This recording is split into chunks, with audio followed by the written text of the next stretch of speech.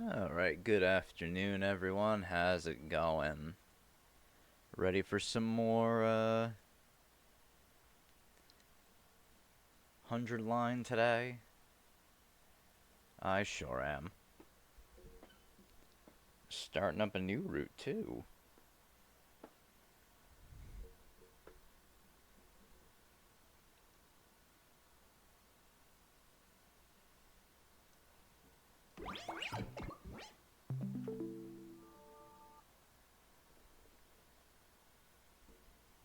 New day, new route.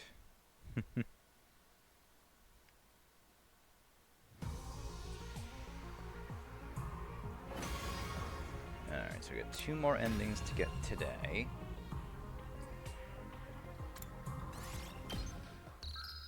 Or maybe not today, but try to get to today. The square route. Alright. So we need to go all the way back to day 4.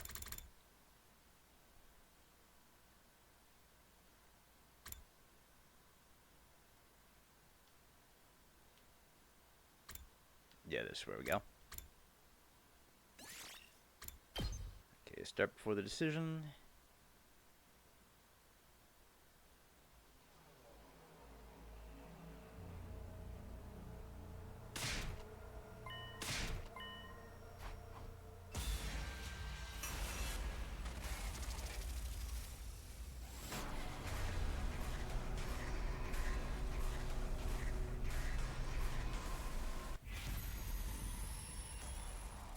And this time we will be leaving the school.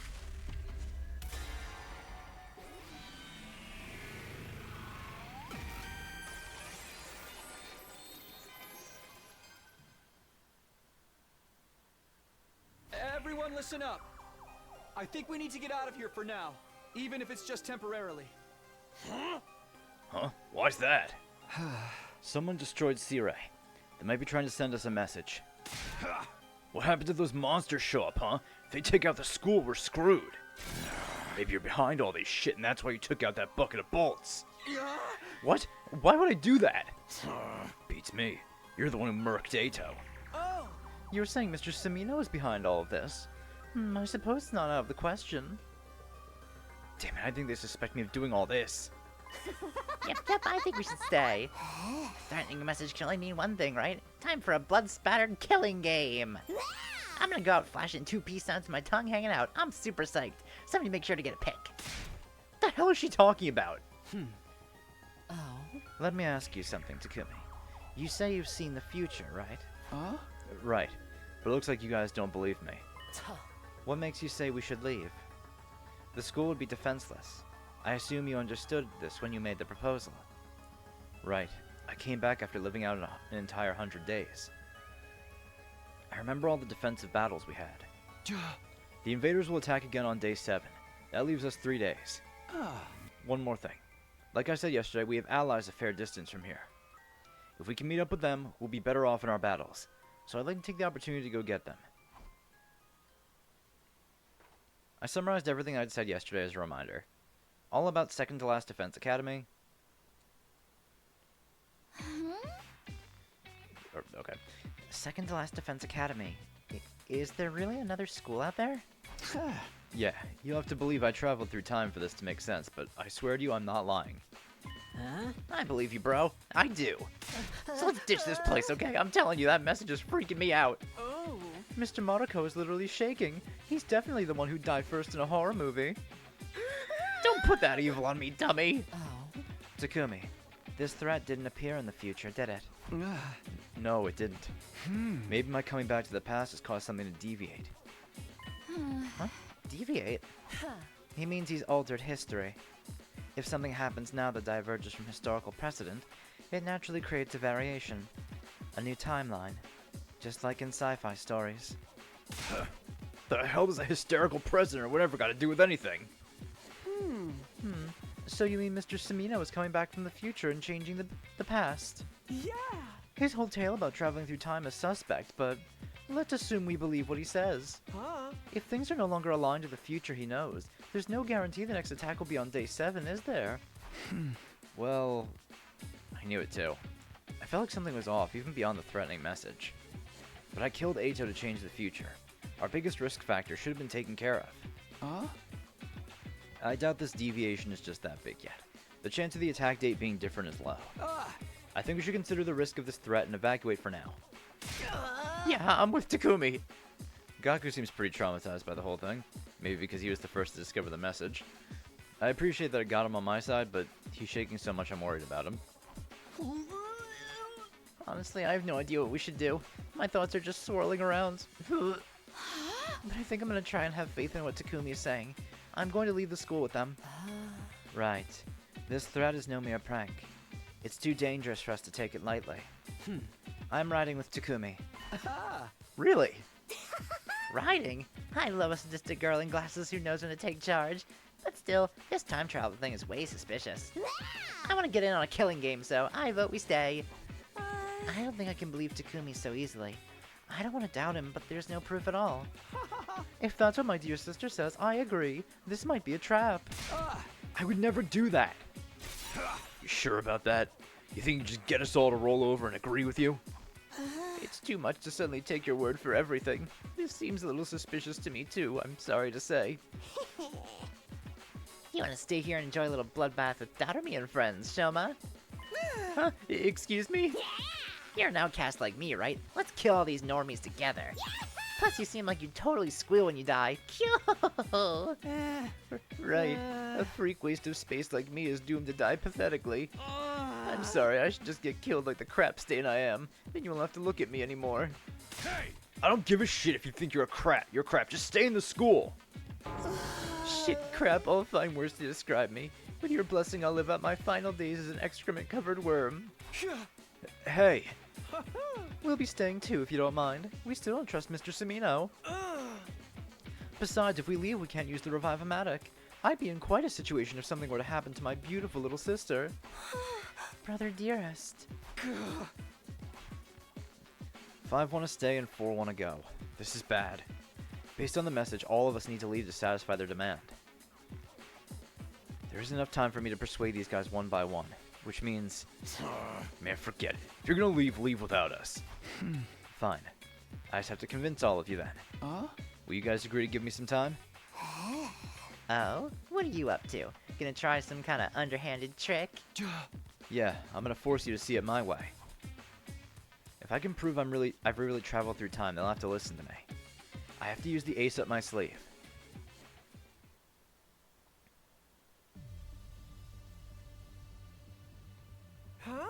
How do you plan on persuading us exactly? You're not about to spout some spiritual cult leader garbage, are you? Shoma, you must be worried about Leo. Huh? You know about Leo? I know about your affliction, too. When you attack someone, you develop a horrible allergic reaction all over your body. It's enough to knock you out instantly. How can you know that? You told me yourself, during my first 100 days here. Does that mean you know my secrets too? Your dad's addicted to betting on horse races. That's why you hate horses. Ew, you know about my worthless loser of a dad? Why don't I just kill myself? Ima, Kako, your parents passed away in a traffic accident when you were young. That's why Ima's done so much to protect you, Kako. Even if it means getting his own hands dirty. Right? Kako, your dream is to be a detective. Because of your father. You really do know our secrets. But we never told you any of this. Wait, did you come from the future for real?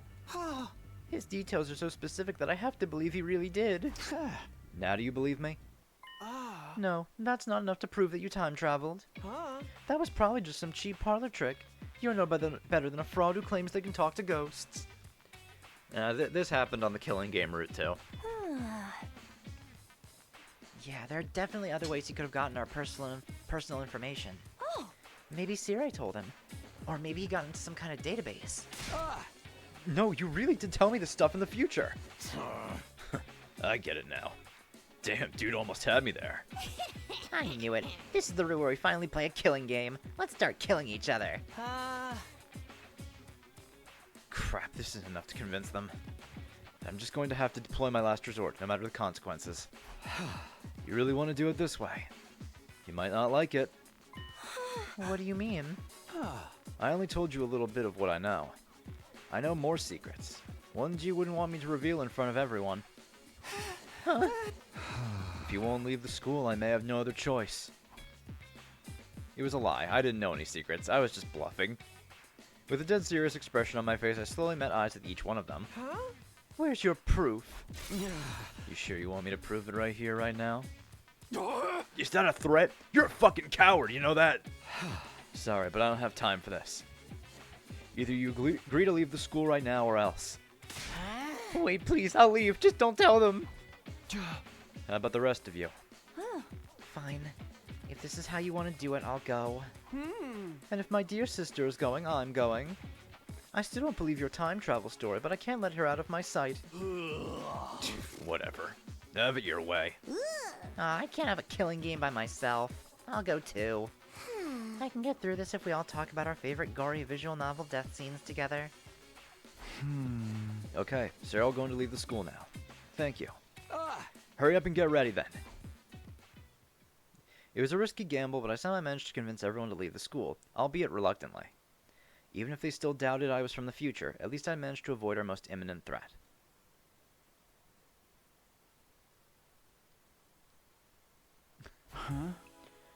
It's night already. After managing to convince the others, I got ready to leave, but no one else had come yet. I'm exhausted. Maybe it's because I've been so desperate while trying to convince the people who wanted to stay. Now fatigue's really setting in. I let out a deep sigh and closed my eyes for a moment. This is making me sleepy. If I had a bed in front of me right now, I just know I'd be knocked out in an instant.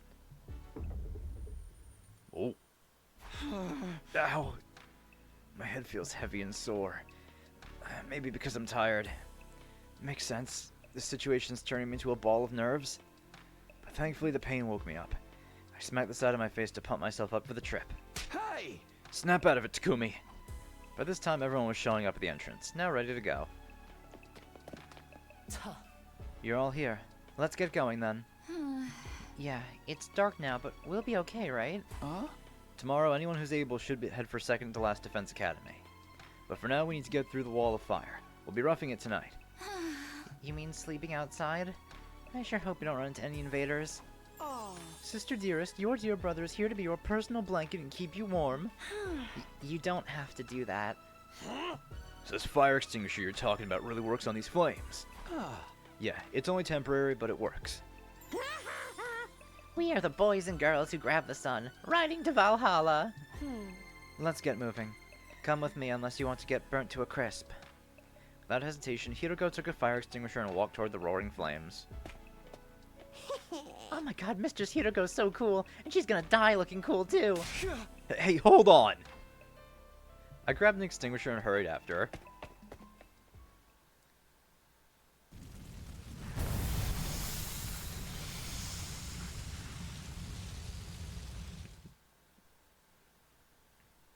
That's how we all ended up escaping to the other side of the wall of fire.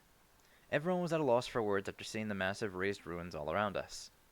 But maybe exhaustion won out in the end, because they seemed to just accept what they were seeing before long.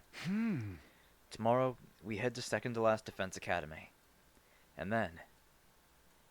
It's no good. I'm too sleepy. I'll worry about tomorrow when tomorrow comes. I gave in to the listless feelings and closed my heavy lids.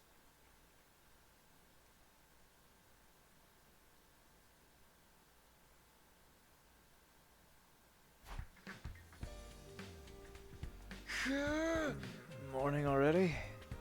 I felt the sunlight through my eyelids. I rubbed my eyes like usual and moved to get up when it hit me. Right, we slipped outside. Seeing the ruins spread out before me made me remember that we'd evacuated outside the wall of fire. Oh, good morning. I feel so sorry that I'd be the first thing you see this morning. Truly the worst possible start to your day. That's not true, Shoma. Is everyone else awake? Oh? They've been awake for a while. Well, half of them couldn't sleep in the first place.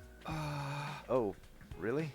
Who could sleep knowing the invaders could show up without warning? I could feel my stomach churning all night. Same. And Doremi wouldn't knock it off with her creepy talk. All I was doing was sharing my top 100 massacre scenes. Morning is so depressing anyway. I hate it. I wish I was dead. Damn it, if anyone's depressed now, it's me.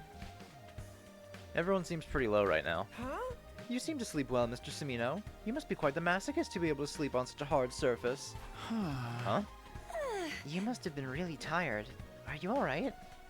My head's a little fuzzy since I just woke up, but my body feels normal.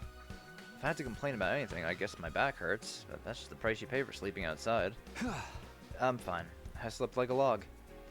After hearing my answer, Kako smoothed her hand over her chest with a relieved look on her face. Was I sleeping that hard?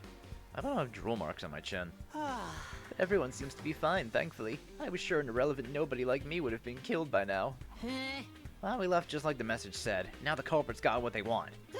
Right? Right? I think so. We kept up our end of the bargain. The message didn't say don't come back or anything. Surely we wouldn't be killed if we went back on day 7. So we just have to make our way to second to last Defense Academy today, right? Yep, but considering how far it is, we should go in a smaller group. Oh, just how far is it? Pretty far if we walk, but if we use our Hemo-Anima, it shouldn't be a problem. But we should still stick to those of us who have the stamina to walk for an entire day. If we want to keep a good balance between who stays and who goes, I think 4 of us should go. Takumi and I are a given. Do we have 2 other volunteers? Hiroko's dead set on going, huh? Well, having her makes me feel reassured. Uh-oh, I think I see an event flag for Hiroko and Takumi. Huh? Darume smirked as she looked at me. What does she think is going to happen? Oh? Everybody must still feel suspicious of Takumi because of what he did to Eito, right? In that case, we need people who can stop Takumi without hesitation in the event something goes wrong. So that's why you're going. Takumi, you can't get away from Mistress Hiroko. Yo! I guess she's warning me that she'll kill me if she has to. I kind of already knew, but everyone's pretty wary of me right now. This is what it takes to get them to work with me. Hey, take Shoma and I with you. Huh? Shoma? Just in case you need a sacrifice. I understand. And by all means. Huh? You got it all twisted. This is a good chance to toughen you up. Got a loser attitude that's gonna get you killed real quick. I'm gonna use this trip to straighten you out. I think I might be beyond hope. But if you're saying even a dirtbag like me can change, I want to try. That's what I'm talking about. Time for Hellfire Takemaru's super intense to hell and back training regimen. Aye, aye, sir. Are you kidding me? Anyway, that's 4 people, right? The rest of us just wait here. I guess so. I don't think we should go back to the school until Takumi's group gets back. Grab these allies or whatever and get back here as soon as possible. I hate horror movie stuff, man. Right, we need to bring them back. We need all the people we can get to achieve our goal.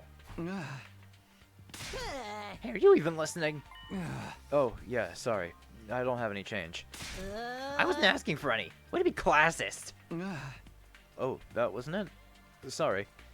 I wasn't listening at all. I really need to get it together. We're wasting time here. Let's go. But Shoma might be coming back. Come on, Shoma. Start with 5 miles and jump squats. Yes, sir. Time for this pathetic worm to stop crawling and start leaping. Now I'm a pathetic, slimy frog. Did someone say frog? I hate phys ed. I'm a hikikomori. I just don't live like that. Wait a minute. Pain in his head. Taking notice of the word frog. Takumi? What's going on?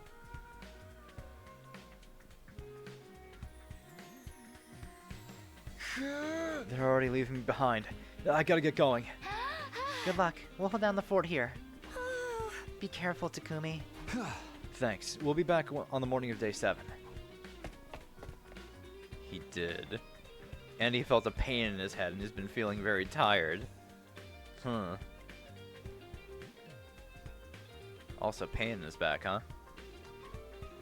I waved goodbye to the group staying behind and left the campsite. We need to get to the second to last Defense Academy, quickly. We walked and walked and walked. Ignoring Shoma trying to suffer his way through Takemaru's brutal training regimen, Hiroko and I remained silent. We squeezed in a few short breaks as we walked all night until the sun began to come up again.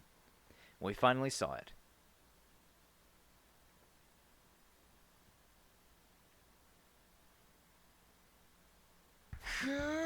We made it. This is the second to last Defense Academy. It's real. Shoma did squats the entire journey here? Right, so we just kicked in the door or what? No, we're not here to fight anybody. Just be normal, please. Let's start by saying hello. I I headed for the front entrance when a familiar face popped out from the building. Hey, Nigo. Hello, and welcome to Second to Last Defense Academy. You are from the main campus, are you not? It's that Robo bastard again. What are you doing here? He does resemble Sirai, but that's not him.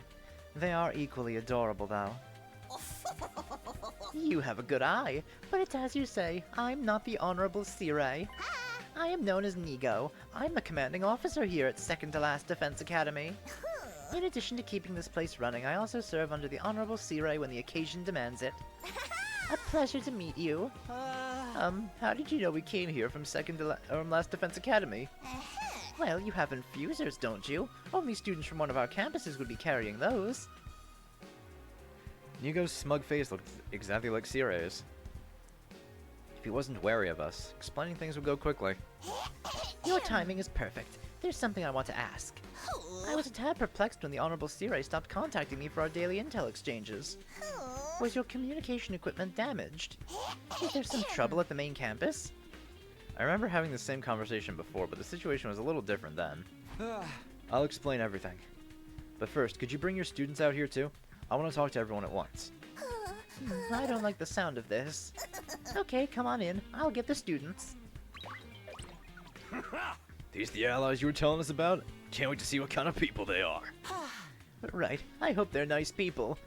I decided not to tell Shoma that one of these people beat him to near death in my future. We followed Nigo and entered Second to Last Defense Academy. Oh, Kurara. Nigo opened the door to the gym, and I was greeted by faces that felt somewhat nostalgic at this point. Okay, everyone, gather round. There's some people I want to introduce you to. Who are you? What? 3 strange men have appeared. Can you stop with your perverted fantasies? You want all of them in your sword too, you sicko? Ugh. I had no such disgraceful thoughts in my head. You literally just moaned. Wait. Where are Miss Mojiro and Miss Kirifuji? They just went to grab a drink. Oh, looks like they're back. Sorry to keep you waiting. Wait, who are these people? That bright voice, that innocent smile. It's Nozomi. Seeing her made something well up inside me. Strange boys. Nobody warned me. So this is the real Moko. Greetings, we are... Don't look, I don't have any makeup on. I might be beautiful without it, but it's still so embarrassing. Are the girls here in Estrus? Huh? Oh. I didn't say anything. Let's just get on with this. Oh, right. Now that everyone's here, let's have a round of self-introductions. After each of us quickly introduced ourselves, I explained the situation. About what I experienced in my timeline, about everything that happened since I traveled to the past. I finally took a breath after I finished explaining why we'd come to the second campus. That's everything. I don't know if you'll believe me, but... Hold on, this is all too sudden. It makes no sense. Yeah, I get how you'd be suspicious. We only half trust Takumi ourselves. You did, huh? The part about that wind-up toy of a CO getting killed and ripped to bits is true. Stuff about the weird-ass message, too. The Honorable Sirai? Killed? Dismembered? No! Dismembered, you say? I would love to see how we got taken apart. Here, Nigo, let's reenact it. I'll put you back together afterwards, I promise. You'd hurt your poor sweet little old Nigo. It would just be a light filleting. Forget that. Are these filthy animals telling the truth about this last Defense Academy? She practically spat out the word filthy as she looked at us. Well, yes. And they know too much for them to be making it all up. So Takumi really did time travel too? Sir Takumi leapt through time to save the past. In a super slash siblings, huh? Oh, I wonder what that is. Ultimate style fight with the invaders. I see, it all makes sense. Shut up, simpleton, or I'll shove your sword down your gullet sideways until you yelp. Assuming we believe what you're saying, what are we supposed to do? I want you all to come with us to Last Defense Academy immediately. Like I just explained, this school is a decoy. There's no need for you to defend it. Please stop bringing that up. You're going to make them resent me. Rest assured, I already completely despise you. Why didn't you tell us about any of this, you pathetic lump of scrap metal? I'm sorry, it was an order from above. I had no choice. Calm down, Kurata. Right now we need to focus on what we're going to do. Moko stepped out in front, trying to reel in Nozomi as she started to lose her composure. Hey, no fighting, okay? We have no choice but to go to Last Defense Academy. Is that what you're about to say, Nigo? Eep! How did you know that? Because if Last Defense Academy falls, all our work will have been for nothing, right? Preposterous! How do you use an Osuzuki as a decoy? Get down on your hands and knees on hot coals and beg for my forgiveness. Can you weirdos just answer yes or no already? Seriously!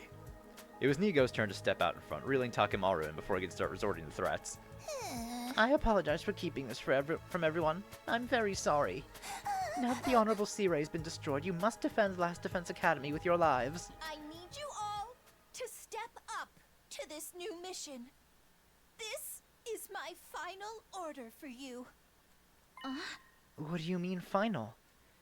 Even if Second to Last Defense Academy is a decoy school, that doesn't mean it's without function. I can't abandon my post. I will stay here. Wait, the invaders will be coming here for a second time soon. The next attack will be day 10. It'll be enough to break the defensive barrier. I told the other team what I could remember of what Nozomi told me in my previous timeline. How Moko was taken away because of the enemy's planned attack. How they'd all managed to survive somehow using the Revive-O-Matic. But no matter how much I tried to convince him, Nigo wouldn't change his mind. In the end, we begrudgingly decided to leave Nigo behind and head to Last Defense Academy without him. That settles it then. Oh, for the love of murder. Who could have seen this coming? Well, I suppose I don't mind a bit of excitement. Come on, Nozomi, don't look so anxious. I'm worried about Nigo too, but we need to protect Last Defense Academy now. Moko. We don't have anything to be scared of if we're together. We're so gonna be okay. Indeed. The Holy Jumanji Sword agrees, and she says bye-bye to Second to Last Defense Academy. So he was telling the truth about the girl who talks to her sword.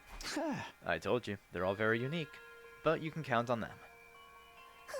Mr. Sumino, I'm counting on you. Yeah, you got it. Nigo held out his hand to me, but he couldn't reach it all, so I just replied with a nod. We don't have any time to spare. We need to get back. Everyone got ready, said goodbye to Nigo, and boarded the school bus. After leaving Second to Last Defense Academy, Takemaru drove us down the same road we'd come by. Eventually, I dozed off. It was already dawn by the time we made it back to the campsite.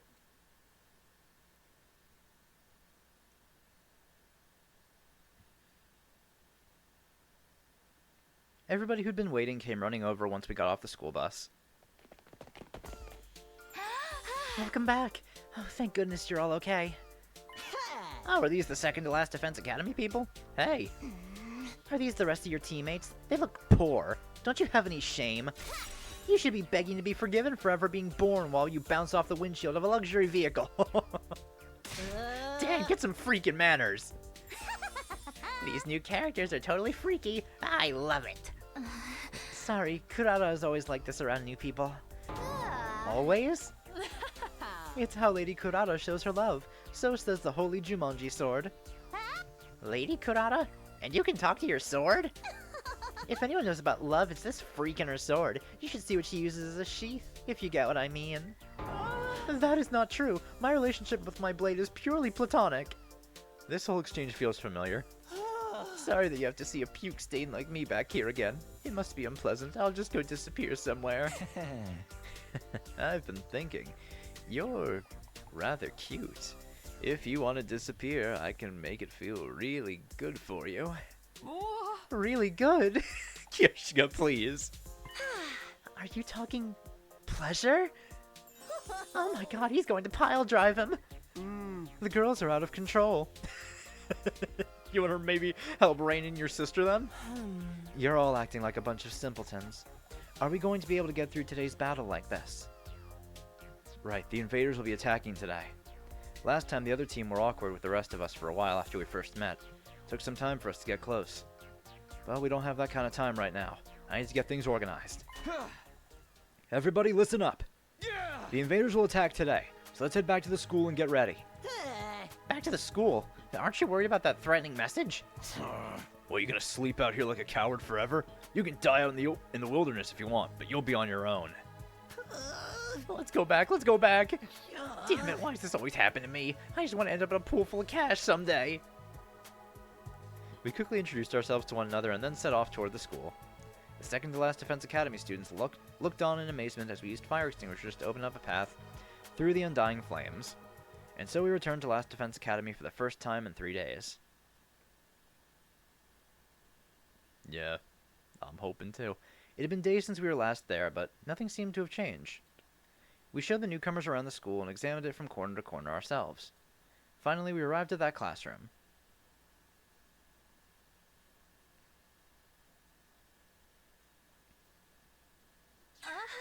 There really is a threatening message. The message on the blackboard still looked as creepy as it did the first time. You still haven't found the culprit. I swear, when I find out who's behind this prank... I'm gonna hit them with a nasty Destino! A prank, you say? Is that really all it is? Why are you laughing all creepy like that? I can tell by the way they've written the word kill that they have a lustful blend of love and hate. The writer's thirst for blood is pulsating off the board. I'm all turned on. This guy is scary. Don't worry, Lady Kako. My holy Jumanji sword will protect you. Speaking of lustful, that sword of yours is a biohazard. You should keep it far away from children. The holy Jumanji sword is not a tool of licentiousness. I swear. Oh, I have a suggestion. I think some of us should stay inside during the defensive battle, just in case. But won't that put us at a disadvantage? We have you guys now, and our Hemo Anima is powerful enough already. Besides, I'm worried about leaving the inside of the school defenseless. Who knows what could happen? The message is still bothering me.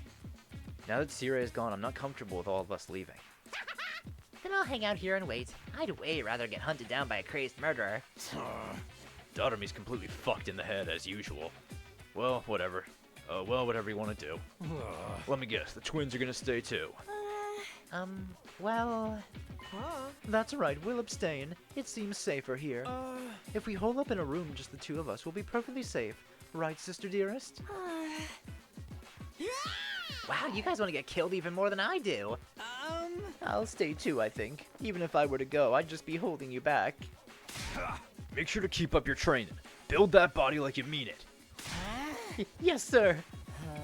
That means the people going are the 5 members from second to last Defense Academy, and those of us who haven't volunteered to stay, right? Nozomi, are you good to go? Yes, no problem. I'll fight with everyone else. There was no hesitation in Nozomi's eyes. She'd explained to the others how she could fight with an artificial class weapon. I guess there's nothing to worry about if she can retreat if things go south. Here we go. Huh? Intruder alert. Defense mode initiated. Whoa, they're really here. Wow, how remarkable. It happened just as Takumi said. Ooh, we have to sortie.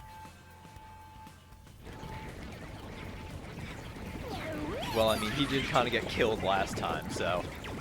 You know. We did find him hanging in the bathroom. Well, yeah, everyone minus Ato. The invaders are here. Takumi, you really did come from the future. Sound like BS to me, but I guess not. Anyway, let's kill these fuckers! Right. If we use Sir Takumi's intel, victory will be ours. Yeah, that's right. We're counting on you, Takumi. Takumi, you give the orders. Lead us in Sirai's absent. Lead us in Sirai's stead. I'd rather not be told what to do by this funny page's reject and his goofball friends, but if I must. If you die, I'll kill you. What does that even mean? Don't you worry your pretty little head, Takumi. I'll bring you back from the river Styx as many times as it takes. Please don't let me get killed over and over again. I'm ready to step into the ring. I've got my sweat-proof makeup on and I'm all set. Take it away, Takumi. I've got my barf bag, so let's do this. Everybody ready? It's time for a defensive battle.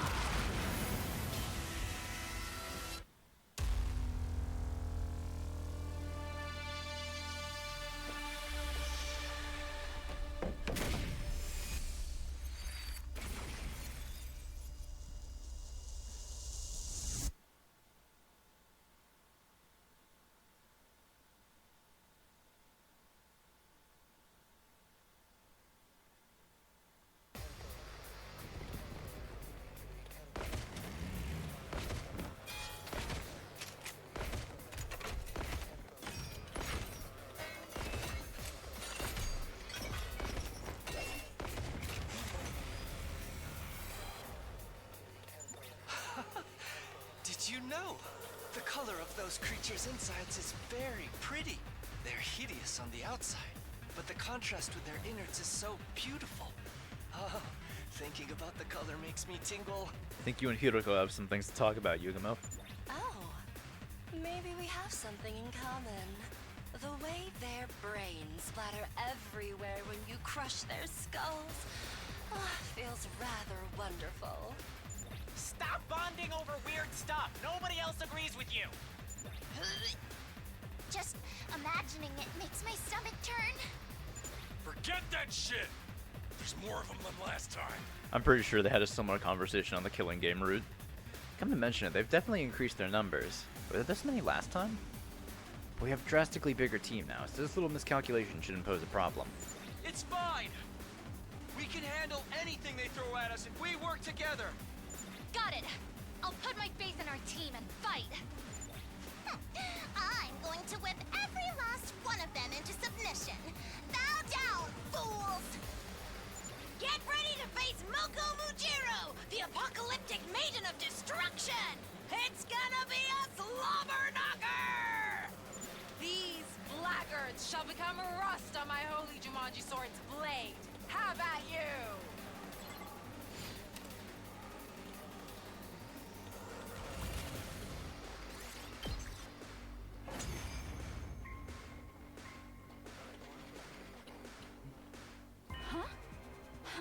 We won! Wait, it's already over? What a bunch of two-pump chumps. How unsatisfying. I was hoping to see something more sticky and pulpy. It was a resounding victory, but things weren't exactly like last time. Not just because of our new teammates either. Something felt off. Hey, look! There's more of them!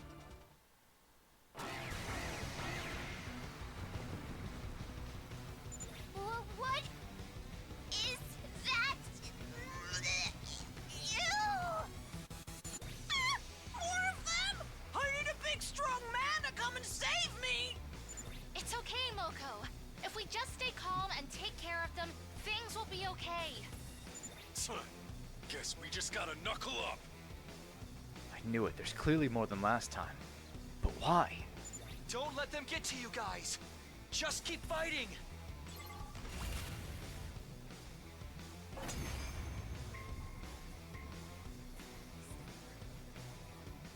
Have we vanquished them all now? Who knows? Maybe they'll just come streaming out from every little crevice like a bunch of roaches. I can feel it, guys.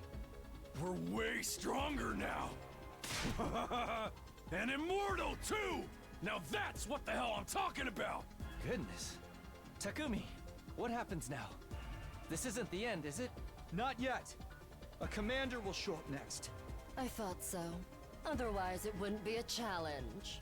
Are commanders those big freaks? Yeah, but they start off in human form. I mentioned this before, but the commanders are humanoid, like us.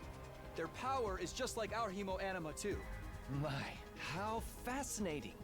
I would love to capture one alive and take a peek inside of it. Speak of the devil. Look over there. I shifted my gaze after Hiroko spoke. Huh? Who's that? Someone I'd never seen before was staring at us in the school. Is that a commander? They don't look like an invader. It must be a new type. Human like us. With hemo-anima. They have some audacity to look so haughty. Let me put that fool in their place! So, this thing turns into one of those big freaks we saw the other day?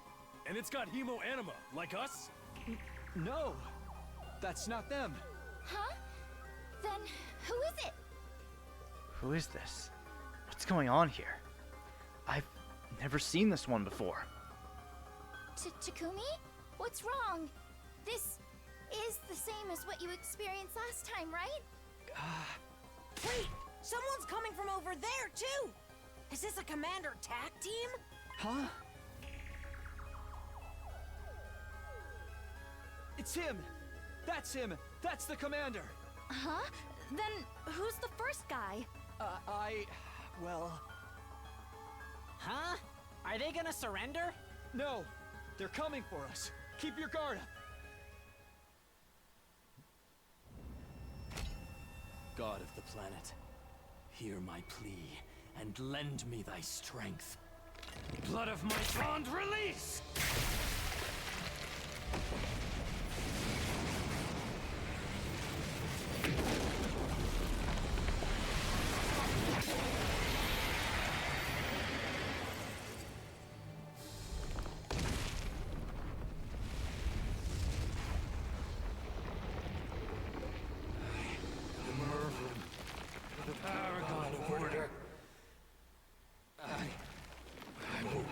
Time. I'm done running away. I have to stand and fight. All of you stand aside. If you don't, then in the name of order, I will strike you down.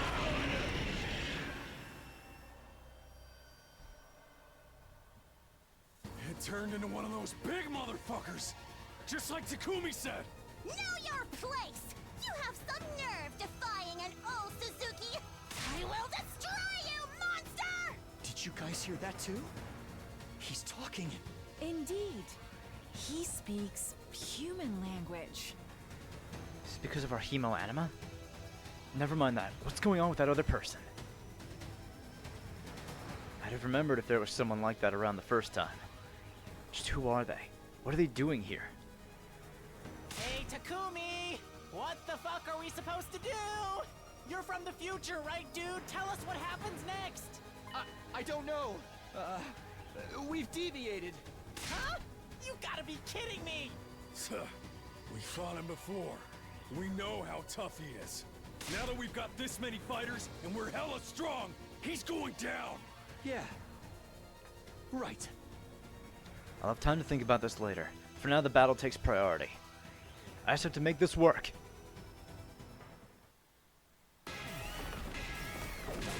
I will run!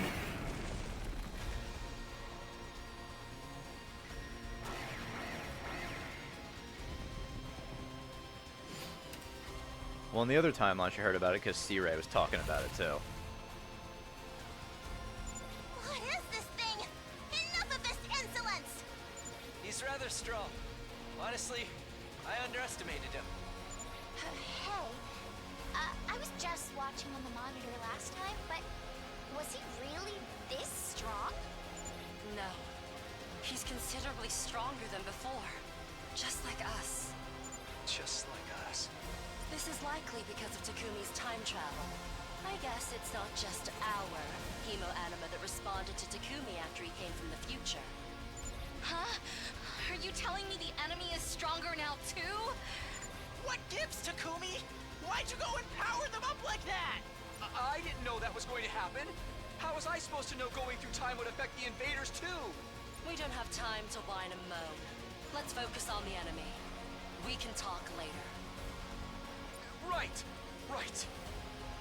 Even if they're stronger, so are we. We can do this. There are more of us to fight now too. Work together, cover each other, and take them down. You know it!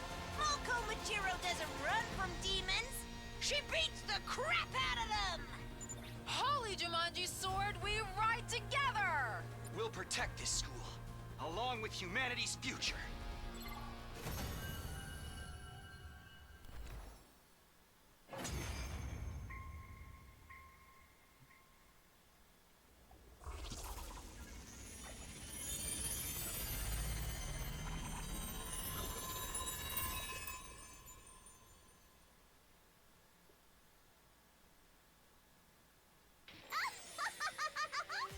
Serves you right. Writhe on your knees in the dirt until you die. It's harder when they look like people. Yeah. I mean, they even use hemo anima like us. Hey, Takumi, it's your fault these monsters are stronger now, is it?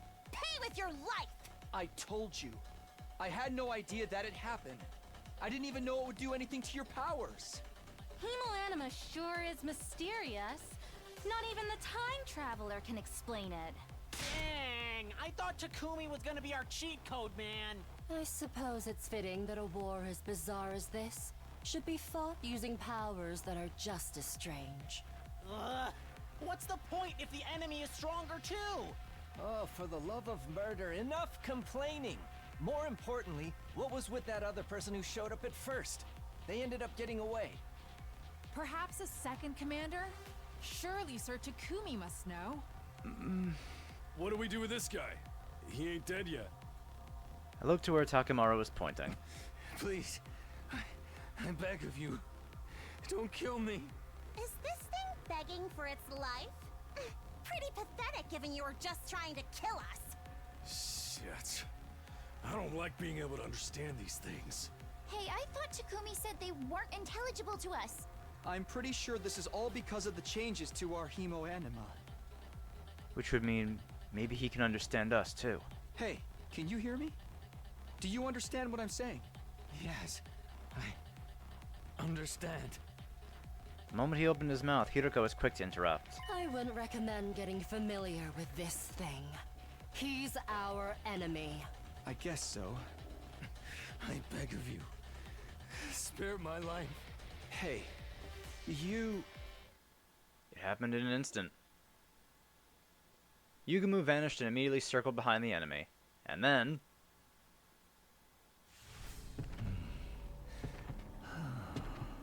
Yugumu, I wanted that.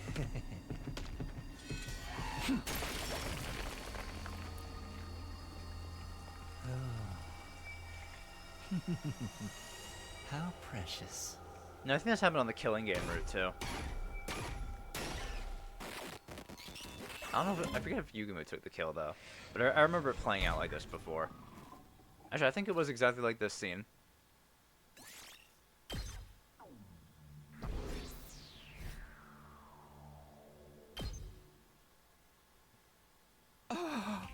Yugumu! Sorry, Takumi. I wanted to shut that demon's mouth sooner rather than later. Good work, Yugumu. You single-celled simpleton of a boy. It's obvious you would have been utterly taken in by his pointless begging. Come on. I couldn't exactly deny the allegation. I wanted to talk to him a bit more. Maybe it would have changed something. That's not happening now. This fight is over. Well done, everyone. Yeah, good work. Now it's time to celebrate our win, right? Everybody survived. We can't celebrate without our leader. True enough. Thanks, guys. Okay, let's head to the cafeteria. All this success has me starving. Eating with paupers in my sight would no doubt cheapen the taste of my meal. I'm gonna hit the shower first. I feel totally disgusting. I'm going to wash off first as well. I got splattered by blood. Come on, Takumi. You ready to go? Of course. Everyone returned to the school, feeling a mix of exhaustion and happiness. Honestly, I couldn't get the commander's last moments out of my head. But I swore I'd win this 100-day war. So now is the time to earnestly celebrate our win. The battle now over, we shared the good news with the others waiting in the school. According to Darume and Shoma, who'd been patrolling the school, nothing unusual had happened. I guess that's good news. What was the point of that threat after all? Who wrote it and why? I was lost in thought as everyone enjoyed a celebratory meal in the cafeteria.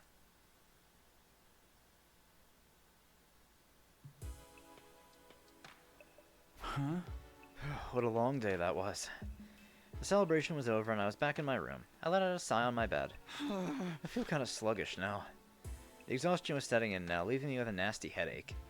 I was just about to close my eyes to get myself to sleep when suddenly, he showed up again. Huh? You again. Sorry, but I'm tired. Let me rest. Huh? I can tell, but I really wanted to check in on you. Ah. Why's that? You intrigue me, seeing as you used my power to jump through time and redo the past.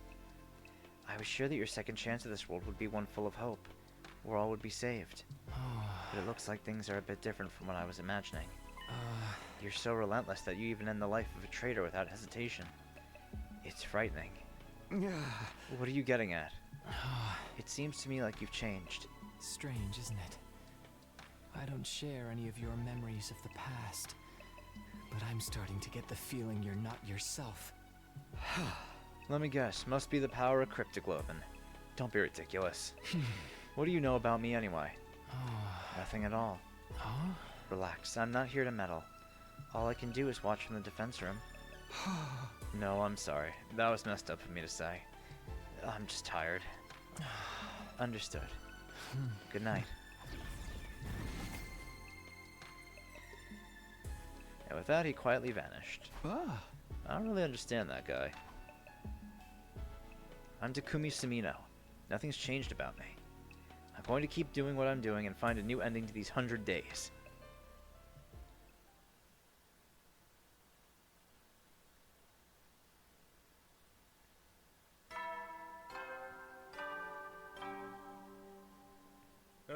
Get ready, prepare, be ready to give you.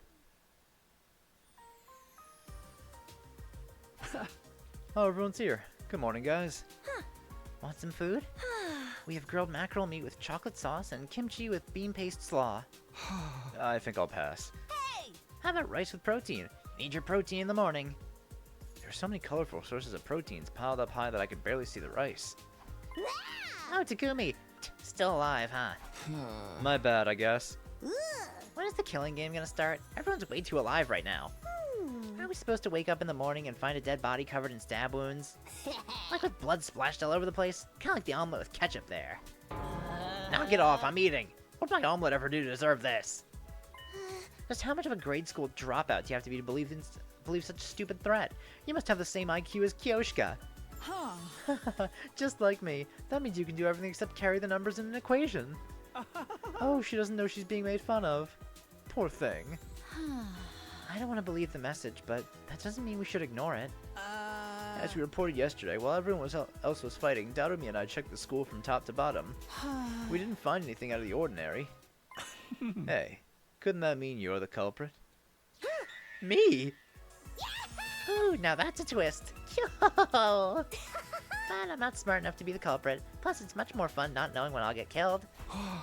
You can move. I'd appreciate if you didn't point fingers without evidence. Hey! We still have more fights with the invaders waiting for us, so I don't want us to be jumping at our own shadows. Sorry, Takumi. You're very right. Anyway, when's the next enemy attack? You should know, right? Not for a while. Not until day 17, I think. Then we have some time. We'll be able to get prepared before then. What are you thinking? Well, hemoanima training, of course, but also class weapon simulations. Also, maybe getting closer to everyone here? We just met, so we don't know each other all that well yet. Yeah, I'm on board with that. We have to build mutual trust if we want to keep winning all the way to day 100. Excuse me? You want me to fraternize with these oafs? I'll gouge a third eye hole into that miserable head. Don't say that, Kurara. We won't get through this if we don't cooperate with each other. Friendship, hard work, triumph. I learned this from the Shonen Manga Bible. Barf. Trust and friendship are words normies use to curse the rest of us. None of that has anything to do with me. Keep it away. I'm not good with conflict, but I'd be happy to make some friends. I doubt anyone would be willing to accept a guy worth less than a belly button lint collection, though. You don't need to rush it. Just take your time and build up trust and rapport. He's right. Fine. If Takumi wants it, then I don't mind. Everybody reacted differently to the idea, but no one seemed to want to protest. Don't worry, we'll do this together. It might take time, but I need to be proactive about approaching everyone and deepening our connections.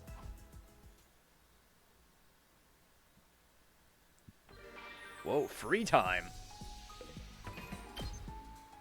So wait, are we not getting attacked today? I thought we got attacked on day 8 as well.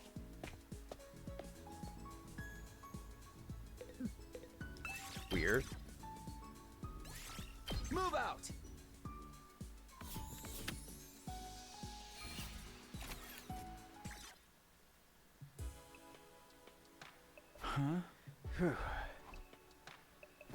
During our evening free time, I went back to my room and sat in the bed. Guess I need to start rebuilding the trust that I have with everyone all over again. Honestly, it sounds overwhelming, but I don't have time to feel sorry for myself. I need to be proactive. I was trying to steel myself when suddenly it happened. Oh, there it is. The alarm! Why?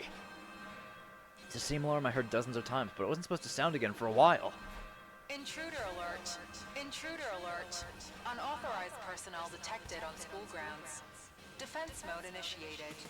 All available troops prepare for battle immediately.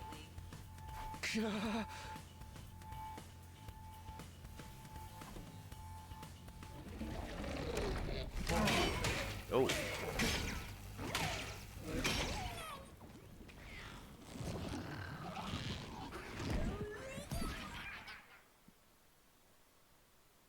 The unexpected development made it hard to breathe. Why? Why were they back here so soon after yesterday? Hey! Damn it, no time to think. I need to get over to the war room.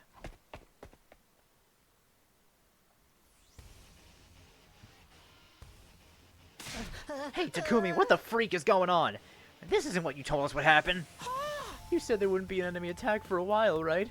I knew it, you tricked us. I never believed him, but this is fun, so like, whatever. I didn't know this would happen. Why would they attack again today? Takumi, you really didn't know? Could this be that whole deviation thing you mentioned? This ain't just some little quirky difference. We just fought yesterday, goddammit. It's all suspicious, including the whole time travel story. If you do anything to Sister Dearest, I'll never forgive you. Oh, for the love of murder, is now the time for this? We'll implode at this rate. Fighting amongst ourselves isn't going to take care of the invaders. Takumi, it's time to sortie. You're right.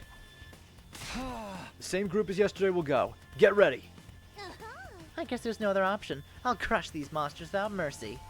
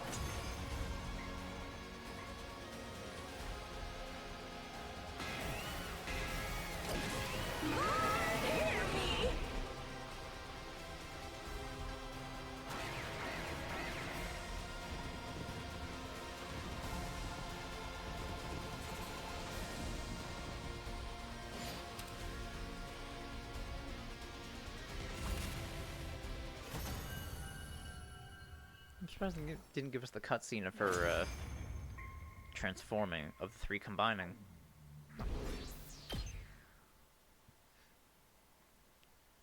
We successfully defended against the invaders, but even after our victory, we were gripped by astonishment. Unlike in the past, Moko's still alive, but the future has changed significantly. What do I do now? How do I change what happens to us? Unable to get my thoughts in order, I returned to where everyone else was. Done already. I still want to play. Huh? I have my guard down. I didn't expect to fight 2 days in a row. Oh no, Tsubasa, you're white as a sheet. Are you alright? Sorry, I seriously just lost my entire breakfast. Seriously, man, I'm not used to fighting and killing stuff yet. Everyone was visibly bewildered from having to fight invaders 2 days in a row. I couldn't blame them. It was a shock to me, too. Oh? Let's not confuse ourselves. More importantly, shouldn't we discuss our future strategy? Future strategy? The enemy changed their strategy and attacked again today. The scenario's changed from what Takumi knows. Which means we'll no longer know when the next attack will be, then. Right. Things aren't how they were before. Are you for real? You went through all that trouble to time travel and now we can't even use it to our advantage? But he saved me, right? It should prevent Nozomi and Ima's deaths, too. There's no guarantee everything will work out. Someone else might die instead, right? We can't let our guards down. We haven't even dealt with a threatening message. It's killing me. We don't know the enemy's approach at all. Yeah, what are we supposed to do? Why don't we ask Nigo? He might have some information. Right, we should be able to connect with him. I'm curious how he's holding up. Let's call him. Nozomi immediately set to using Sirai's old communicator. I'm guessing she probably will. Nigo.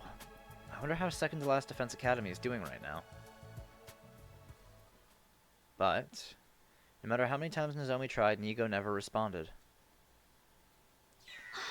Why can't I get through? I'm sure I'm using it right, and the communicator seems functional. The signal should be reaching him, but... Is that heap of junk using the bathroom? His stomach was always bulging out. Do you think he's that constipated? Forget what he might be doing on the toilet, man. Maybe something bad happened to the school. The next attack on Second to Last Defense Academy should be date 17, but... Since the future's changed now, we can't rely on that information.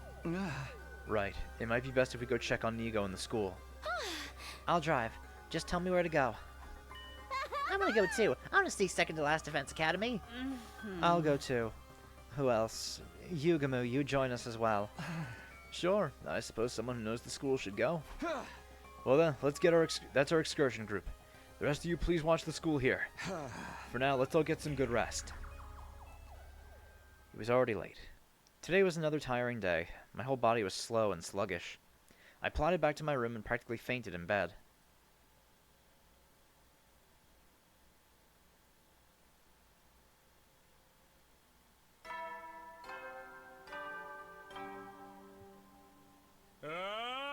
Get ready for... Prepare to be ready to give your...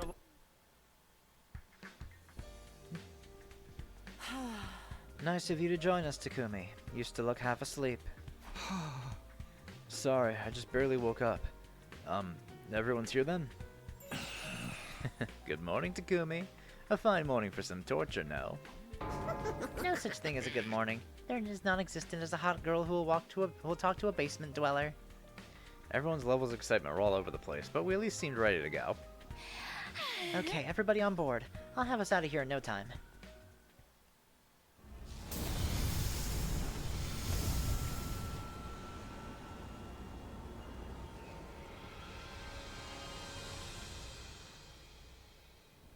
So this is Second to Last Defense Academy.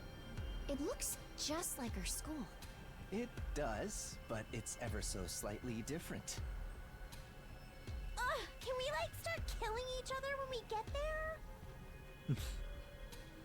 You know how to have fun, don't you? You can do whatever you want if you can catch me. Okay, can you two stop? I know. Every time one of us catches the other, they can cut out one organ. Whoever gets immobilized first loses. That's some messed up imagination.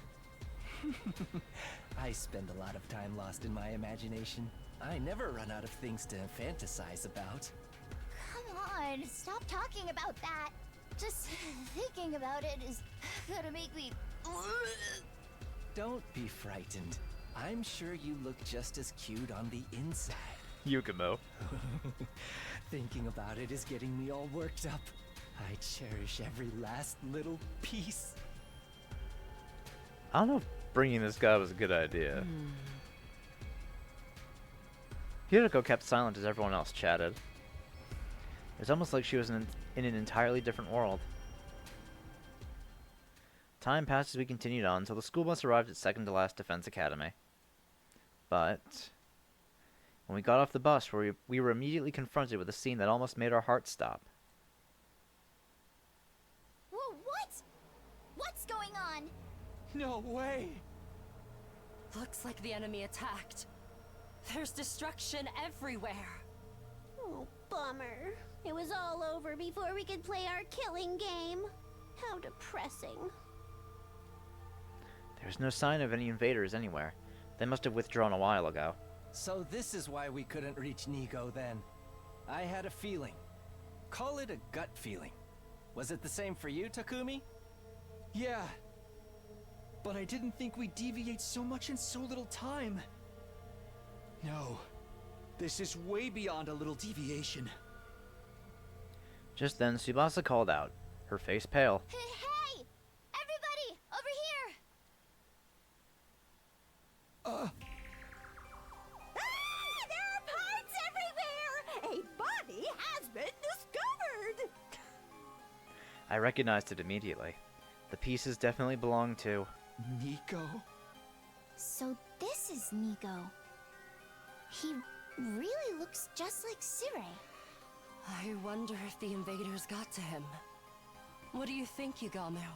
He must have self-destructed. An attack from the outside wouldn't scatter him all over the place like this.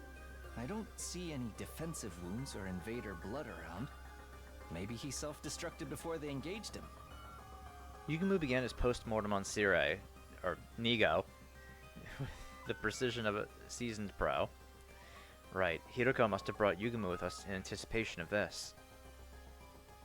Maybe he left some kind of message for us before he did it. We don't have any further business here. Let's go back. After we buried what was left of Nigo, we silently boarded the school bus. How could second to last Defense Academy fall like this so soon? What are we meant to do? I was utterly confused by this unexpected assault. By the time the bus was back at school, it was already late at night.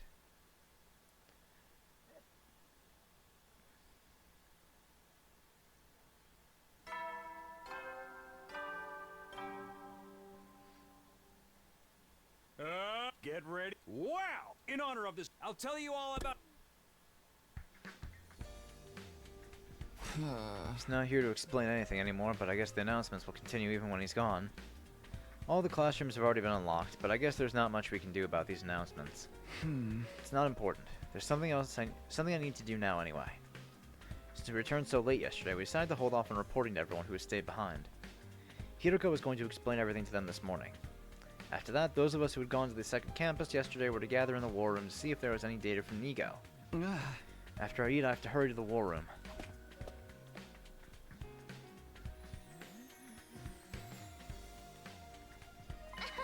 Oh, good morning, Takumi. Huh? Nozomi? Oh, you have rice on your face. You must have eaten in a hurry. Nozomi grinned and plucked the grain of rice off my cheek. Being on the receiving end of this gesture made my chest tighten. Karo used to do the same thing to me. She laughed at me for getting crumbs from lunch on my face. Hey, peasant, you were having vile thoughts about Nozomi just now, weren't you? Huh? You can't fool me. You were leering at her. You probably violate her in your mind every night, like in some kind of pervy comic. I would never do that! Anyway, what are you two doing here? The two of them insisted they'd be allowed to join us after hearing about last night's events. Sorry, but there was no way I could just sit around after hearing what happened to Nigo and second to last Defense Academy. That stupid junk heap blew himself up. I want to hear his last words. Huh? That's no problem, but we don't actually know if he had any last words. We got something. Voice data from Nigo. Really? Yep, I haven't opened it yet since I thought we should all be here to listen to it. Oh, and also, Darumi said she'd be missing out because her low blood pressure is affecting her mood. Oh. So now that Takumi's here, that's everyone. Let's hear it. Tsubasa, if you don't mind. Right, of course. Here it goes. Tsubasa touched a button on the panel and a staticky voice message began to play. dearest students, there's something I need to tell you. The invaders have attacked Second to Last Defense Academy, and there's quite a number of them. They must be serious about taking this place down. Thankfully, all of you are at Last Defense Academy, but it's only a matter of time before they realize this place is a mere decoy. You need to defend Last Defense Academy at all costs. I need you to promise that you will, for the sake of keeping humanity's hope alive. To tell you the truth, I worry about how Last Defense Academy will fare without the Honorable Seeray to guide you. But I know you'll be alright in the end. I have complete confidence in you. It's been an honor to serve with all of you. Go now and fulfill your true mission. I have one last thing to do in order to fulfill my role. There's important data stored in my memory bank. I can't allow it to fall into enemy hands. This is where we part. You, I, and Second to Last Defense Academy. Fare you well. The message cut off there. It's just as we figured. Looks like there's no new information here. Nigo. I can't believe that rust bucket just went and self-destructed, forcing us to deal with the aftermath. I am not pleased. Now that Second to Last Defense Academy has fallen, the enemy will concentrate all their fighting power on us. Oh, for the love of murder. I suppose we're about to be very busy then. For now, we should share this information with everyone. We also need to come up with a strategy moving forward. Things have deviated so far from the past timeline, I know. What do we do now? Why does this bother you? You wanted to redo the past, right? Then it's only natural that things would change. Hiruko. Hiruko's words came as quite a shock. She's right. Things should be changing because we're creating a new history. All that matters now is figuring out how we can all stay alive. I need to change my mindset. I'm going to save this data so we can share it. Let's hurry and report to everyone else. After we played Nigo's voice message to everyone in the cafeteria, the reactions were calmer than I'd imagined. I guess they must have already imagined that he recorded something after they heard he had self-destructed. The discussion about our strategy moving forward, on the other hand, was much livelier, and it was clear what we needed to do. We needed to train hard in order to survive the invader attacks. With that settled, everyone went their own way, feeling determined.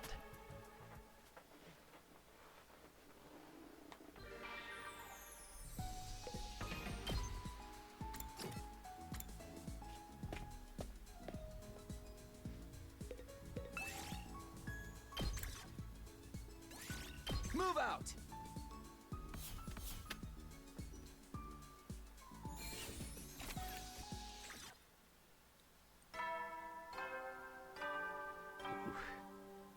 Oh, I keep yawning so much. At ease, soldiers. It's time to... You never know when the... Well, then. So much happened today. I can't believe we lost Nigo, too. There's no sense dwelling on it. I need to keep moving forward. I'll go to sleep early today. I need to switch gears so I'm ready for what tomorrow may bring.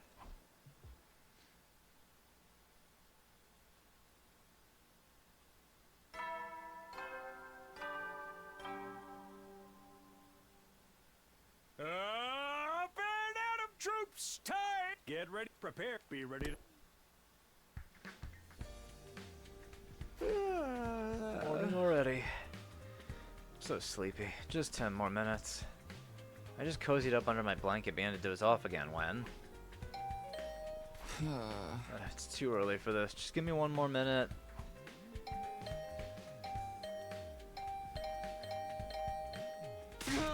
Knock it off! Is this some kind of prank to make me sleep deprived? Getting the hint that this assault on my doorbell would continue until I answered, I rubbed my eyes and got out of bed. I yawned as I opened the door to greet my morning visitor. Hey, Darumi. Darumi? What is it? Hey, a wonderful blood-soaked morning to you. That sounds pretty much the opposite of wonderful. What do you need? There's something I wanted to tell you. This early in the morning? I'll forget if I don't say it ASAP. I just thought about it while I was peeing. Okay. What is it? So, like, I was hanging out in the school while you guys were fighting the invaders, right? Right, she'd been on standby during day 7 and day 8. And I was skipping through the halls, hoping to find some crazed murderer lurking about, right? Sadly for me, I didn't find one. But I did find a little something very interesting. I was totally gonna tell you, but I forgot. It completely slipped my mind. Is it something interesting? I'll show you. I need to drag you into this anyway. Yo-ho-ho. Drag me into what? Once I finished getting dressed, Dotomi immediately grabbed me by the hand and pulled me along as she smiled eerily.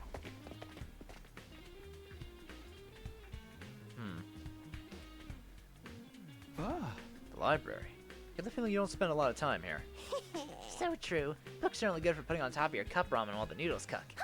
But murderers love hiding in places like this, right? So I was just wandering around.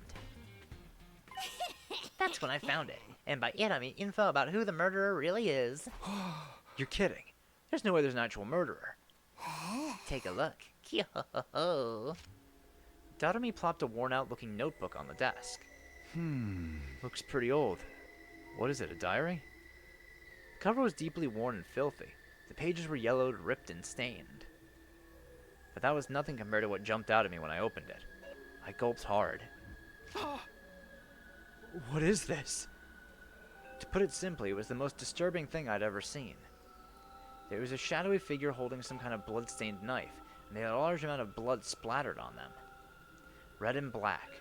The space up to the figure's feet was completely filled in with red, as if they were standing in a sea of blood. Even worse, the actual paper of the notebook seemed to have real blood splattered on it. So sick, right? Looks pretty realistic. Is this some kind of prank? Maybe somebody made it with a gift-o-matic or something. Wow, Takumi, you're so boring. Live a little and imagine a fun killing game. Unfortunately, I'm happy to be boring when it comes to killing games. More importantly, is there something written here? I'm not sure either. I can only read about half of it. The letters were smudged and a fair amount of it was indecipherable. Somebody help done kill. Logically speaking, it probably says, somebody help me, I don't want to be killed? A murderer attacked them. I mean, look, they wrote more too. Then they went all crazy and itchy tasty on us. I don't care if this is the journal of the actual murderer or not. I want to know what it says. I connected whatever I could make out and tried to decipher the diary, but what it said was difficult for me to believe. A killer is hiding somewhere in the school. Once they find their prey, they slice their bodies to ribbons with their weapon. The killer took many of my friends. They're all dead now. The killer is human, but inhuman. No matter how many times I kill them, they won't stay dead. None of it makes any sense. Someone help me. I'll be killed. We'll all be killed. We're all going to die. The writing grew messier and messier with each page.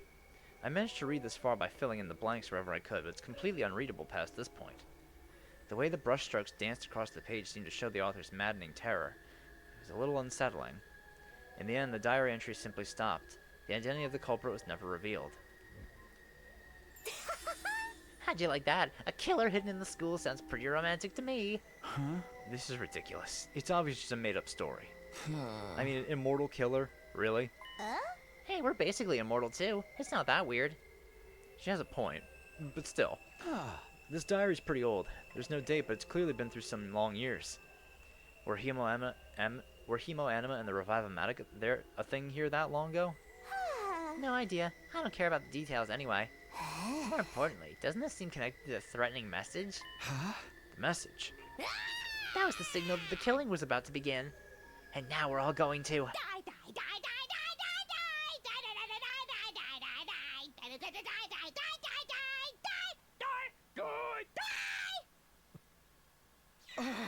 Hey, what's gotten into you? The message was just the prologue. Things are really about to kick off now. I can feel it. This is so exciting. Who's gonna be the first casualty, Hey! That's not funny, Dotomi. Not in a time like this. I know you think it's a joke or made up, but how can you be so sure, Takumi? We never found out who wrote the message, and there's no proof this diary is fake. Yeah, but still. You're the one in the most danger since you're trying to brush it all off as a lie, aren't you? Yo! I wanted to tell her not to be ridiculous, but I couldn't argue her logic. Are we all going to die?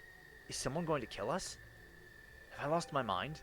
Of course they're not. That makes no sense. I'll take the diary. Don't tell anyone about this, okay? Oh? You keeping it a secret? We have enough on our plates dealing with the invaders. I don't want to saddle everyone with pointless anxiety. So please, just do what I'm asking. Whatever. It's more fun if the killing starts unexpectedly anyway. Thanks, I guess. I hid the diary under my clothes and hurriedly left the library. I couldn't shake the feeling that I needed to hold on to it for some reason. Back in my room, I quickly shut the diary in the drawer of my desk. I need to prepare for the next invader attack. That's where my focus needs to be. I can't just sit here. I need to do something.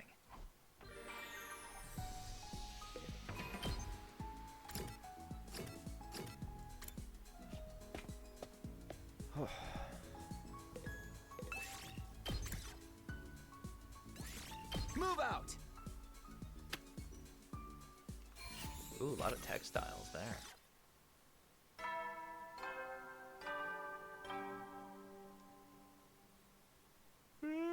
You never know when. Well then.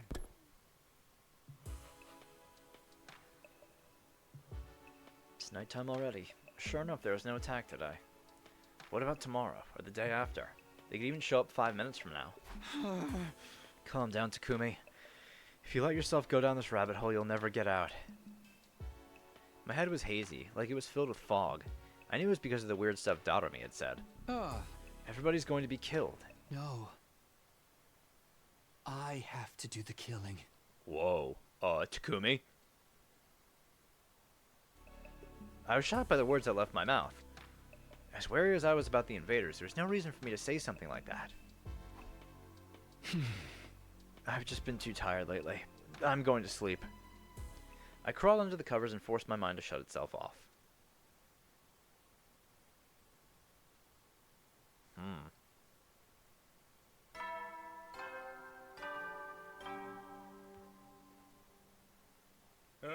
Get prepared. Be ready to give. Now then, how should I spend the day? I'd like to be ready since the invaders can show up at any time, but... Anyway, I'll just think about this after breakfast. After I wrapped up a quick breakfast in the cafeteria, I was in the middle of thinking about my plans for the day while walking down the hallway when... What was that? A loud noise suddenly echoed down the hall. Did that come from the metal shop? And who's making so much noise this early in the morning?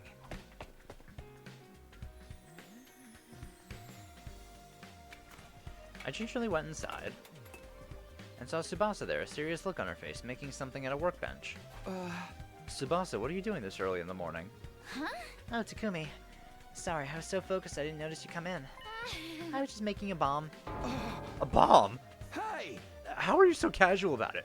What's even going on? Well, actually, I just happened to find these plans for a bomb. A strong one that uses undying flames. Huh? Where'd you even... It's a long story, so I'll spare you the details. Basically, it was stored in what's left of Sirai's memory bank. Since it uses undying flames, I'm hoping it can work on the invaders. You're not wrong. A bomb like that could really help us out in a battle. Right? That's why I wanted to give it a shot.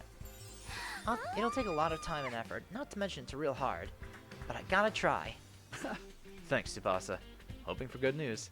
Oh, and one more thing. I'll be holed up here in the metal shop for a while, but you absolutely cannot come in while I'm working on this, okay? It's dangerous. Got it. Don't push yourself too hard, okay? I said bye to Tsubasa and left the metal shop. I don't have time to relax either. I need to give it my all.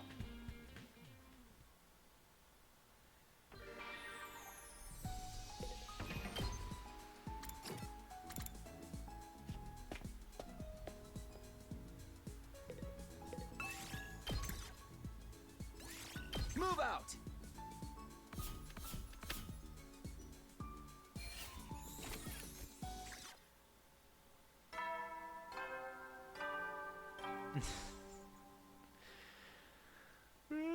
You never know. Well then.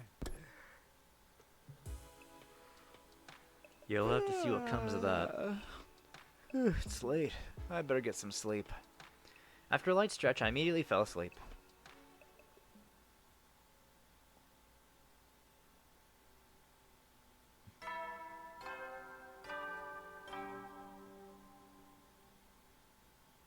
Get prepared. Be ready to get.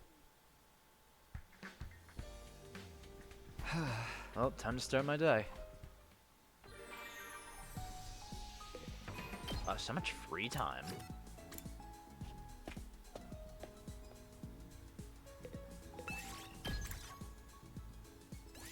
Move out!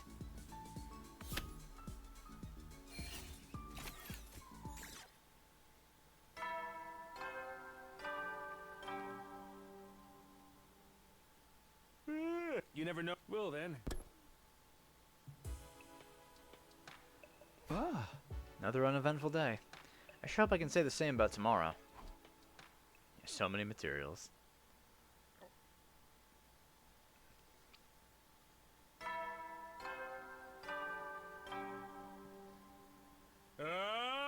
Get prepared. Be ready to give your... When I got to the cafeteria, everyone was already there and starting their meals. Good morning, Takumi. Would you like some bean paste stuffed hamburger? No, I'm good. But you're all up early today. We've been training hard, so we're waking up famished. You're training too? But you hate fighting. I don't want to be caught with my proverbial pants down if something happens to my dear sister. I'm prepared to defend her if things go wrong. That's the only reason. He's changed. Last time he said he couldn't risk his own life if he wanted to protect Kako.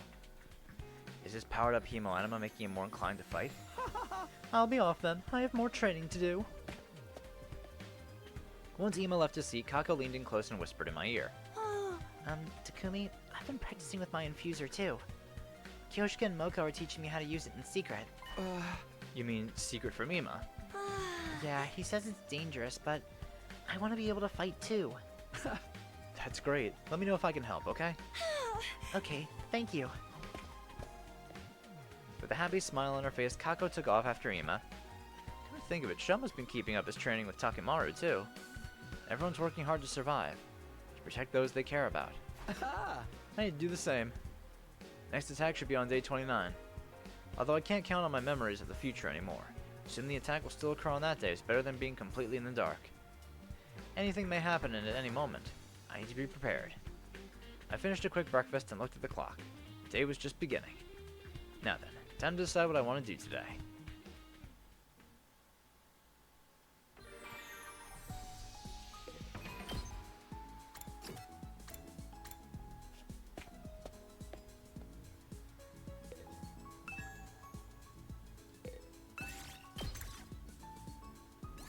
Move out!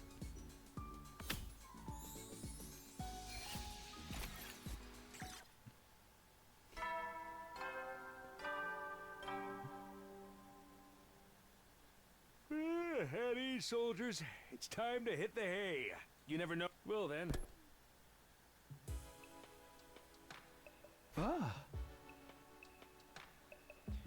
Another day is done. I'm beat. I better rest up so I'm ready for tomorrow. I was about to climb into bed when my eyes suddenly stopped on the drawer of my desk. Everyone's going to die, huh? I suddenly remember what Darumi said. I'd almost gotten caught up in the eerie vibe in the library, but nothing strange had happened since. Must be some sort of lame prank. Message and the diary. Who could that be at this hour? I slowly opened the door to see my visitor. Hey, Hiruko. Huh? Hiruko? Oh? What? You look like you've seen a ghost. Oh, sorry. I just wasn't expecting you to drop by. Anyway, do you need something? Let me make it short. The enemy will attack tomorrow. Be ready. Huh? That's all the business I have with you. Sorry to disturb you so late at night. Wait, how do you know they're coming tomorrow? Good night, Takumi. I'll see you tomorrow. Wait, Hiruko! Hiruko quietly left without attempting to further explain herself. I thought about chasing after her, but stopped myself. I had a feeling she wasn't going to tell me anything further. How would she know there's going to be an attack tomorrow? And even if that's true, why is she telling me? My head started to hurt again. The dull pain interrupted my thoughts. I couldn't take it. I had to lay down in bed. And before long, I fell into a deep sleep.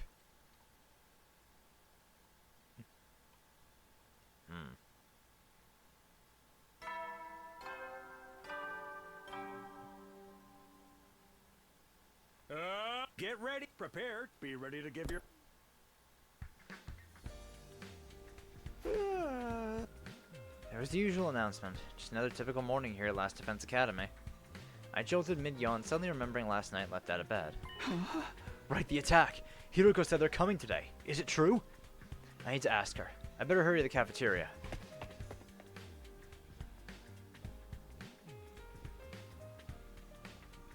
I made it to the cafeteria, but there was no sign of Hiroko. Was she still sleeping? Or did she already eat? Takumi, my dude, what are you looking so shifty for? Hey, Gaku, have you seen Hiroko? Hiroko? Probably not. She always vanishes without a trace. One moment she's there, the next she's gone. She totally does. Maybe she's a lone wolf? I guess it's because she's used to being by herself. She doesn't hang out with others unless she has a reason to. Why don't we ask Darumi? She seems to be a huge fan of Hiroko. Isn't she still sleeping? I went to get her for breakfast, but she didn't answer.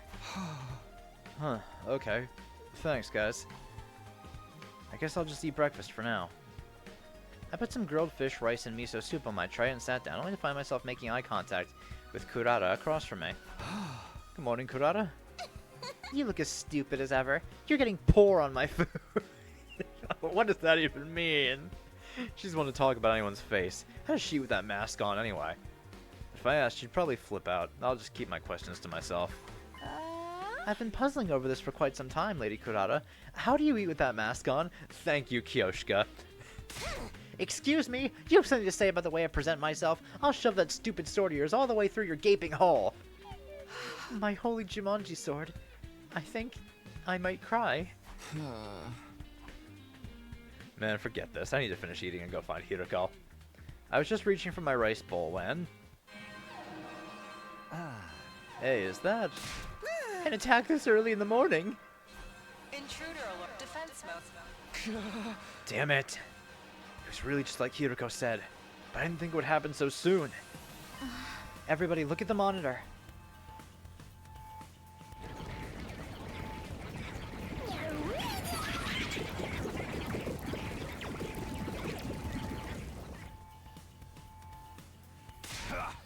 Place is fucking crawling with invaders.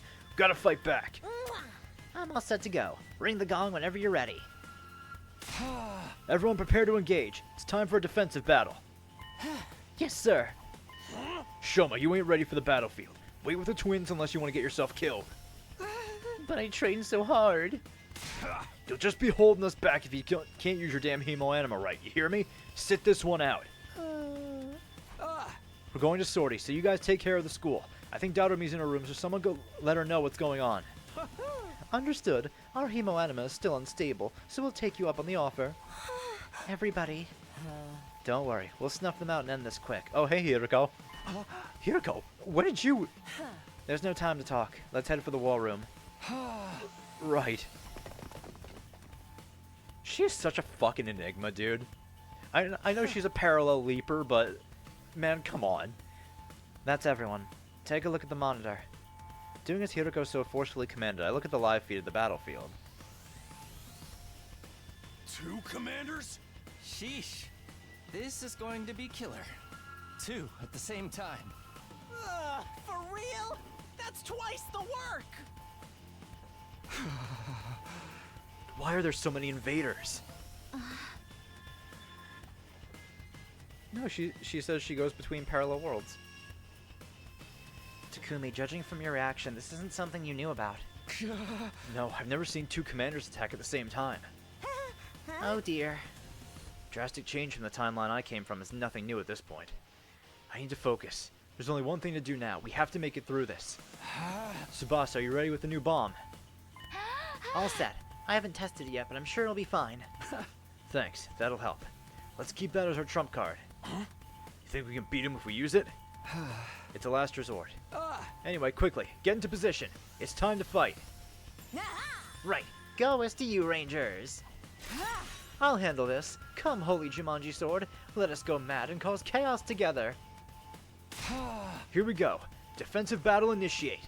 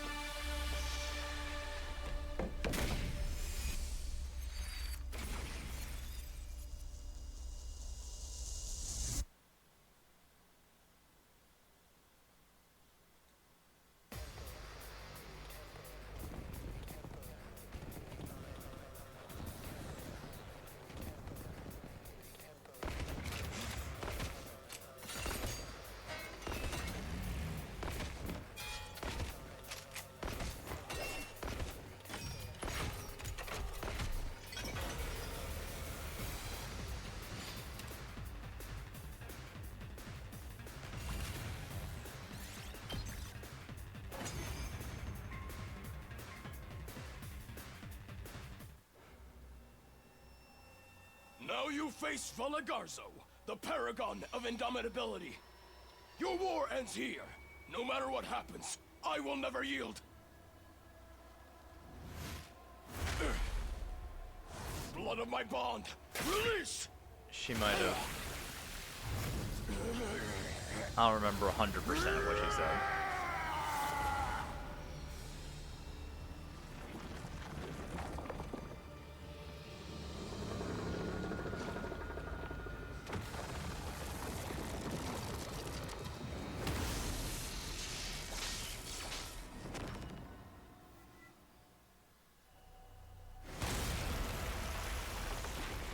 I am the paragon of salvation, San Shin.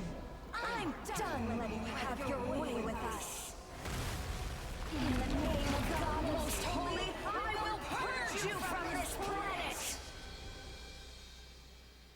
Ew, gross. I can't even look.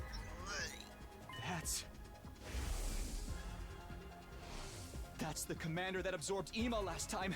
Everyone, stay away from her! Wait, they're doing something. Huh? How long has it been since we last fought together as one section? I can't wait to go wild again! Can't you at least try to act your age? We need to finish this quickly. Remember, we're not just fighting for ourselves anymore.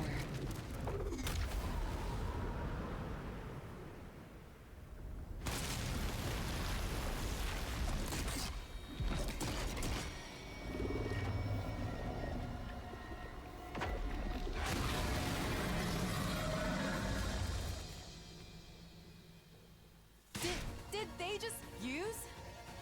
How insolent! Then they'll just have to die together! Takumi, Tsubasa.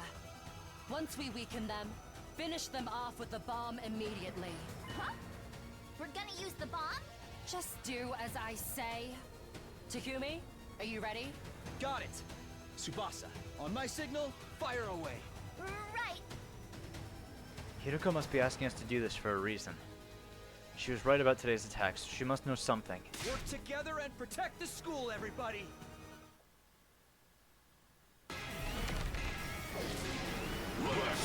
All right!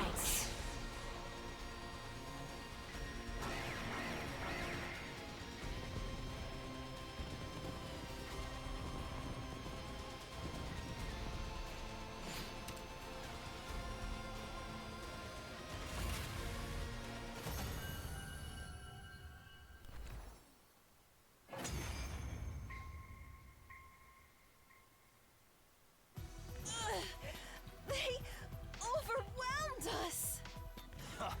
We're not done yet. And we have Overlord Meshnes.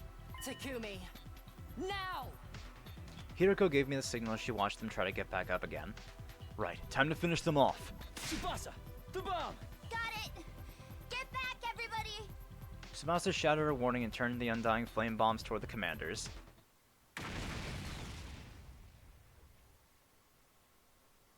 The resulting shockwave was strong enough to make the ground beneath us shake. I looked back down at the schoolyard and... there was no trace of the commanders. Thank goodness! It worked! Whoa! That bomb was insane! We're freaking invincible! Yeah, looks like we pulled it off. Life disappears so easily. I'd watched the commanders get obliterated with the sense of detachment.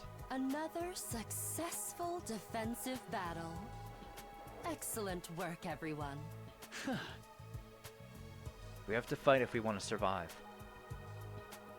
After a long battle, we dragged our tired bodies off to rest. I can ask Kiriko what happened tomorrow. I prepared a light meal in the cafeteria and tottered back to my room.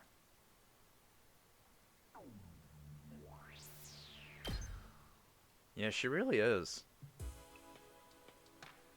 Ah. It's that time again, huh? I hadn't realized how much time had passed during the battle. I'm starving. Our breakfast got interrupted, so I never got to eat properly. Trying to keep my stomach from growling, I laid out the meal I prepared on my desk, but I couldn't bring myself to eat a single bite. Why? I wanted to put it in my mouth, but my mind refused it. This isn't what I want to eat. It isn't. But then what do I want to eat? It's only day 15. I can't start tripping now. I reassured myself, and just as I was about to force some food into my mouth, I whirled around sensing a presence. Sure enough, there he was. You haven't been looking so good lately. Is something wrong? You don't seem to be in great spirits yourself. Did you catch a cold?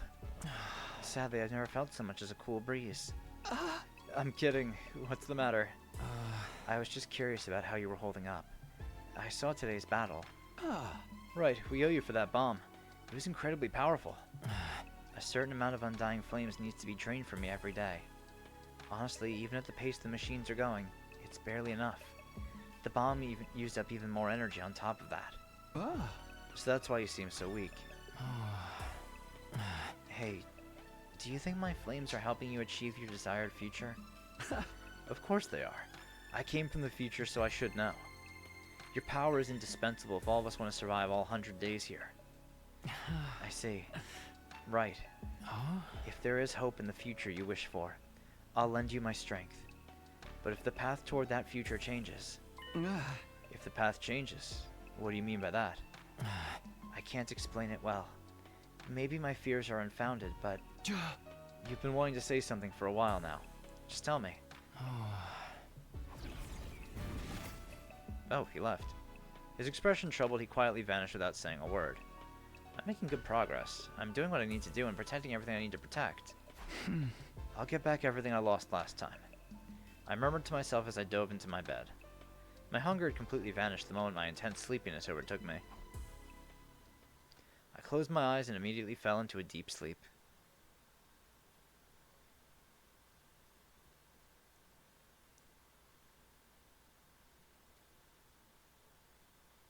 I slowly opened my eyes, unsure if I was in reality or a dream. What time is it? I rubbed my eyes, got up, and checked the clock. To my surprise, it was already late at night. No way, how long was I asleep? My head hurt violently, maybe from oversleeping. I took some supplements and crawled back into bed. I feel like I could sleep forever. I couldn't bring myself to move, and as I crawled up in the blanket, I grew sleepy once again. I should be training, or strategizing, or doing anything other than this. Exhaustion won out. I couldn't find the will to do anything. In the end, I didn't leave my room at all, and fell back into a deep sleep. And so day 16 at Last Defense Academy passed without anything happening at all. I think.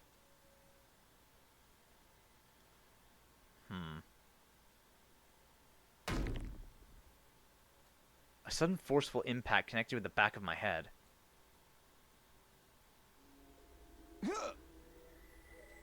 My head ached so badly I thought it would split in two. I realized I wasn't in bed. I'd fallen on the cold, hard ground. What happened? I gritted my teeth through the pain and opened my eyes. The blurry sight before me was clearly not my room. Is this the biolab? It had that distinct medical smell and the familiar lights used for surgery. I was sure of it. What the hell am I doing here? I was sleeping in my room. Gripping my throbbing head, I slowly got up. I need to figure out what happened. Just then, I sensed someone by the operating table. I strained my eyes and saw... Hiruko! What the hell? A few feet away, Hiruko had fallen on her backside in front of the operating table. Hiruko, what are you doing here? Her expression looked immensely pained, and in front of her was someone standing over her, holding a rumbling power saw. Who are you? They were wearing something that looked like a diving suit, their face hidden under the helmet. Oh. It's always this fucking suit. I immediately knew what was happening as they slowly approached Hiruko. No, she's going to die! I moved before I could even think. I ran toward the strange figure. I rammed the person holding the power saw with my entire body. They staggered for a moment, but quickly regained their footing. Stay down! I grabbed at them again, trying to get them to drop their weapon. but they were holding on tight, leading to a tug-of-war between us. Let it go! Drop it! I couldn't move too dexterously while I was dodging the blade, and eventually they backed me up near the window. No, they'll kill me. It's do or die. The moment we reversed positions, I grabbed them and tackled them as hard as I could. Ooh. The glass of the window shattered explosively, and the two of us fell to the ground, still locked in a grapple.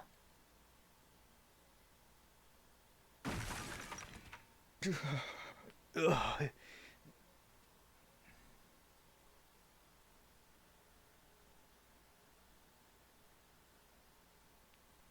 My chest ached as if it had been crushed.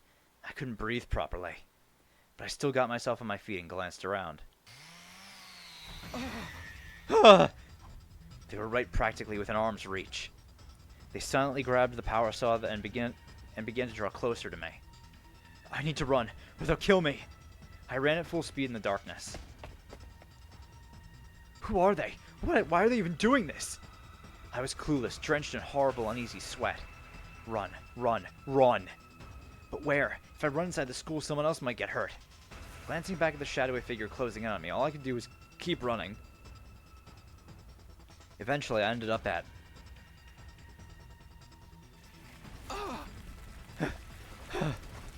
I finally stopped, my path blocked by the raging flames.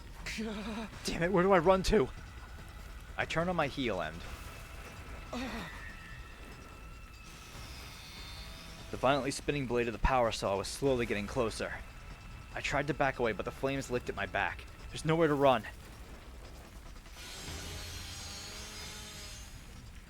They raised the power saw, staring at me like they were locking onto their target, and viciously swung it down. I'm going to die!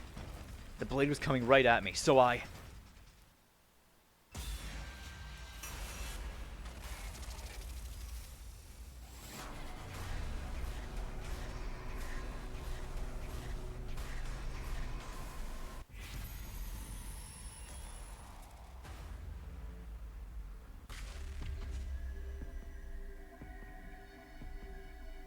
I will kick the attacker.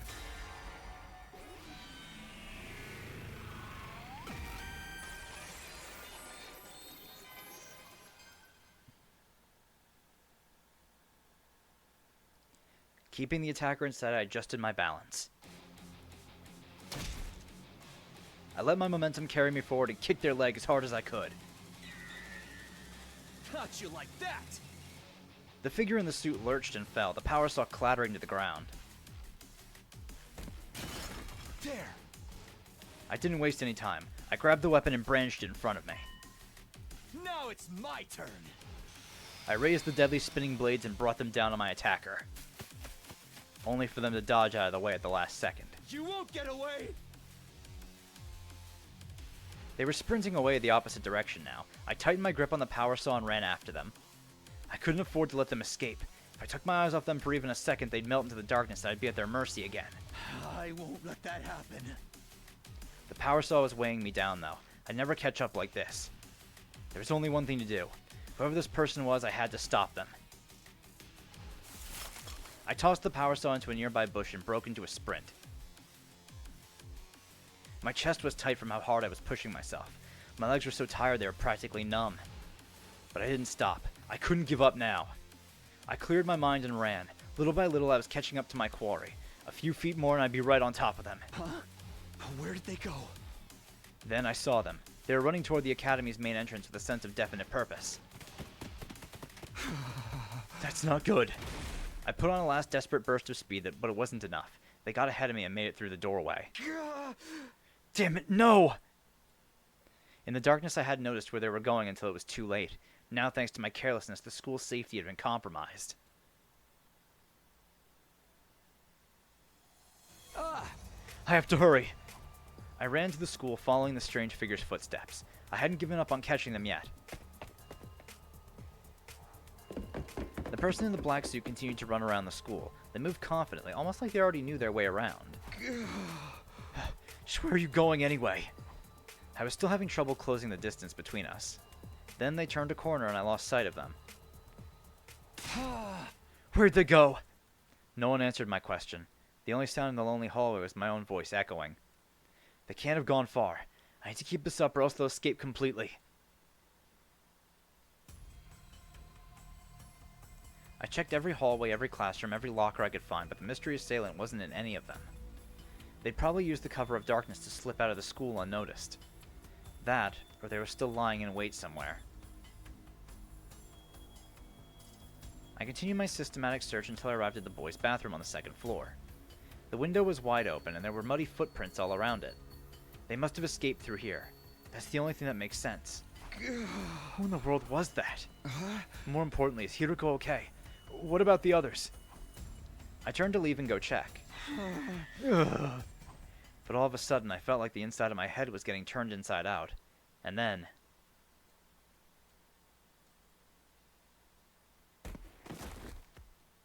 I blacked out abruptly and completely, as if a plug had been pulled somewhere in my mind.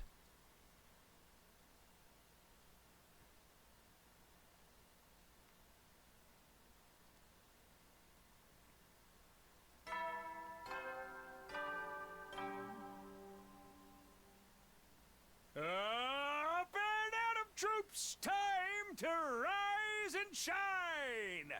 Get ready for your... Prepare to be ready to give your...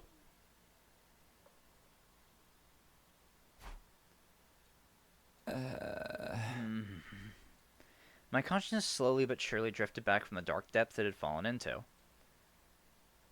I opened my eyes and found myself looking up at a familiar ceiling.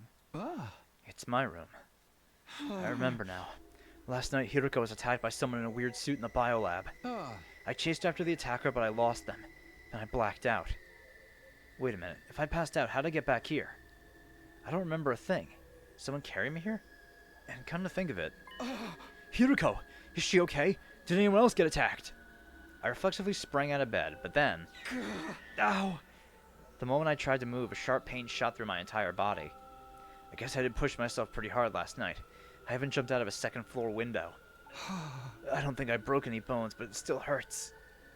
Looking in the mirror, I was covered in cuts and bruises. It was no wonder moving around hurt so much. Even so, I couldn't just stay put and recuperate. There were too many questions that needed answering. I fought through the pain and made my way to the cafeteria.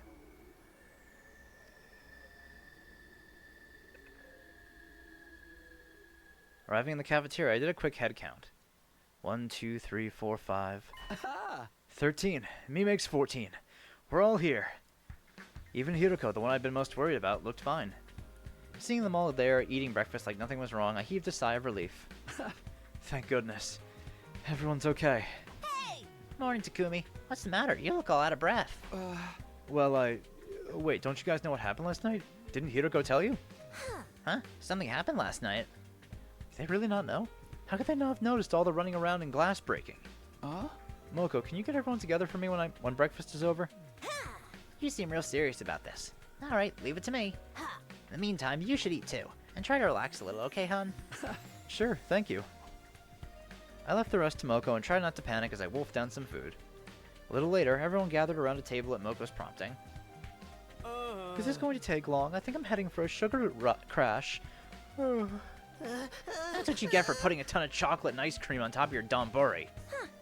You want to talk to us about something, Takumi? Yeah, it's about last night. I got right into it and began explaining what happened, but something wasn't right. Hey, where's Hiroko? Wasn't she here a moment ago? Oh yeah, she said she wasn't feeling well, so she went back to her room. Huh? Being around a disgusting tardigrade like me probably made her queasy. That could be a problem. Without her, I can't... What, can't get off? Did you get bored of harassing Nozomi and found another girl to set your grubby little hands on?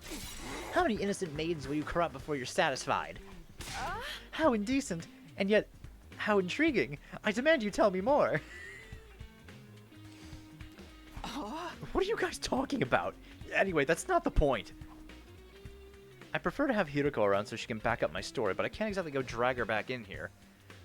There's nothing I can do about it. I'll just have to go do the best I can on my own. Alright, it's a long story, but here goes. I recounted the events of the previous night, so far as my memory of them would allow. Naturally, I started with the strange figure who attacked Hiroko with a power saw. From there, I talked about how we both jumped out the biolab window, me chasing the attacker after they lost their weapon, only for me to lose sight of them. The others listened in open-mouth amazement. They probably didn't know whether to believe me or write the whole thing off as a fever dream. That just about covers it. Are you serious? All that really happened last night? Hold on, I need a minute to take all this in. My brain kind of short-circuited after you brought in the maniac with the power saw. I don't get what's going on either. That's why I wanted Hiroko here so she could fill us in. Damn, how the hell did none of the rest of us realize all that was going down? The biolab's walls have surprisingly good soundproofing for some reason. You did a good job making it through this ordeal alive, Mr. Samino. Yeah, you're a total champ, Takumi. It's kind of scary, though. Just imagine what might have happened to Hiroko if you hadn't been there. Even if this maniac had made mincemeat out of her, we could have just fed it to the Revive-O-Matic to bring her back. Don't talk about her like she's a sausage filling. Besides, there's a limit to what the machine can do. But what were you doing in the biolab at that hour, Takumi? How can you not remember? I can only assume you were drugged or sleepwalking. If you're not making all this up, that is. What, you think I'm the one who attacked Hiroko? I'm just speaking hypothetically. Honestly, I don't see how attacking our teammates would benefit you, so I'm not entertaining the idea too seriously. We won't be able to say anything for sure until we get Hiroko's side of the story. Maybe it was some kind of shape-shifting enemy. I mean, there's no one else in the school apart from us. Nah, the alarm would have gone off if that was it. And the invaders always show up in huge swarms, not one at a time. And does that mean the attacker was one of us? No, that can't be. We've already been getting threats. What if even more freaky stuff starts happening after this? Just like that, the whole room seemed to frost over. Everybody looked uneasy. Hold on a minute. I didn't mean to make it sound like that. But now that the possibility's out there, you can't deny it. Not unless we all have solid alibis, or if we catch the real maniac. So, there really is a traitor among us? There is always only one truth, which means, who was it exactly? This isn't good. At this rate, everyone's going to start getting paranoid. What can I say to calm them down? But before I could think of anything... Darumi? Darumi, who'd been silent through the conversation, suddenly began to tremble all over. It's happening! We're finally getting dragged into a killing game! There's a murderer in our midst, a notorious serial killer. This is the kind of twist I've been waiting for. It was like a dam had suddenly burst. Darumi's deranged laughter filled the room. A serial killer hiding in a group of students? Only someone with a severely unsound mind would come up with something like that. Yeah, Kodaka. Threatening messages, serial killers, power saw maniacs. I can't take this. This is so cool. Let's go crazy and start killing each other. Maybe we should let Miss Amamiya handle the killer. You know, fight fire with fire. Or in this case, maniac with maniac. If we need a sacrifice, I'll volunteer. But I might be so useless that even the killer won't waste time on me. So we're just assuming all this stuff about a killer is true now? I can't keep up. Guys, please, let's not get paranoid. But from now on, if you have to walk around alone at night, be careful. Might be a good idea to keep our infusers with us, too. Then we'll be ready to fight back if the killer tries anything. I'm gonna go see what I can do about fixing the biolab window. It'll be a good chance to investigate the scene, too. Thanks. Sorry for the trouble. I'll go see how Hiroko's doing. I'll let you guys know if I find out anything new. Everyone nodded in agreement. Then the meeting broke up. First of all, I need to talk to Hiroko. She said she's not feeling well, but hopefully it's nothing serious. Just as I was about to leave the cafeteria... Darumi? You're still here. Seems like that diary was the real deal after all, huh? Don't worry, Takumi. I won't say a thing. It's our little secret. Laughing creepily to herself, Darumi skipped out of the cafeteria. I hadn't mentioned that old diary to anyone either. It wasn't exactly a credible source, and I didn't want to risk making everyone even more paranoid.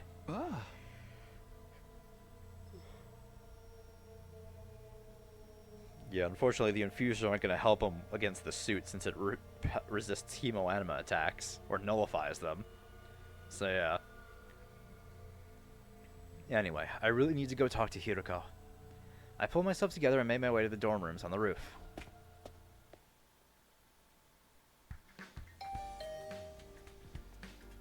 Huh? No good, huh? I rang Hiroko's doorbell, but there was no reply. Didn't sound like anyone was moving around inside either. I was reaching toward the bell to ring again, but thought better of it. She's probably still sleeping. I'd feel bad for disturbing her. After the events of last night, I was still pretty worried, but I decided to leave Hiroko be for now. Ah. I'll ask her later. I've still got plenty to do in the meantime. Reluctantly, I turned away and left to attend to other matters. I already knew where my next stop was going to be. This is where I chased the killer around last night. At the time, it had been too dark to make out very much, but I had a general idea of where to go. Huh? It should be right around here. I began to rummage around in the grass and shrubs, searching for something I'd left behind last night. It took me a while, but I eventually found it. Ah. Here it is. This is what I've been looking for. The power saw I'd taken from the killer and thrown into the bushes during our chase. I can't just leave this lying around here. I better put it somewhere safe. Hefting up the power saw, I carried it back to the school. Maybe. Okay, it should be good here for now. The metal shop seemed like as good a hiding place as any. It's already full of guns and landmines and other lethal-looking objects. I set the power saw down in a corner of the room and stared at it for a moment. Up close, these blades look even bigger and more deadly. I'm glad I didn't get hit. Whoever that had been brandishing this at me and Hiroko, they were definitely out to kill us. But why? What motive could they have possibly had? I should probably go over the whole incident again. I'll tell the others I've stashed the power saw in here next time we're all together. Closing the metal shop door behind me, I left and went back to my room. Back in my room, I collapsed onto my bed, exhausted. Looking at the clock, I realized half the day was gone already. I knew I ought to be using this downtime wisely to prepare for our next battle, but I just couldn't motivate myself to do any of that today. Alright, real quick, I'm just going to run to the bathroom. I'll be right back.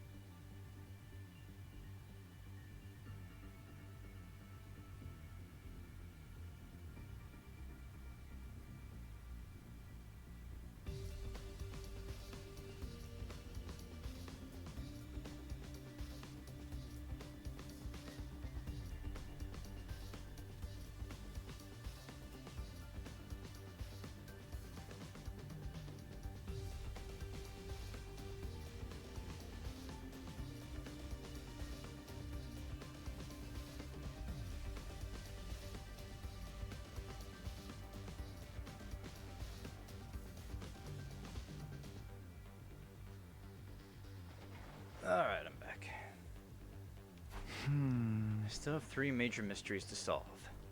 The first is what had happened last night. What was I doing in the biolab with no memory of how I got there? Why was Hiroko being attacked? The second was the person in the strange black suit. I had no idea who they were, what they were doing here, or why. The third... My gaze slowly traveled to my desk. I hadn't looked at that strange diary again since putting it away. It couldn't be. Could it? I got up from my bed, opened the desk drawer, and took out the old notebook. This thing still creeps me out. What kind of deranged person had written these illegible words and scribbled this picture of the killer? Looking at it gave me a weird, sickly feeling inside, like I was being drawn to the madness of the page. That was the signal that the killing was about to begin. And now we're all going to...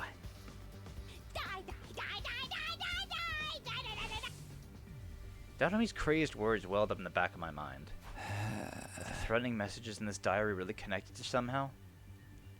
I wanted to dismiss it all as meaningless series of pranks.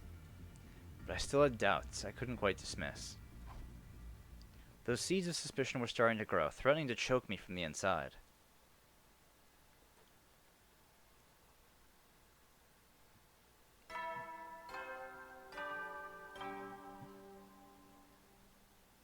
Up and out of troops! Get prepared. Be ready to give your... I woke up to the usual morning announcement and slowly got out of bed. I didn't get a chance to talk to Hiroko yesterday. I'll have to track her down today at some point. But first I should go to the cafeteria. I need to tell the others about the power saw. When I arrived, everyone was already there. Everyone except Hiroko. I waited and waited, but she didn't show. In the end, I told the rest of the team that I'd stashed the power saw in the metal shop for now, and left.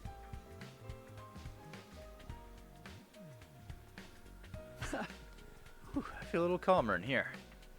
I needed a change of scenery and found myself visiting the leisure lounge. There's no one here. That's too bad. I was in the mood to talk to someone. I wasn't really sure what to do, so I sat on a chair by the side of the pool and gazed at the water for a while. Suddenly, I got an unpleasant, twisty feeling in my stomach. Why am I so hungry? I just ate a few minutes ago. What's going on with my stomach? My appetite seems to come and go a lot lately. I reached out for a bottle of water in hopes of culling my hunger pangs. And as I did... Hey, Hiroko. Oh. Hiroko! A surprised, troubled expression crossed her face. She must not have expected to find me here. I thought I'd finally get to talk to her, but as soon as she saw me, she turned around and began walking away. Hey, wait! I ran after Hiroko and grabbed her, wrapping a hand around one of her long, slender arms. Let me go. Sorry, but I can't right now. I need to talk to you, Hiroko. I have nothing to say to you. Hiroko looked away, refusing to meet my eye. She was acting so strange, and I had no idea why. Are you feeling better? I heard you were sick yesterday. Anyway, I wanted to talk about a few nights ago, when you were attacked in the biolab. You remember that person with the power saw, right? Where'd they come from? What happened that night? Can you let go of me now? You're going to leave a mark. Huh? Oh, sorry. I realized I'd been holding on to her really hard and let go. But I couldn't let her leave just yet. I shifted around and blocked her path to the door. I've already told you that I have nothing to say to you. Stop wasting my time and move aside. Why are you acting like this? There's some reason you can't tell me? Please, just leave me alone. Hiroko, what are you... Before I could say anything else, Hiroko shoved me aside, knocking me off balance. Ow, ow, ow. I fell on my butt with a painful thud. That girl really didn't want to talk to me. I got to my feet to go after her, but she was already gone. Hiroko, why? I had no idea what was going on with her. Why wouldn't she tell me what happened? Why was she avoiding me all of a sudden? I didn't know, but one thing was clear. Hiroko was hiding something. I can't just give up. I need to find out the truth. I wouldn't get anything out of Hiroko the way she was now. But there was plenty of other stuff I could investigate. I decided to clear my mind by looking around somewhere else.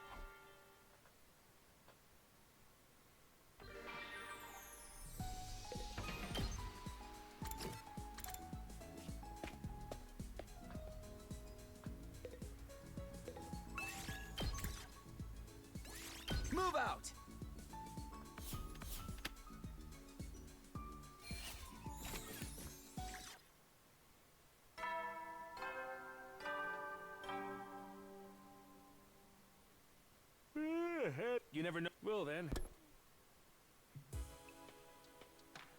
Huh? I didn't get to talk to Hiroko today either. There's still so much I don't know about that girl. Never really got to know her the first time around. Hopefully this time she'll open up to me and we'll all make it through this alive. No, not just hopefully. I'll definitely make that happen.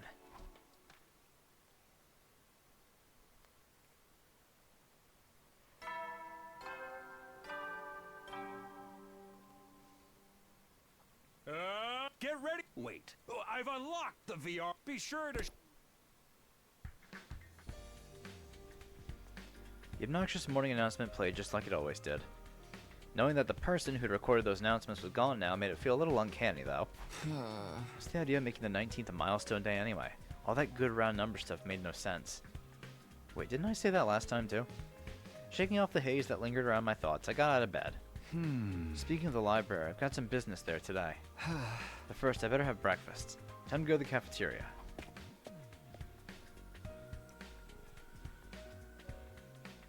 I stepped into the cafeteria and grabbed some food. For a second, my eyes met Hiroko's from across the room. Huh? Oh. There was a moment of silence, and then she turned away. She refused to even look in my direction after that. Sheesh, guess she's still avoiding me. Sighing inwardly, I turned my attention back to my food. When I was done, I made my way to the library. Huh? I think Doremi found it somewhere around here. I stood in front of the library stacks, thinking back to the day Doremi and I found the strange diary. I still don't completely buy that it has anything to do with what's going on here, but it was worth taking another look at what was there. There might be some kind of clue. Right now, I needed all the information I could get. I ran a finger along the spines of the books, then began pulling them out one by one. My movements got faster, more frantic. I kept going until I emptied the entire shelf. How long did I spend doing that? I completely lost track of time in my desperate search, but eventually I found something that made me stop and take notice. What's this? I lifted up a beaten old volume with a hard cover. It had caught my attention for a simple reason. There wasn't any writing on it. The front cover, the back cover, and the spine were all completely blank. I looked in the back to see if there was any publication info there, but the last few pages had rotted and crumbled away. Huh? Must be really old. I gently opened it to the title page to only be greeted by the text I'd seen so far. Ah. The history of the school. The letters were faded and old-fashioned, but I could still read them okay. Come to think of it, aside from the basics, I actually knew remarkably little about this academy. With both Sierra and Nigo gone, there wasn't anybody I could ask about it.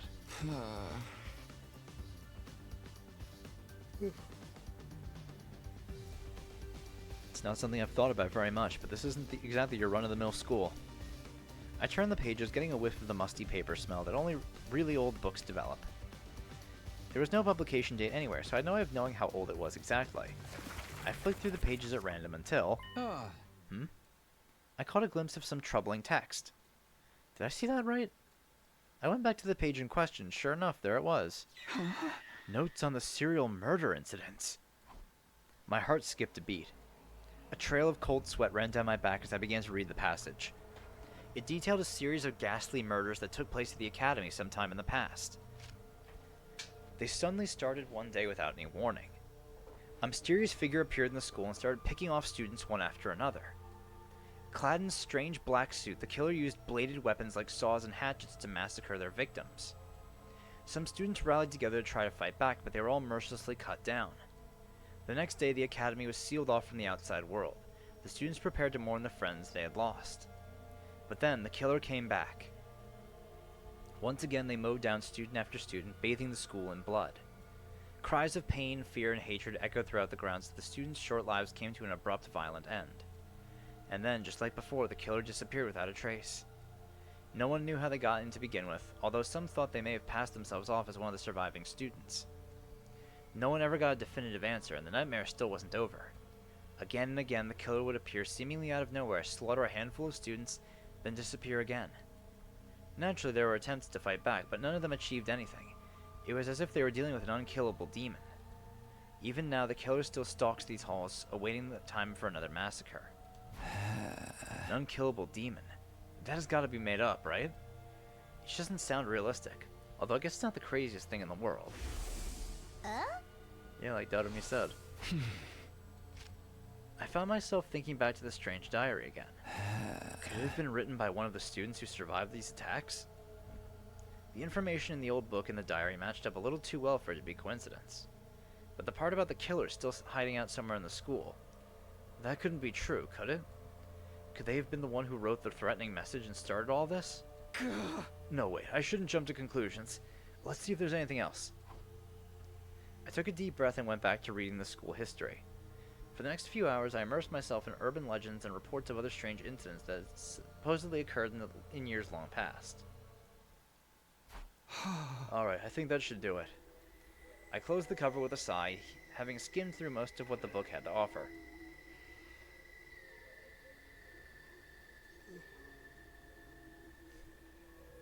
It covered a wide variety of topics, but it all sounded like things made up for fun rather than describing events that actually happened. The stuff about the serial killer is the only part that feels like it might be important. I don't know if it has anything to do with the power saw maniac I saw, but it's worth thinking about. I'll take this book with me for now. If Dodomi finds it, it'll only fuel her morbid fantasies. It was already dark out. I spent the better part of the day reading. I tucked the book under my shirt, left the library, and headed back to my room.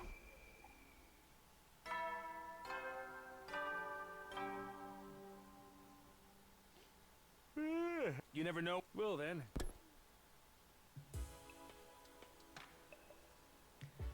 Another day's flown by. There wasn't an enemy attack today, but there's bound to be another one soon. I need to be ready. I should focus on training tomorrow. I'd like to look into the murders that book talked about too. And I still haven't got a straight answer out of Hiroko. Hey! There's so much to deal with, I don't even know where to start. I think I'll just sleep on it. Maybe things will be more clear in the morning. I let out a long, hard yawn and switched off the lights. So ended my 19th day at Last Defense Academy.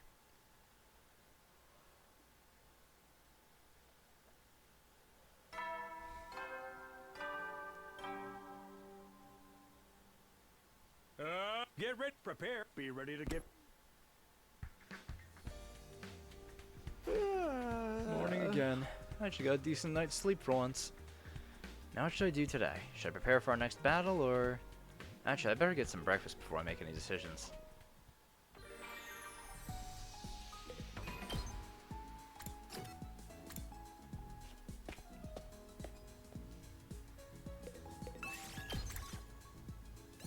Move out!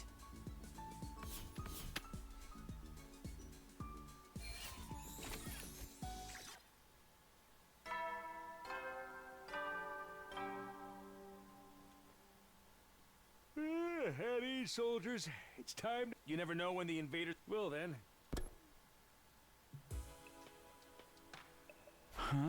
Another day is done. Today went by in a flash. I better hit the sack before I start feeling hungry again. Well, I wasn't all that tired, but I got into bed anyway, forced myself to go to sleep.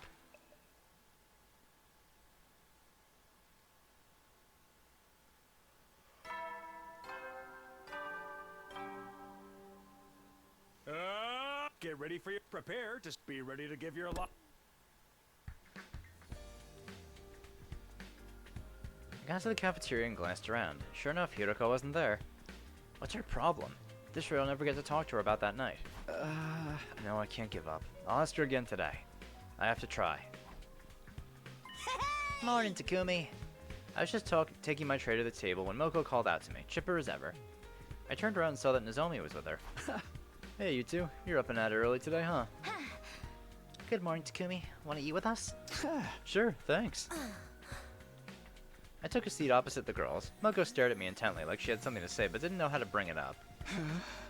Is there something on my face? No, of course not. I was just checking out your breakfast, that's all. You got a real good balance of macronutrients there. You can have some of my protein powder if you want a little extra, though. I'm good, thanks. How about drinks? You want to chug some raw eggs, maybe? No, that's fine. I'm fine. Aw, party pooper. Well, it's your loss. Something's up with Moko. What does she really want to talk to me about?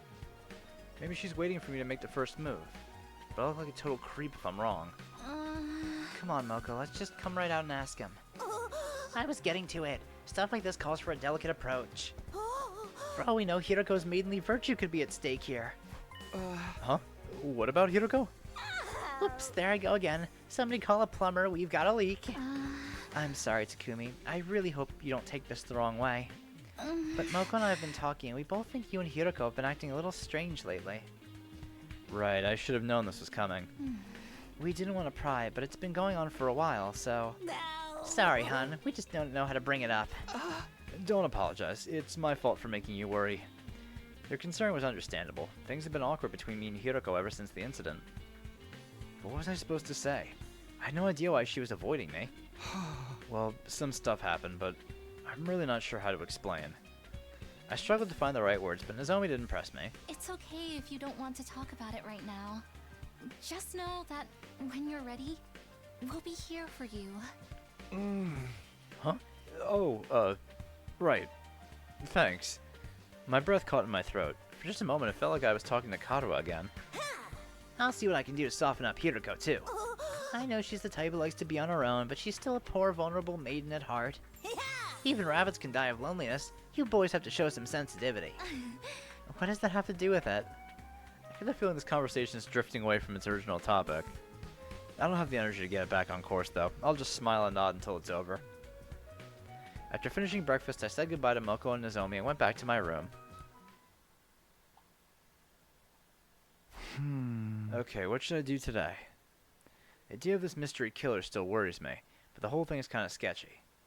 The invaders are a much more definite threat. I need to be ready for the next time they attack.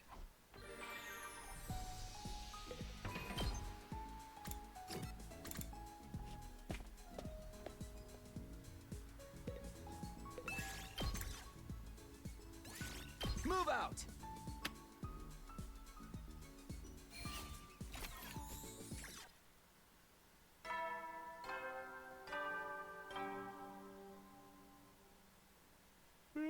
You never know. Well then.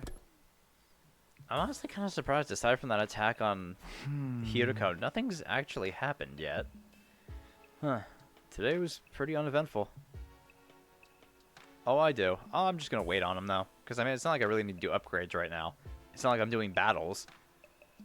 That's not to say I don't have any problems. Hiroko, the killer, the invaders, there's still a lot I need to deal with. Out of all of them, Hiroko's probably the most urgent. If I don't patch things up with her soon, everyone else is going to worry. Alright, tomorrow for sure I'll... Oh, hey, it's Eva time, I think. What the? The alarm! The enemy's attacking now? Intruder of defense.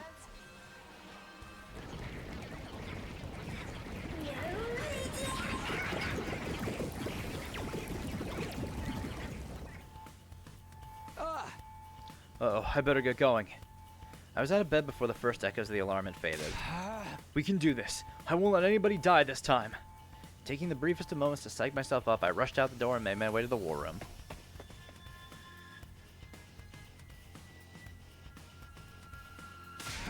Night attack, seriously? Don't these bastards ever sleep? There's a lot more of them than last time, too. They're really going all out. Huh? Tsubasa, you think maybe that bomb of yours can take him out?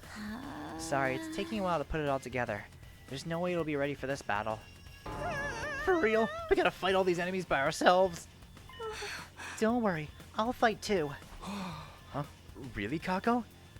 Where's this coming from? She's made a point of staying out of battles until now. Not to mention how overprotective Ima is. I can't just stand on the sidelines and let you all protect me. I've been training hard so I can handle myself out there. Please, let me join you.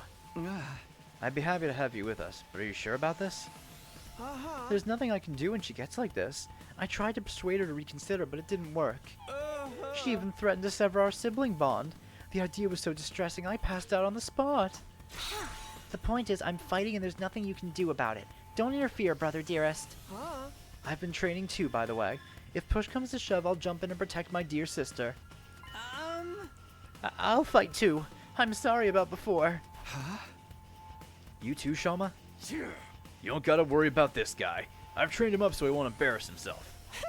That's right. I've gone from being mold on a bathroom floor to mold on a toilet seat. It's a huge upgrade. Nice to see you guys finally showing some backbone. If there's one thing I can't stand, it's unproductive parasites. Well, they did take care of the school back when that threatening message forced us to leave.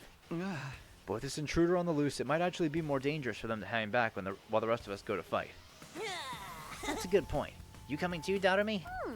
I don't know, I'd love to show up as a mutilated corpse waiting for you when you get back. That's such a classic killing game opening. Yeah! But I guess it could be fun to go wild and massacre a bunch of enemies too. Alright, I'm in. That's the spirit. Now that that's decided, we shouldn't waste any more time. We'll be mobilizing all team members for this battle. Team leader, give the order. Right. It's been so long since Hiroko spoke to me, she caught me off guard. There's no time to get flustered, though. I need to focus on the battle. Well, all of us in the battle.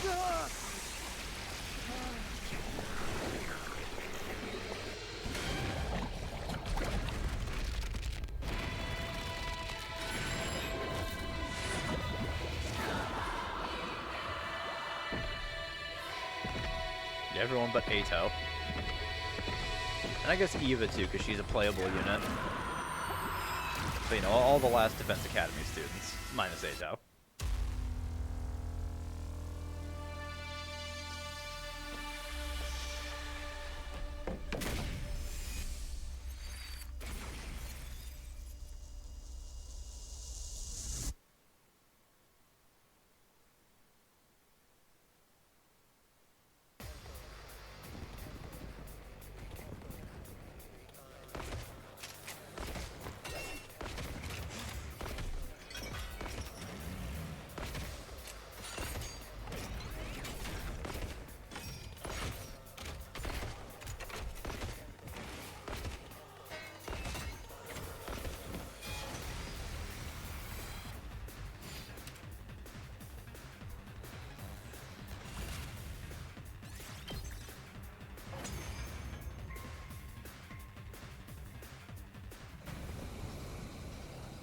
Yep, there's the mist.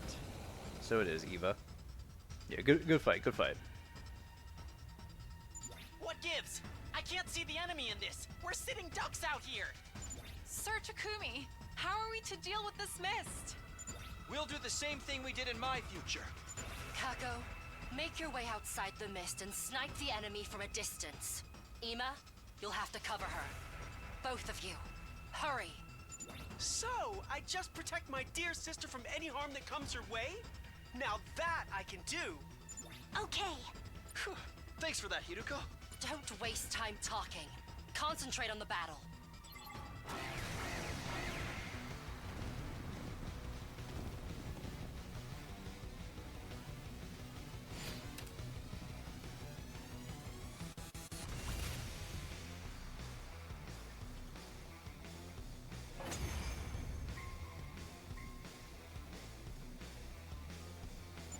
Takumi, this commander, is she?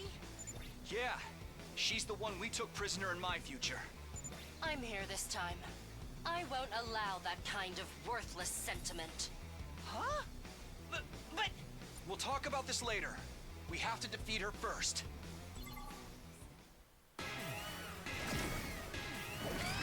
Here we go.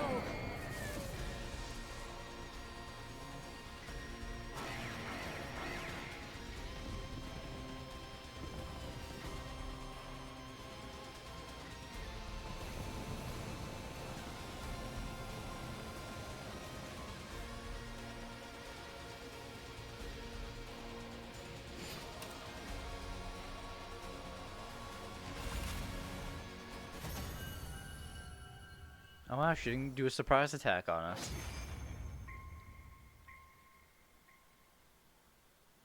Yeah, we won. Now we just have to finish off the commander. Shouldn't be too hard. She's basically on her way out already. We look down at the defeated commander. Please, don't kill me. Huh? Did she just say something?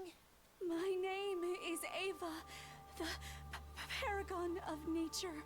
I beg of you, please, spare my life. I surrender. I'll come quietly, so just let me live. I don't want to die. Terrified Invader raised a trembling hand and brought it to her mask. Then she removed it to reveal what was underneath.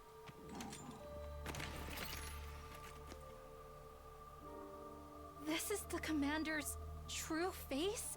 She's no different from us. It's just like you said, Takumi. You'd almost think she was human. She looks roughly the same age as us as well. This certainly isn't what I expected to be concealed under that mask. Speaking of masks, didn't you say something about that too, Takumi? Don't the commanders consider removing their masks a sign of surrender? Yeah, that and a way of showing respect to your opponents. And it's one of their religious teachings they never go against, right? That's if what Takumi told us is true, anyway.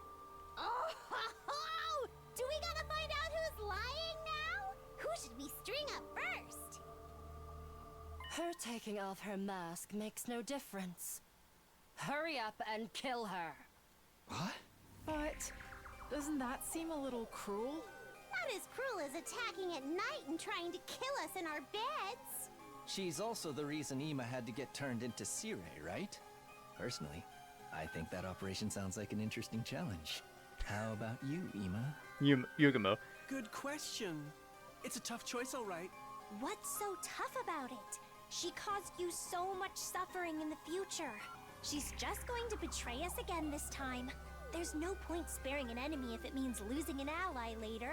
I'm with Kako on this one. Besides, people who hide their true faces should never be trusted. You should not be the person saying that, Kurata. That's not very convincing coming from you, Miss Osuzuki. If we're gonna kill her anyway, can't I keep her as a research subject? I'd love to see what invaders' bodies are like on the inside. Wait, please. I don't know anything about this previous timeline you're talking about, but I would never defy God's teachings. I've lost the battle. I surrender. You can do what you want with me, but please, don't kill me. Commander's pleas were getting more and more desperate. Takumi, please. I really think we should spare her. We can't kill someone who's this afraid to die.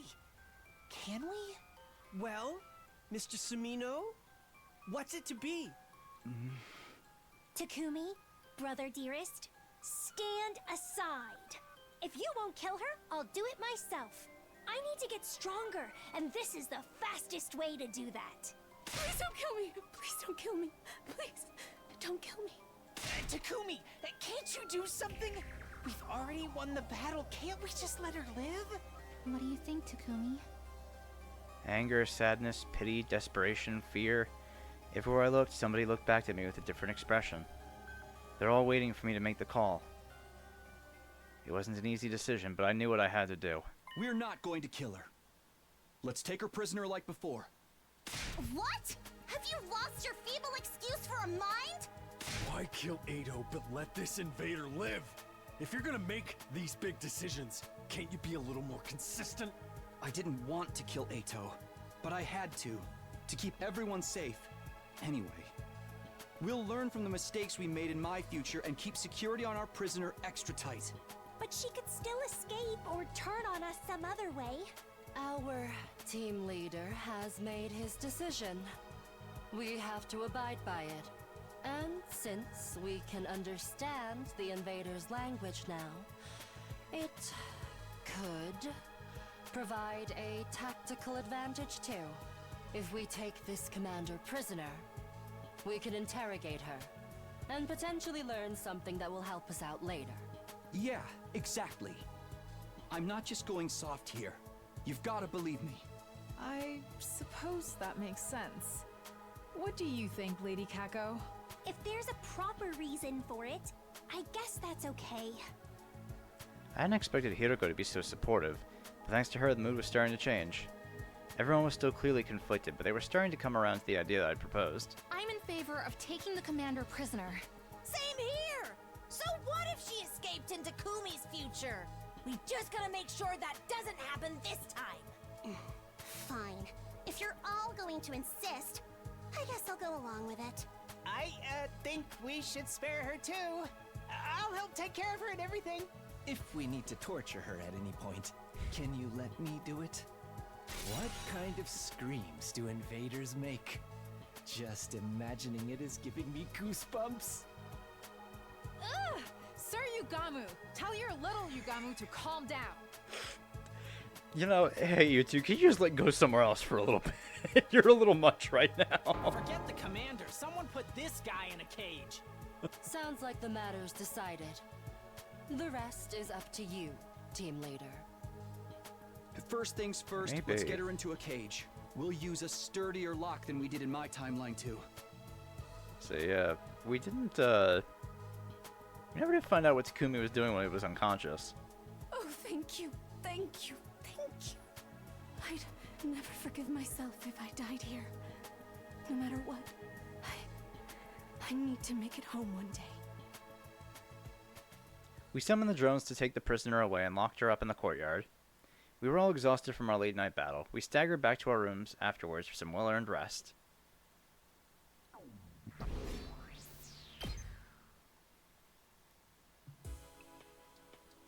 I can finally get some sleep.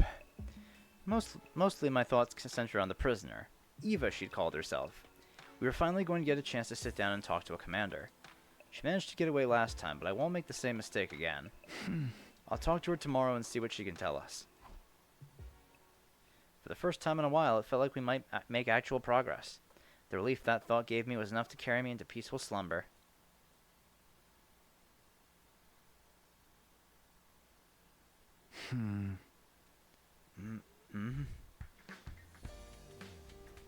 I gradually drifted back to consciousness, my head still fuzzy. I stretched out under the covers and thought back on the events of last night. Wonder what time it is. I looked at my clock and found it was already past noon. I'd slept like the dead. Might have overdone it. My head was killing me. Wanting to get breakfast would be such a drag. I had no appetite at all. Maybe I was too tired to be hungry. But I can't just not eat anything. I picked at some rations I happened to have lying around and eventually had a shower and got dressed. Then I remembered Eva, the commander we'd taken prisoner. I decided to go check on her before I did anything else.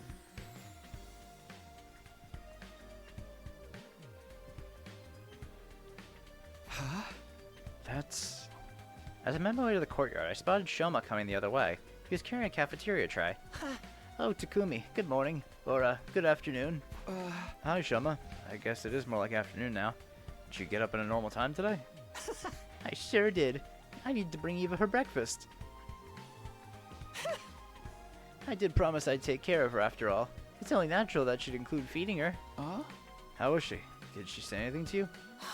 She ate a little but didn't speak. I think she's in a state of extreme stress. She was trembling all over, although that might just be because she was so disgusted by my unclean body odor.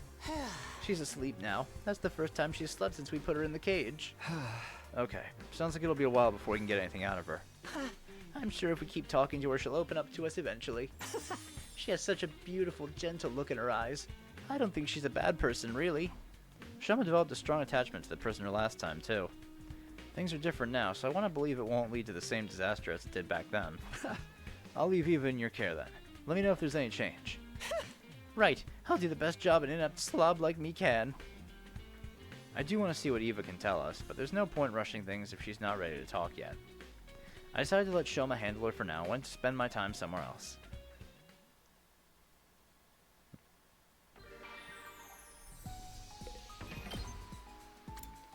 Alright. Resources. Oh, right, it's afternoon.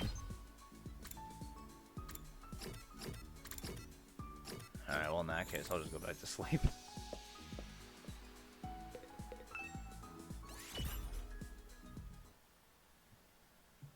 Whew, it's getting dark. I should head back and get some sleep. Gazing absently at the sky, I ambled across the roof toward my room. Hiroko was there too, also looking at the night sky. I wouldn't get a better chance to talk to her than this. I changed direction to walk over to her, but then... She must have noticed me. She abruptly got to her feet and began walking away. What's wrong with her? Why does she keep avoiding me? Hey! Hiroko, wait a minute! Panic and irritation made my voice come out louder than I intended. It got Hiroko to stop, though. She turned around regarding me with a quiet disdain. I'm sorry for yelling. It just slipped out. I really need to talk to you. Didn't I tell you I had nothing to say to you? It's fine if you don't want to talk. But at least tell me why you're avoiding me. She didn't say a word. Chilly silence. That was the only answer she deigned to give me. So that's how it is. Sorry for disturbing you. You'll tell me someday, right? I want us all to survive this war. That includes you, Hideko. If something's bothering you, you can always ask me for help.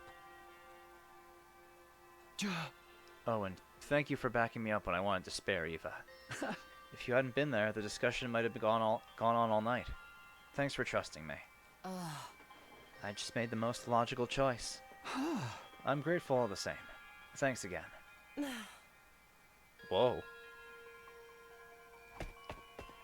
I don't think we've seen that before. Hideko turned on her heel and left, still not saying anything. I felt like her cool, collected demeanor and eased up for a moment, though. I couldn't tell for sure since it's so dark. Oh well, at least I got to thank her. Hideko was hiding something from me, that much was obvious. But for whatever reason, she wasn't able to tell me about it. I guess I'll just have to gain her trust, slowly but surely. It might be. Don't get discouraged, though. You didn't come back in time just to give up when things got tough. You're going to win this war and take everyone back to the artificial satellite, right? Yeah. Whatever it takes, that's what I'm going to do. I made a silent vow to myself, the twinkling stars up above my only witnesses.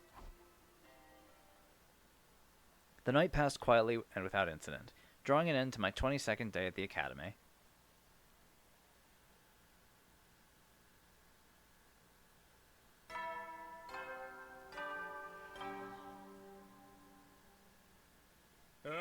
Get prepared. Be ready to give. Another day's starting. How should I spend my time today? Man, I didn't think this route would have so much free time on it.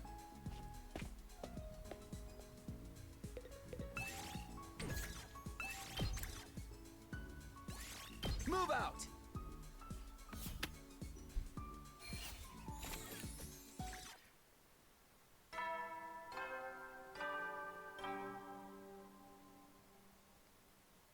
You never will then. Huh? It's another day done. Time flies when we're not fighting. If only we could make it to day 100 as peacefully as this. I knew that was just a hollow fantasy, but it gave me some comfort as I gradually drifted off to sleep.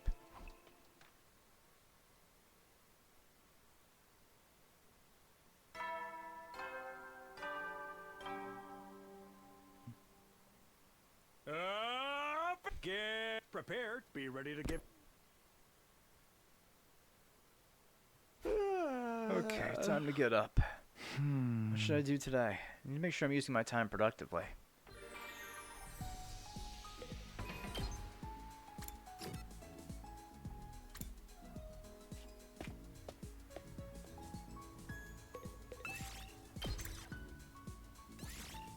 Move out!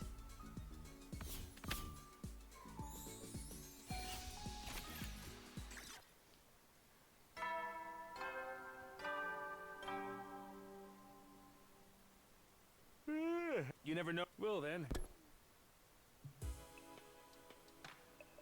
The nighttime announcement played like it always did around that time. Normally, it would be my cue to start getting ready for bed. But not tonight. Huh? I really need to eat something. I was way too hungry to just go to sleep. I've been so stressed lately and my meals have been pretty rough and ready. I guess that's finally catching up to me.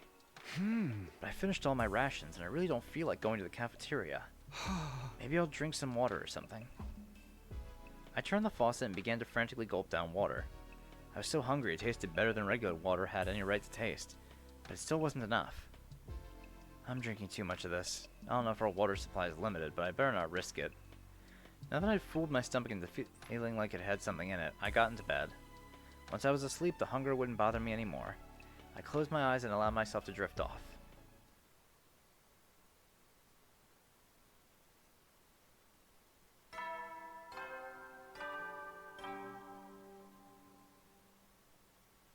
Get prepared. Be ready to give. Morning already. I rubbed my eyes and sat up, still reluctant to leave the warmth of the covers. My hunger pangs from the night before had settled down, but I felt like I should eat a big breakfast today, just in case. Better head to the cafeteria. Mumbling to myself, I made to get out of bed, but then... Who could that be? The sudden barrage of doorbell rings took me by surprise, and it didn't end there.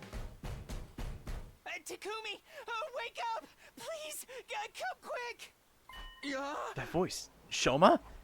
It took me a moment to recognize his voice over the knocking. He sounded flustered and panicky. Had something bad happened? I hurried over the door and opened it. Sure enough, Shoma was on the other side, his face white as a sheet. What is it? What's going on? Eva! Just come look for yourself! Hey! Taken aback by Shoma's intensity, I allowed him to lead me away.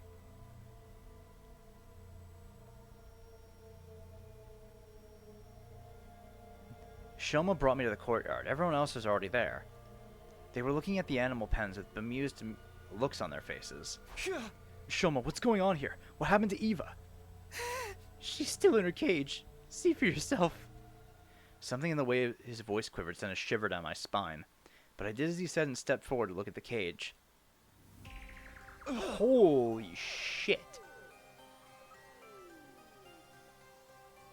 Inside was a sickeningly large pool of blood, and in the middle of it a body covered in stab wounds. Ava! For a moment my mind froze up. What was I looking at? Had someone really killed her? Good grief. With all that blood lost, there's no chance of reviving her. Although I'm not sure the Revive-matic would even have worked on an invader in the first place. Poor Eva. What a way to go. She'd have been better off if we killed her right off the bat. Taking her prisoner only led to an even crueler fate. More importantly, who did this? We gotta find the culprit. Well, who was the first to discover the body? Shoma. He said it was like this when he came to give Eva her breakfast. A likely story. Mr. Ginzaki, it was you, wasn't it? Of course not. Eva was so beautiful and pure. I'd never violate her like this. But it's always the person who discovers the body who turns out to be the killer.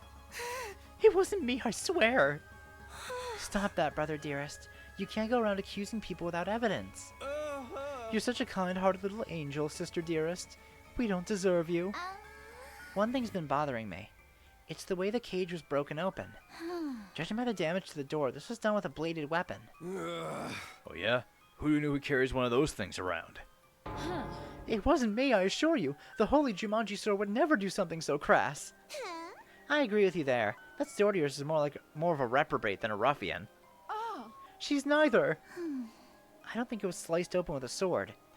Whoever did this had a lot of force behind it. Probably something motorized. Motorized weapon. My heart jumps into my throat. It couldn't be. Could it? Yugumu, can you look at the damage on Eva's body and figure out how she died? I can try, but I'm warning you, I'm no coroner.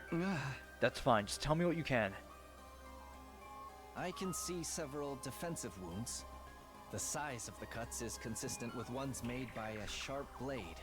So, Ava was probably attacked by someone with a bladed weapon. She fought back, but it wasn't enough to save her. The pain and blood loss would have sent her into hemorrhagic shock, and with no one to help her, she died soon after. A sharp blade with a lot of force behind it. That sounds like...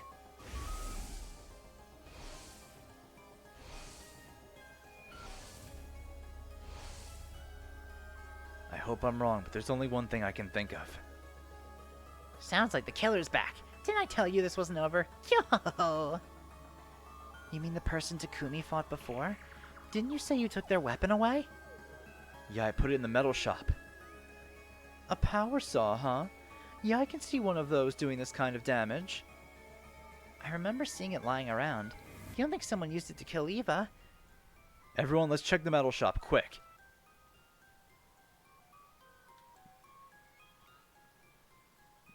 I scrambled inside and headed to the spot where I'd put the power saw. But it was gone. There was nothing there now. We searched the room from corner to corner, but no one was able to find it. No way. It can't be. That settles it. Whoever killed the prisoner must have used the power saw to do it. So the killer in the weird suit came back. Just where'd they come from anyway? hiding in the shadows like a coward. Come out and face justice, vile fiend. Uh-huh. Of course, the killer could just as easily be one of us. Don't be ridiculous. We can't start suspecting each other now. Besides, none of us had any reason to kill the prisoner. You think so? I'd say everyone gets an uncontrollable urge to murder someone now and then. That's just you, dude. Mistress Hiroko, you're the only one who survived an attack by this Power Saw maniac. Why have you been so quiet about it? Tell us all the gory deets. Might give us some clues to identify the killer. Sorry, but I don't remember much about that night. I can't tell you anything about the person who attacked me. That's a lie. She definitely knows something, but she's not telling us. No fair. Such a once-in-a-lifetime experience and you didn't even get to remember it? That's seriously depressing. It's on the same level as losing your entire save file right before the last boss. Just thinking about it makes me want to end it all. It must have been pretty traumatic. No wonder you blocked it out. Excuse me for speaking out of turn, but can't we do something about Eva before we go looking for the killer? I feel terrible just leaving her like that. Let's take her to the morgue. If we bury her, we'll also be burying any clues the body can give us. Maybe we can make her a grave marker for now. We'll give her a proper burial when all this is over. Alright, then let's split up. One group will move the body, the other will make the marker.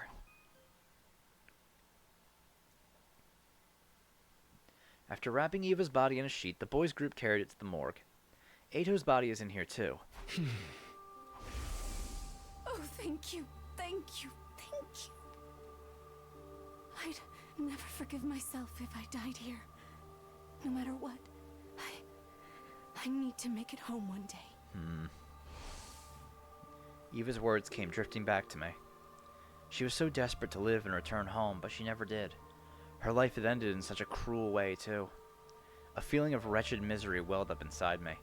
I clenched my fists and tried not to lose my cool. Once we'd safely stored Eva's body away, we went to meet up with Nozomi and the girls.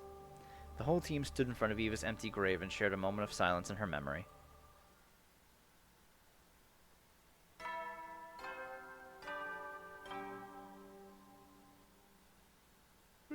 You never will then.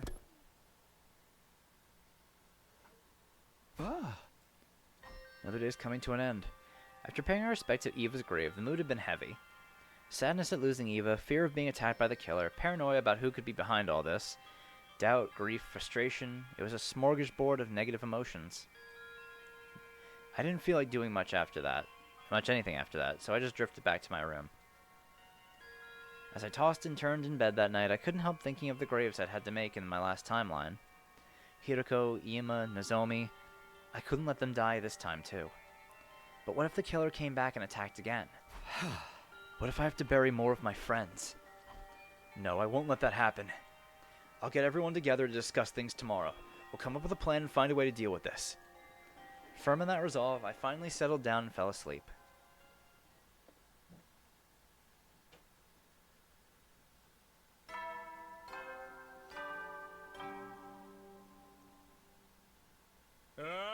Yeah, really. It's like Vashnes is such a fucking afterthought in some of these timelines. It's crazy. So hungry. The moment I was awake, I was assaulted by an intense pang of hunger. Did I even eat anything yesterday? I didn't really have much of an appetite, but still. I better go to the cafeteria for some breakfast. Then I'll talk to everyone about what we're going to do next. I won't let any more of my friends die.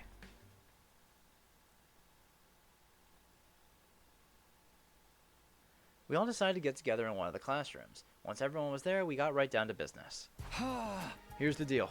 We need to do something about whoever attacked me and Hiroko and killed Eva. Hey! Up until now, we've been prioritizing our defensive battles.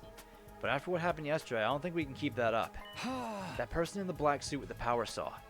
Let's just call them the killer to make things easier. We have to find them and stop them, or there could be more victims. Are you guys in? Of course. I never give up, no matter how the odds are stacked against me. It's just how pure of heart maidens roll. You all feel the same, right? Yes, I may be at the very bottom of the social and biological hierarchy, but I'll still do whatever I can.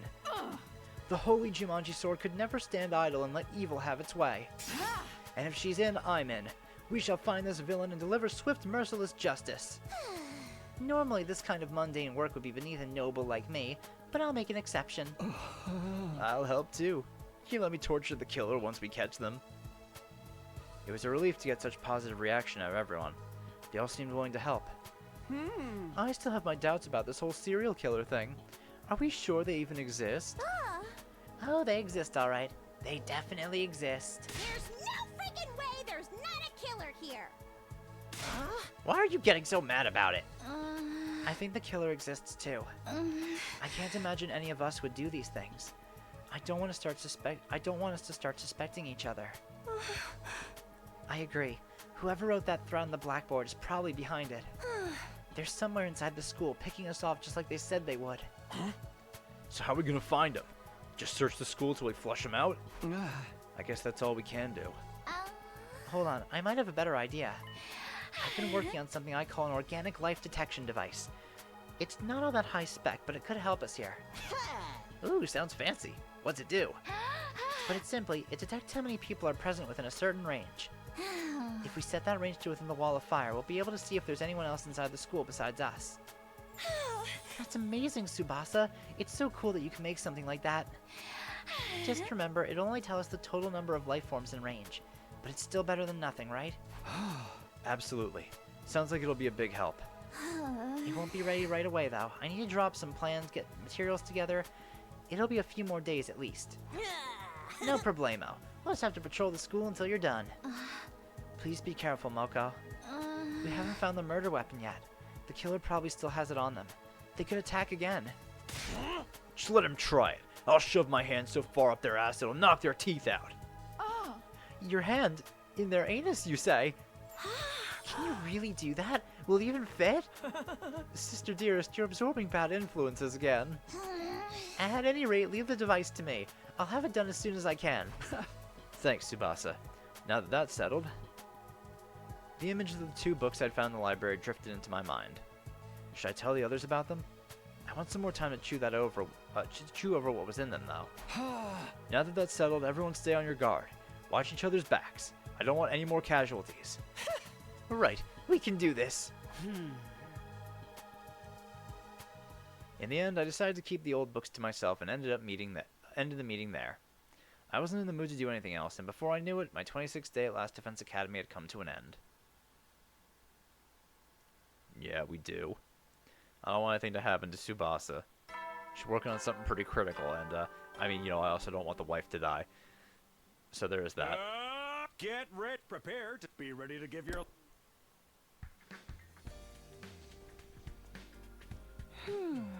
Huh? Something on the matter, Kako? Oh, good morning, Takumi. I was just trying something out. Huh? Trying what? To have a vision. My dear sister can see into people's futures, you know. Oh, yeah. I'd almost forgotten about that. Probably because her visions are so unreliable. You don't seem very surprised. I guess you knew already. In that case, I'll give you the short version. She's trying to use her gift to give us some clues about the killer. A laudable effort if I do say so myself. But it's no good. I can't have visions on demand no matter how hard I try. If only I had a better grasp on it, I could find the killer in no time at all. In that case, it's time for your dear brother to step in and have a vision of his own. Yes, I see it. I can see that. My dear sister will be just as adorable today as she always is. Oh, and as for your problem, Mr. Sumino, you probably just need more fiber in your diet. Does that really count as a prediction? That day I ate a slightly more nutritious breakfast than usual, I think. Once I'd finished, I headed back to my room to think out my next move. Clue to help us find the killer. Back in my room, I opened my desk drawer and took out the book I'd stowed inside. I didn't know how true any of it was, but this is the only other thing I'd found that mentioned a killer hiding inside the school. Maybe I'll take another look at it, just in case. I opened the musty old book and turned to the pages that dealt with the serial murders. The true identity of the unkillable killer. As I scanned through the pages, I found a section that offered several theories. A man given immortality through inhumane experiments, now seeking revenge on the world that treated him so cruelly. A researcher that was driven to suicide came back from the dead using black magic. A reanimated corpse made by stitching together parts from students who died during an epidemic. These all sound like something out of a horror story. Once again, most of them sound like they'd just been made up for fun. I couldn't prove that any of them were fake, of course, or that any of them might be real. I don't think I can believe anything here unless I see it for myself. With a sigh, I closed the book and put it back in the drawer. Guess I'll just have to do whatever I can until something new happens.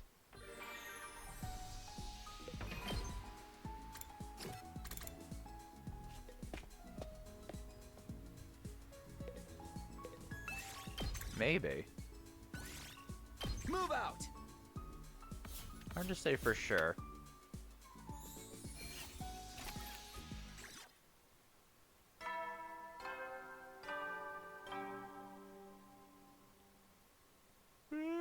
You never know. Well then.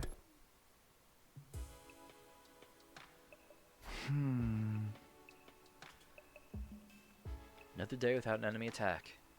Maybe I shouldn't get too comfy. We've had to fight night battles before. But it's like the announcement says, I have to rest when I can. After a warm shower to wash away some of the day's fatigue, I got into bed and soon fell asleep.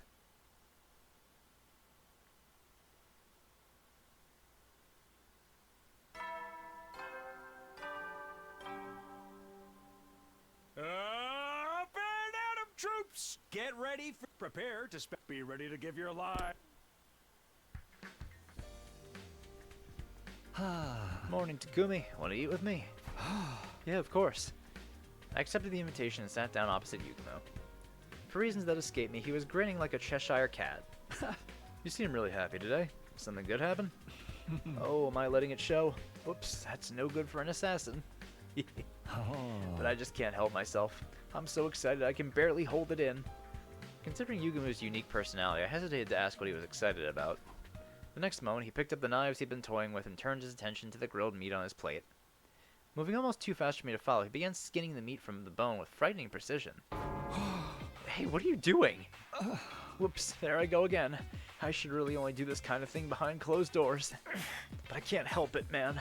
Ever since I saw her dismembered body, my passion's been at a fever pitch. Is he talking about Eva? That's the kind of loving killing I've been craving all my life. Not being able to do it myself has got me climbing the walls. Oh right, Yugumo's not just a little eccentric, he's a grade A Omega class freak. His breathing heavy now. He looked up from his whirring blades and locked eyes with me. Say, Takumi, I don't suppose you'd let me kill you? I promise I'll treat every hair on your head with the love and devotion you deserve. Getting killed with love is like nothing else you'll ever experience. The two of us could make beautiful music together. Yugumo's intense gaze was giving me goosebumps, and not in a good way. No way, not in a million years. That's fair. I wouldn't want to if you weren't into it anyway. But let me warn you. I can't keep going like this. If you can't help me out, I really might have to kill someone. His eyes still locked to mine, Yugumo stuck out his tongue and licked the blade of one of his knives. Hey! You're so cute when you're scared, Takumi. Don't worry, I was just kidding. Knock it off, please. Your sense of humor is bad for my health. Here I am trying to keep everyone alive, and he's talking about killing for kicks. It's too early in the day to deal with this stuff. My hopes of a stress-free morning thoroughly dashed. I suffered through breakfast, Yugumo's eyes on me the whole time. I came away from it feeling more tired than before I ate. My motivation had suffered a hit, so I decided to take a walk to clear my head and get my strength back. Stepping out onto the rooftop, I walked over to the fence and stared up at the clear blue sky. Nice fresh air. I feel better already. It wasn't bad taking a moment to space out into this endless sky now and then. Just as I was beginning to recover from my breakfast with Yugumo. Oh. I noticed Hiroko standing a short distance away, also looking up at the sky. This is just like the other night. Should I try to talk to her? She'll probably only blow me off again. But before I could make a decision, it was made for me. Looks like she noticed me. Huh? This is different. I expected Hiroko to turn her back on me then walk away, but instead she was actually coming over to talk to me. Takumi. Yes? What is it? My voice cracked. I was so surprised that Hiroko was suddenly acting friendly. Well, friendly for her. Why the change in attitude? Up until now she'd been so determined to avoid me. As I struggled for words, Hiroko appraised me with a piercing gaze. How are you feeling? A little flustered, to be honest. No kidding. You look like a cat that's just sniffed a pair of socks that haven't been washed in a week. That's oddly specific. I was just trying to give you an example. If you're feeling the same as always, then don't worry about it. Yeah, I'm basically fine. Why are you asking, though? Are you finally ready to talk to me? Huh? I know you've had your reasons for staying quiet. But I don't think I can wait much longer to hear the truth from you. Like I said before, I want us all to survive this. So if you know anything that might be relevant, I can tell you one thing at least. I am not your enemy here. If you believe nothing else, believe that. Hiroko looked me dead in the eyes. I could tell she was absolutely 100% sincere. Then how about you tell me what's going on? If you're really on my side, you should be able to do that much. It's hard, you avoiding me all the time. The others are starting to take notice too. Now that you mention it, Moko said something strange to me a while back. Oh? What was it? She said you were like a rabbit and could die of loneliness if I didn't treat you nice. Does that mean anything to you? Wait, I was the rabbit in that analogy? What have you been telling her, Moko? I think her take on the situation was a little off. Don't worry about it. Was that a smile? Seems like a long time since I've gotten one of those out of her. Well, I must be going. I'll see you around, Takumi. Hiroko.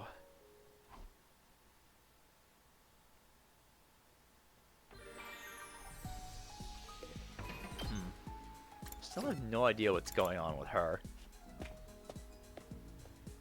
But yeah, I mean, especially after things we've learned about her on the last route, I find it hard to ever be suspicious of her.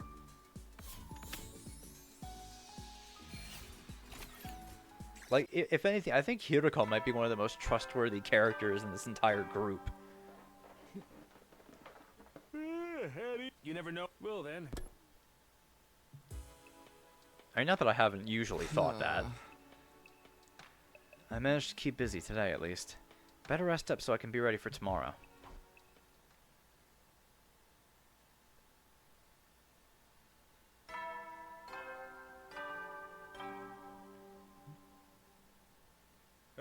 Get ready, prepare, be ready to get. Yeah. It's morning. What should I do with myself today? Oh, more free time.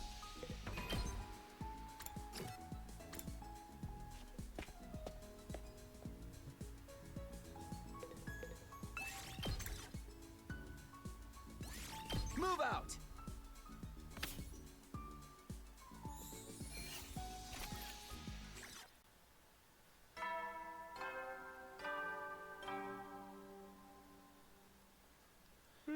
You never will then. Huh? Another day's over. They really have been flying by lately. With nothing else to do, I began to get ready for bed. But then I heard my stomach growling. Why am I getting so hungry at night lately? Am I sick or something? No, I doubt that. I used to eat snacks late at night back at home. It's probably just a holdover from that old habit. That said, I don't think it's good for me to eat this late. I decided to content myself with slurping down some water again. After that, I got into bed. Sleep swept over me like a wave, and before I knew it, my consciousness had drifted away. Yeah. I don't know why Takumi didn't mention any of that.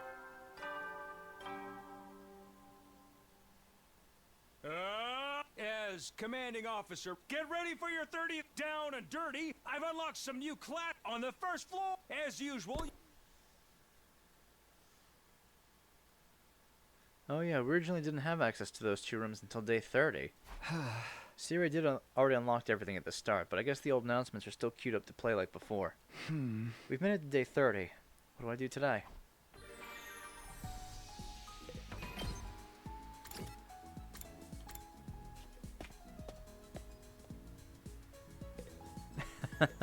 Yeah, it's like, yeah, they were entertaining the first time we saw them, but you know.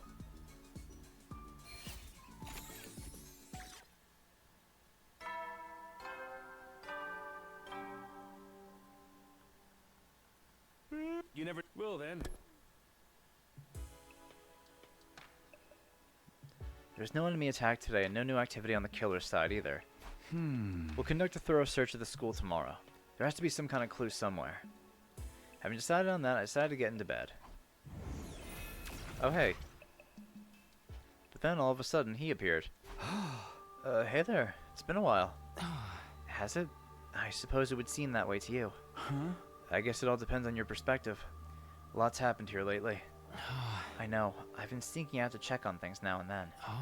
That girl you took prisoner. What? I mean, why?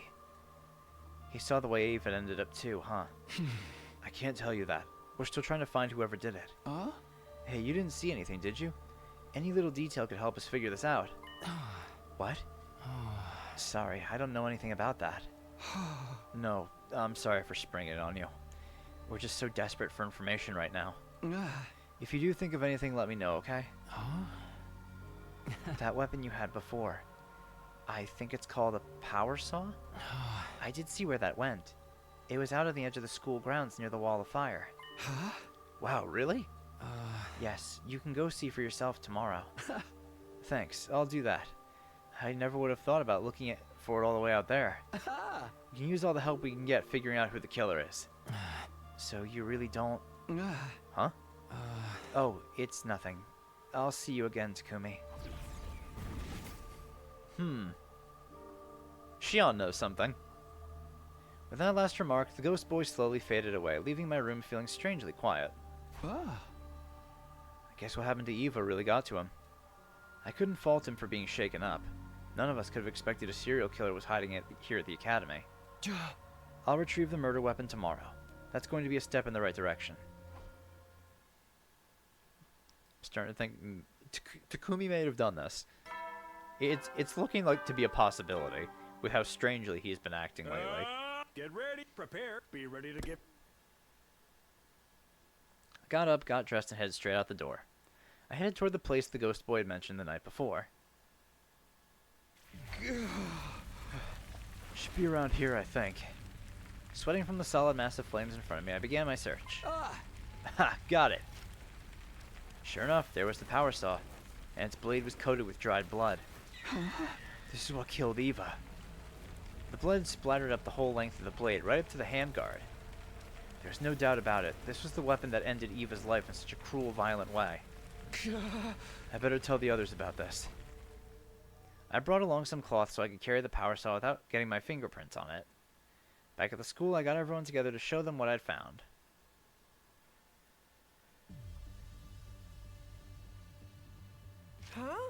Wow, this is a grisly-looking contraption. There's no way this isn't the murder weapon. I'd say these bloodstains are around a week old. That fits our timeline for when Eva was killed. Damn that killer. They got some nerve using something like this to do their dirty work. Tsubasa, you checked for fingerprints, right? Did you find any? Sorry, I tried, but it didn't turn up anything new. That's too bad. But maybe something else about it will give us a clue. There was nothing too special about the place where I found it. So no footprints? Even if there were, we know so little about the killer. We need real expert knowledge to learn anything from this. Isn't it a little odd that the killer ditched their weapon and left it lying around in the open? Perhaps they had no choice. Takumi, you found it near the wall of fire, correct? Maybe the killer threw away their weapons so they could pass through the flames and escape. No one could survive walking through those flames. Is this killer immortal or something? Unkillable killer. It happens more often than you might think. Right, Takumi? Doremi looked at me and gave me a creepy smile. The diary we found did say the killer kept coming back from the dead. That couldn't be true. Could it? Gaku, hurry up and catch the killer already. I'll see to it that you're paid for your efforts. Huh? Why me? Have you ever heard the expression, too dumb to live? I want to see just how much that applies to you. Don't forget about the Revive-O-Matic. Shouldn't be more like too dumb to live, too cursed to stay dead? A double whammy of cruel fates. I really do pity the foolish sometimes. Pity them all you want, just quit making a fool out of me! But don't they say people who call others idiots are the real idiots? That makes us all fools, does it not? Keep your mouth shut, idiot-in-chief. Your stupidity might be contagious. I hate to interrupt, but it's just me, or are we missing someone? Now that you mention it... Where's Shoma? Oh. Sorry I'm late. Oh, it was only Shoma. Shoma came running in, carrying what looked like a large garbage bag on his back. Well, well, if it isn't Trashy Claus. I'm sorry. Carrying this slowed me down more than I thought. That sure is a big bag, dude. What you got in there? Oh, right. Well, it all began when I was eating lunch in the bathroom like usual. You eat in the bathroom? Classic social outcast move. I should know. I do it all the time, too. I didn't want to spoil everyone else's mealtime by inflicting my unhygienic presence on you. So I went to the boys' room on the second floor and I found this. Shoma opened the bag to reveal its contents. This is... Inside was what looked like a jet black diving suit and helmet. I recognized it right away. There's no way I'd ever forget.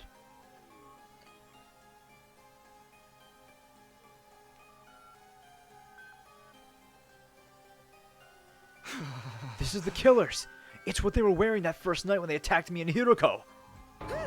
It is? I was afraid of that. I found it stuffed into a supply closet. I didn't want to make any assumptions, so I brought it here to show you. So the killer took off their suit and hid it. I hadn't considered that they might do that. And we only figured it out thanks to Shoma eating in the bathroom. Go Team Outcast! What about after the killer took off their suit? Did they slip away and hide somewhere? It's possible, but we can't say for sure yet. I bet Tsubasa's doohickey will help clear things up. I should have it ready by tomorrow. Just wait a little longer. So what are we going to do with the suit? And the power saw? The suit's no threat, but we should probably destroy the power saw, right? If the killer gets their hands on it again, it will all end up like the prisoner. Wouldn't it be better to hold on to it? It could come in handy if we need to defend ourselves. Yeah, I'm with Nozomi on this. If we get attacked and have to fight unarmed, the best I can come up with is a bear hug. That's if my womanly charms don't work, of course. I'd object to that last part, but getting a bear hug from you sounds super scary. How about we lock it away somewhere? I'm pretty sure the lockers in the metal shop all have combination locks. If we're the only ones who know the combination, no one else can get in without absolutely wrecking them. I guess that'd be okay. Oh, but before we do that, let's take a closer look at the suit. The suit seemed to be made of some specialized material none of us had ever seen before. It looked big and baggy at first, but could be adjusted to fit pretty much any person of any build. It was heavy, too. Hardly the kind of thing you want to go walking around in. Why had the killer been wearing this? In the end, we were unable to figure out what the suit was for, and didn't find anything that might lead us to the killer.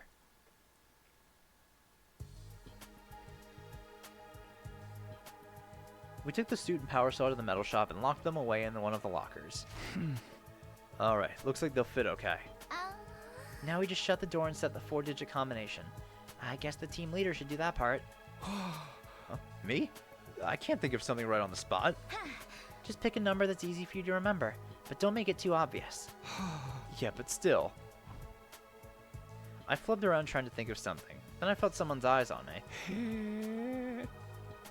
Yugumu stood on his own in a corner of the room. He was looking at me intently. Sorry, but I think I'm gonna head back to my room. I'll leave the rest to you guys. What's the matter? You got a tummy ache or something? Nothing like that. Seeing that power saw has got me kinda hot under the collar, that's all. Seriously, he's still getting those urges even at a time like this? Okay, well, rest up and feel better soon. See you later. I practically pushed Yugumu out of the classroom into the hallway. The last thing I needed was him getting in the mood, especially in a crowded space like this. Anyway, I just got an idea for the combination. How about... Wait, don't tell us. I think it'd be better if you're the only one who knows it. Takumi. Huh? Why? It kind of defeats the point of just anyone can open this thing. I'm not saying the killer could be one of us or anything, but it's best to keep risks to a minimum, you know? It does make sense from a logical standpoint. It'll mean less chances for stuff to fall back into the killer's hands. We'll just need to make sure Mr. Sumino stays alive if there's an emergency. Sure, I'll do my best not to die. Not that I make a habit of it anyway. I closed the locker door and entered the combination to set the lock. The code I decided on was 6914. 69 for the number of days left until day 100. 14 for the number of people left in our group. 69 days from now, all 14 of us would still be alive. This code was like a wish, a promise to make that happen. Alright, that's done. You better have that combination memorized. It's all over for us if you forget it. It'll be fine, trust me. Yeah, this isn't Kyoshka we're talking about. 4 digits is probably too much for her to learn in the first place, let alone remember. Huh. Give me some credit, Lady Kurata. If I write the number on the locker, it won't be a problem if I forget. Every day you set a new record for stupidity. Okay, that's all for today. Checking one more time to make sure the locker was secure, we all filed out of the metal shop classroom. I vowed to only open that locker in case of an absolute emergency. In a perfect world, I'd never have to open it again, and we'd leave it behind on day 100. 69 days to go. We have to get through this.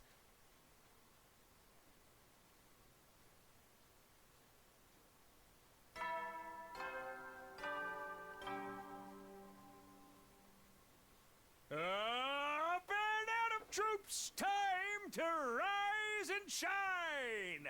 Get ready for it, prepare, be ready to get... It's morning already. Tsumasa said her device would be ready today. Huh? We agreed to meet up in the metal shop this afternoon. Wonder how this is all going to turn out.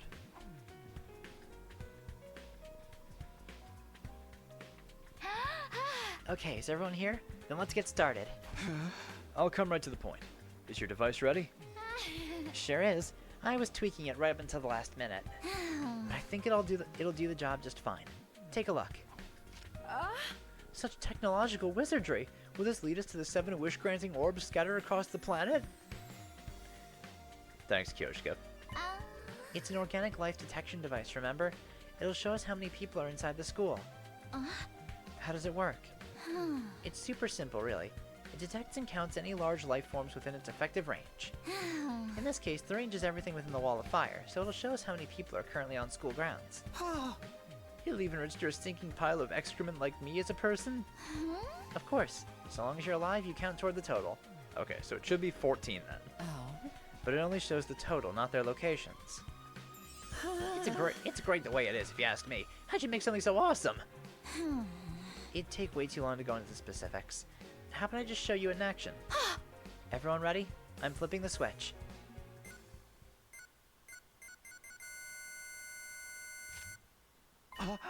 Huh? 15? But there's only 14 of us. That means... There's one extra? Yeah, I already tried it before and it keeps coming up 15. Okay, I'm starting to get creeped out. You sure it's not broken? I can give it a quick karate chop if you want. That might fix it. Coming from you, Miss Mojiro, it'd be more likely to smash it into pieces. I actually got Takemaru to help me test it out already. I sent him outside the wall on a school bus and checked the reading again. When we did that, the total changed. Went down to 14. In other words, this reading is accurate. Then there really is someone hiding out somewhere in the school. Could the one extra be the boy made of undying flames? No, he's so different from a regular person you probably wouldn't count. This clinches it. This cinches it. The legendary serial killer is among us. Fact. Which means the killing game has finally started. Legendary? I'll believe it when I see it. Human or invader, anyone who messes with me is going down. In the name of the great and powerful Osuzukis, I'll slaughter this miscreant. Good grief, you're starting to sound like a murder freak yourself. But I guess it's all in self-defense. Can't have you guys getting killed by someone who doesn't appreciate you. Let's go catch us a killer, peasants. A king's ransom to anyone who makes a positive contribution. You're gonna give us money? Alright, let's do this. But anyone who fails to produce results must recite a poem of my own composition 100 times. What a tedious sounding punishment. It's too dangerous for any of us to search alone. We should split into groups. And if you find yourself in a risky situation, get out of there. We'll stop once the sun goes down too. Got it. I'll keep checking the readings in case there's any change. We arranged to search the school in groups of 3 to 4 people. Unfortunately, none of us were able to uncover any new clues, and when it started to get dark, we called it a day. The curtain fell on our 32nd day at the academy, with the life sign total still at an ominous 15.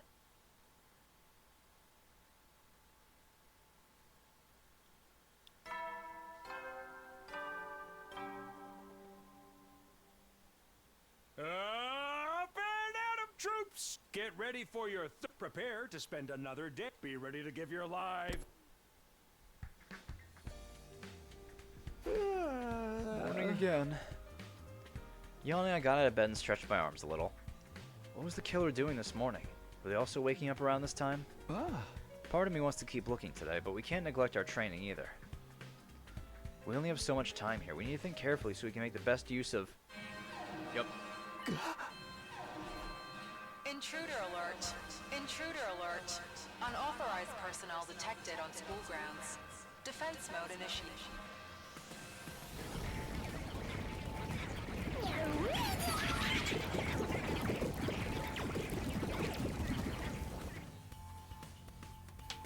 Damn, it's like the enemy could read my mind. I need to focus solely on the fight now. To the war room.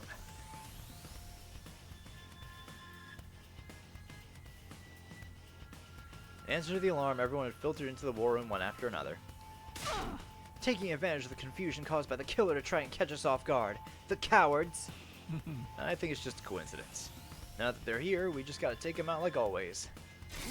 Indeed, the search for the killer yesterday was a mere appetizer. Now it's time for the main course. Invaders a la mode. Takumi, I assume you're fine with all of us fighting this time as well. Yeah, it's better that way. Let's do this, guys. Initiate defensive battle. Yeah. That means the killer definitely isn't someone in the school. Or, you know, one of this group. I'm just surprised it actually showed up there is another person in the school. Who the fuck could it be?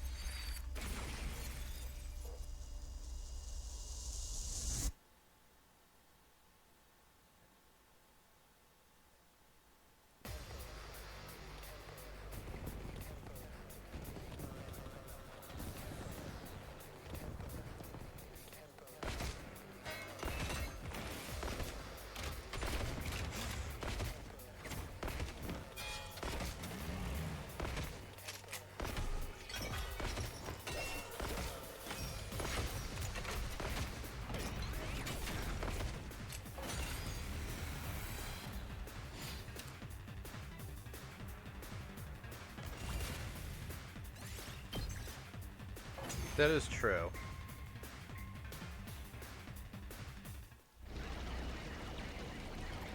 Oh, Adamakyu.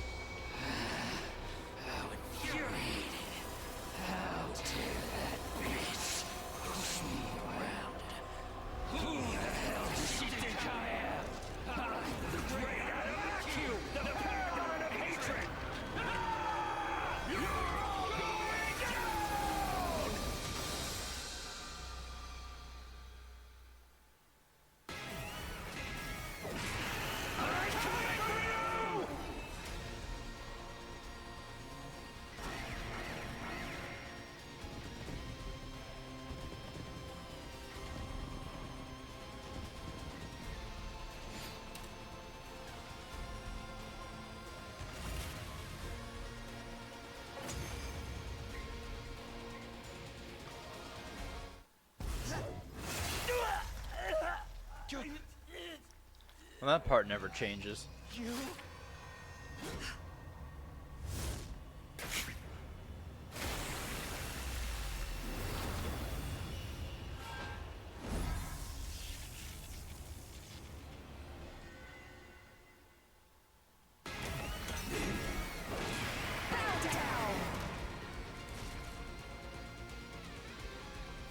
An offering to my magnificence. I commend you. With this, I am one step closer to becoming a god. God!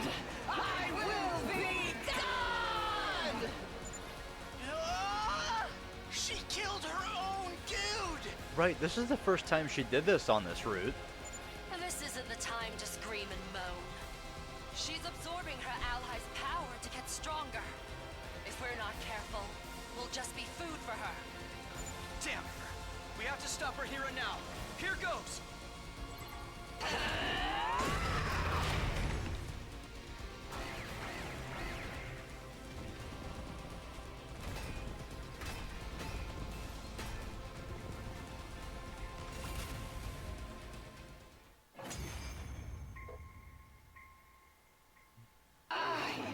the paragon of hope! Meshness!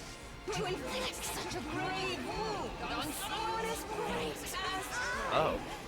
I seem to have underestimated you. So we're actually doing damage to her. I won't let my guard down. Slowly but surely, I will gain power. And when I have it, I will become God! With a fearless smile on her face, Veshnes took her leave.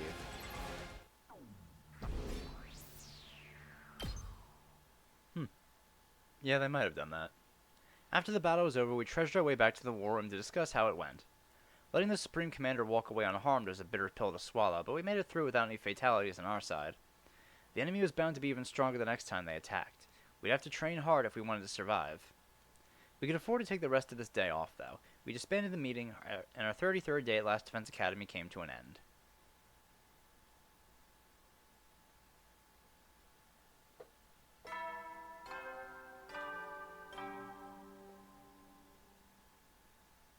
Get ready, prepare, be ready to give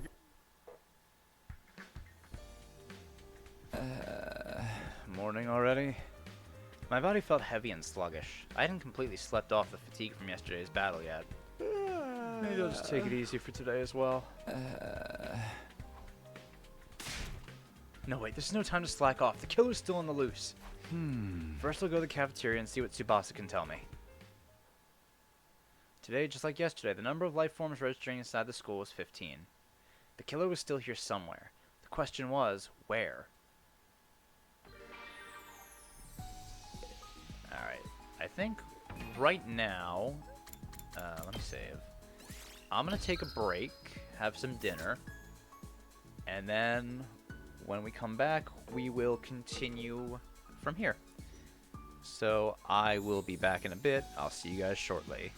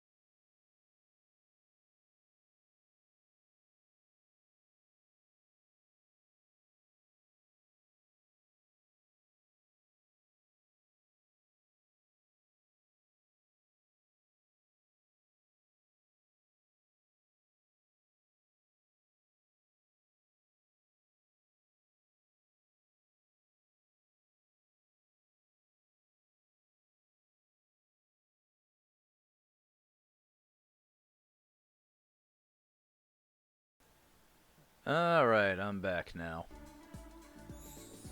Took a little longer than I thought it would.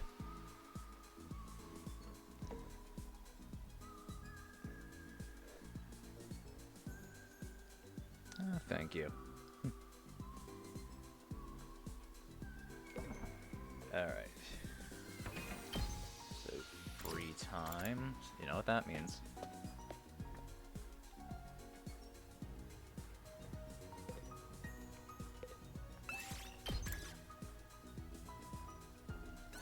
Move out!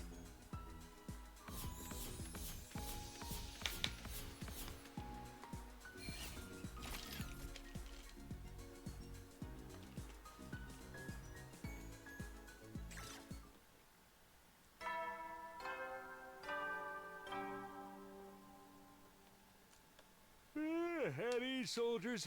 It's time to hit the hay. You never know. Well then. We didn't find them today either. I dove into bed and embraced the warmth of the covers after a long, hard day. We carried out another exhaustive search, but hadn't found any trace of the killer. I shouldn't get discouraged. If we keep looking, we'll find them eventually. Tomorrow for sure. But it wasn't as simple as that. Days passed, and we still made no progress in our search. Every time we looked at Tsubasa's device and saw that 15 flashing back at us, it felt like the killer was mocking us from the shadows.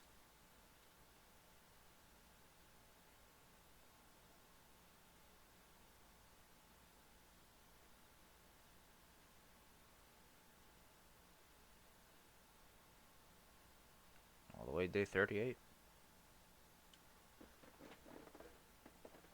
After several days of fruitless searching, a new development occurred on the evening of day 38. Knock it off! Let me go! What's going on here? I just wanted to make sure she was who she said she was. Let me go! Gaku raged and struggled, but Yugumu held him in an iron grip, not saying a word. And to the side of them... Both of you, stop it! Kurata, her face uncovered, was sobbing uncontrollably.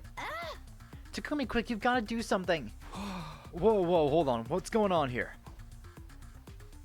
It all started around 10 minutes ago. Tired and disappointed after searching all day without any results, I'd gone back to my room. Then, Tsubasa had burst in and dragged me to the rec room, not really telling me anything until we got there. Hold on.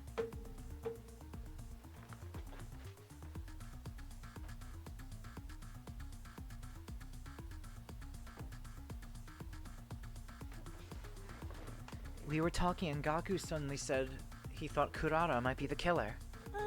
They got into a fight and Yugumu stepped in to stop them, but then... Mr. Omikage got all intense and now he's... well, like that.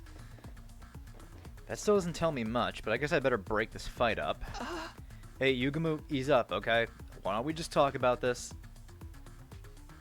Yugumu? I don't feel bad for you. Yugumu! He's totally in the zone, huh? Nothing any of us says seems to get through to him. Gaku, meanwhile, was wilting under the murderous aura being directed at him. I couldn't let this continue. If I had to get a little rough, so be it. But before I could make my move... Oh! Hey, Yugumu. I mean... I know. Believe me, I know. But maybe let's calm down a little bit. Yugumu reached into his robe, brought out a knife, and began pressing it to the flesh of Gaku's throat. Stop it, Yukamu! Are you crazy? You're scaring me! A cold light shone in Yugumu's eyes. Those were the eyes of a killer. He wasn't playing around. If I didn't do something, he really was going to kill Gaku. I said stop!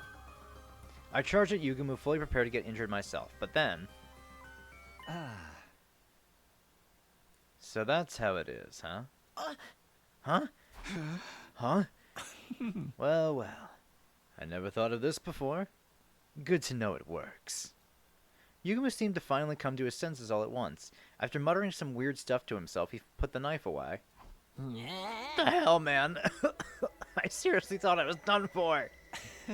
Sorry, got a little overexcited. You know how it is. What did you think you were doing, Yugamu? Oh, Takumi. When did you get here? You saw me at kind of an embarrassing moment, huh? But thanks to Gaku here, I'm feeling a whole lot better. Thanks for playing along, man. What? You should apologize to Kurata, though. Just saying. With that, Yugamu casually strolled out of the room, a satisfied smile on his face. What did he just figure out? What in the world is that all about?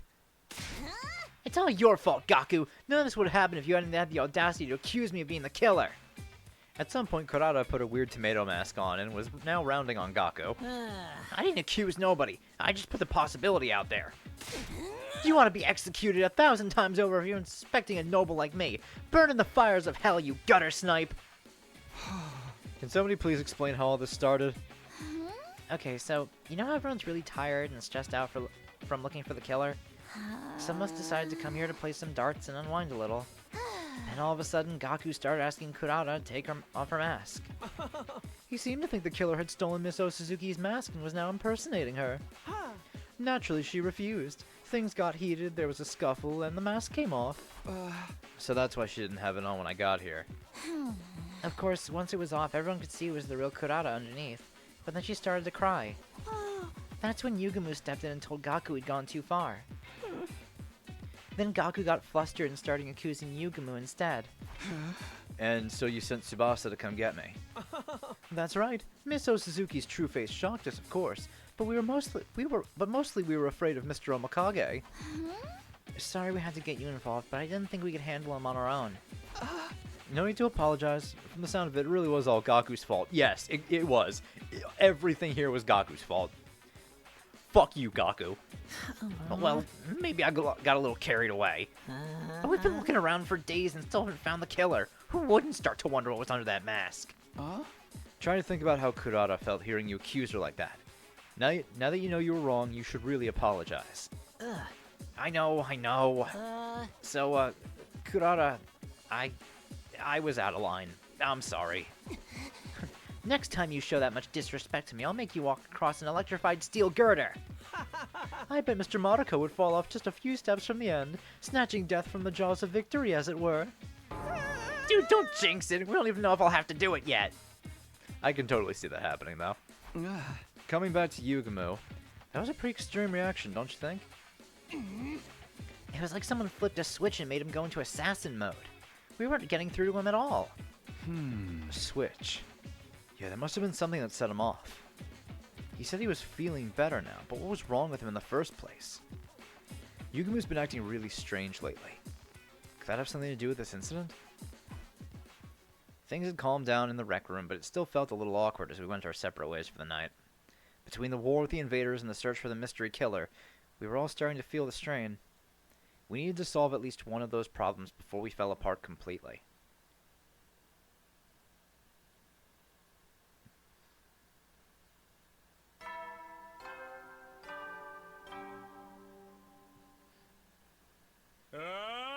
Get ready for prepare. Be ready to give your. Today we've got to get serious about finding the killer. After what happened last night, I was feeling antsy. I needed to find some new information and dispel some of the tension. I got washed, dressed, and stepped out the door. Once again, we searched all day but failed to find anything new. I was starting to think we were going about this all wrong. As I continued to fret over our lack of progress, the day wore on into night. We're at a total impasse. I was so tired I was having trouble thinking straight. At this rate, what little remained of the day would just pass me by. Walking around in a daze, I spotted Hiroko coming toward me from the other direction. Hiroko. Oh. You look terrible. Did Moko hit you with a pile driver or something? I don't think I could survive that. I'm just trying to figure some stuff out. Oh? Oh? What stuff? Maybe I'll ask Hiroko for some advice. She's not avoiding me as much these days, and she might be able to come up with a better plan than me. Can I ask your opinion on something? You don't have to if you don't want to, but I think your input would really be useful. I don't mind. What is it you want to ask? Huh? The last few days, we've been searching high and low for the killer, and still haven't found any new clues. I was thinking we should approach the problem some other way, but I have no idea what that other way might be. What about going outside the wall? But Subasta's device only measures life signs inside it. You said you wanted clues.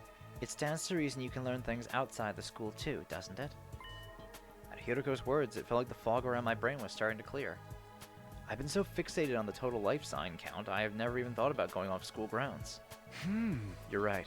That was a real blind spot. Thanks, Hiroko. I knew asking for your help was a good idea. I'll go with you if you want. It's safer to travel in a group anyway. That's a good point. I'll get some more people on board too. We'll meet up and set out tomorrow morning. After arranging things with Hiroko, I found the others and figured out who else would be coming. This time, things would be different. This time, we'd get somewhere. With a new hope welling up within me, I waited for the next day to arrive.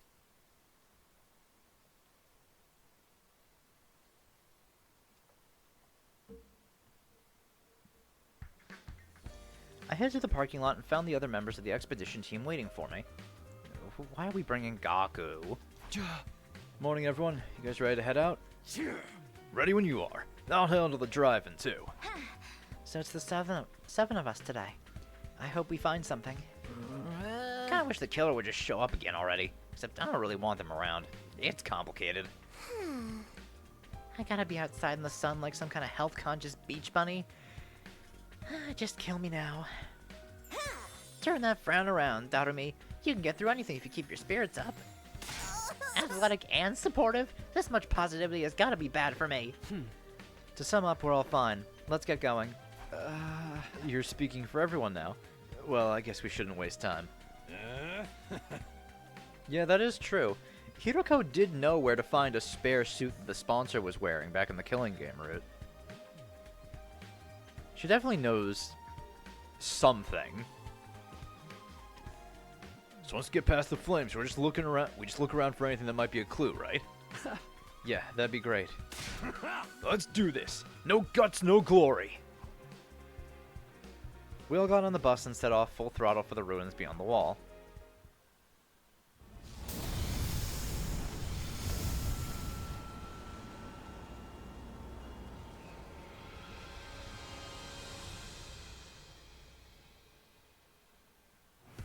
We drove through the undying flames and on through the ruins. For a while, we didn't see anything that stood out. Finally, after a couple of hours, I noticed that something was different. That's weird. Isn't this? What's the matter? Have you been here before, Takumi? Yeah. Back in my future. Except the way I remember it, there's an enemy base up ahead. Say what? Dude, why'd you gotta break out of nowhere like that? Didn't you hear what Takumi said about the base? Do you want to charge right into enemy territory? I'm sorry, I should have noticed it sooner. It just feels a little different from the last time. It does seem strangely quiet here. I don't see any signs of invaders nearby either. Was this base big? Were there a lot of troops there? Yeah, it was. In my last timeline, we went there by this road and stormed the place. You took the fight to them even when we can't be revived out here? That's bold, man. But there's no invaders here now. What could have happened to them? Maybe they're all too depressed to come out and fight. Even invaders can get mental health problems, I bet. Anyway, we ought to turn back for now. Don't want to end up in a battle we ain't prepared for. Keep going, Takemaru. Full speed ahead. Yeah, man, let's rock it. Hey, were you even listening to me? You get us all killed out here. You're so freaking dead. We came out here today to gather information. Anything that looks out of the ordinary could be a potential lead. Right. And even if it turns out to be unrelated to the killer, we should still be aware of what the invaders are doing. You guys are crazy. We can't just drive into a base that's crawling with enemies. I'm fine with going. Maybe me and the invaders can swap stories about our mental breakdowns. I'm in too. If there's any chance of finding out something new, we have to take it. Of course, it's not like this is a full-scale attack. We'll pull out if things start to look bad. Fine. Might as well face it, Gaku. We're in the minority here. Okay. But if things do go wrong, I'd better get some kind of payout for it. Alright then, let's keep going. Slow and steady now. Bringing the speed all the way down, we inched the bus along the road to the enemy base. After a while, we stopped and began scouting ahead on foot. But what we found was so different from what I remembered, I found myself wondering if we hadn't taken a wrong turn somewhere. Whoa! That's a lot of dead invaders. Damn, dude. Oh, that's really gross. Where the base should have been was a mountain of dead school invaders. There were so many of them they spilled off the pile onto the ground, making it hard for us to move forward without wading through them. They're all dead. Ain't nobody here left alive. It doesn't look like sickness did it. All the bodies are beat up. They've all been cast aside so carelessly. There's no art in this. Whoever did this knows nothing about setting up a proper murder scene. Do you think they turned on each other? Or was there a third party involved?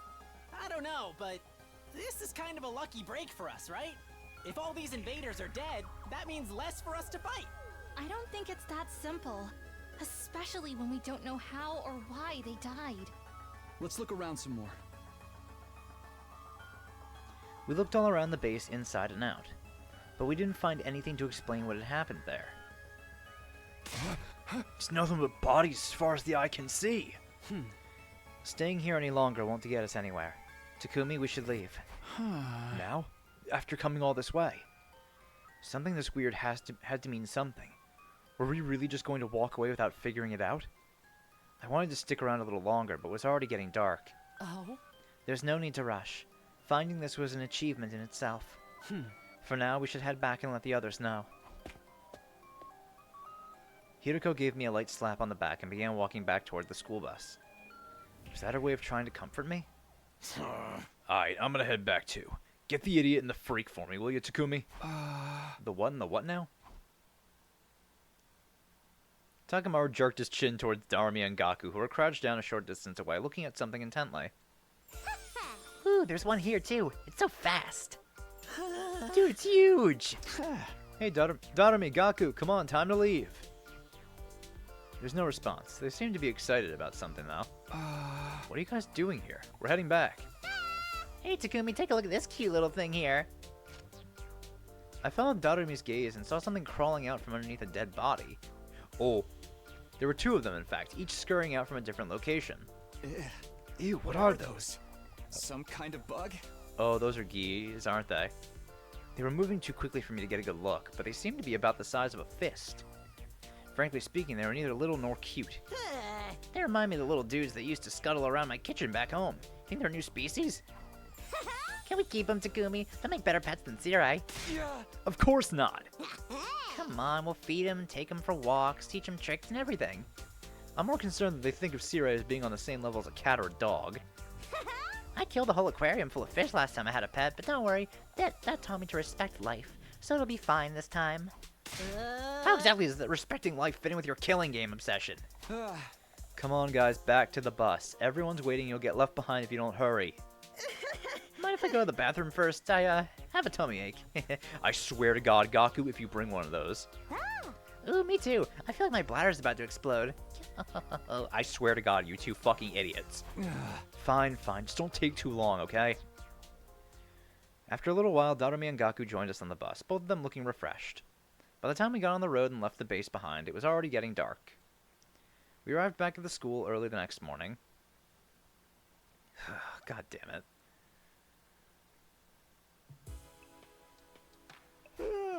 What time is it? Rubbing my eyes and looking at the clock, I saw that it was really late. I slept clean through the day and into the next evening. Whoa, I really overdid it. I remembered us getting back this morning, but not much after that. I just had a vague impression that I got really hungry, then practically passed out from exhaustion. My head hurts too. A headache from oversleeping. That happened to me before. I better take something for it. It'll be more like dinner than breakfast at this point, but I'll go to the cafeteria anyway. Dissolving some medicine in water, I gulped it down and stepped out of my room.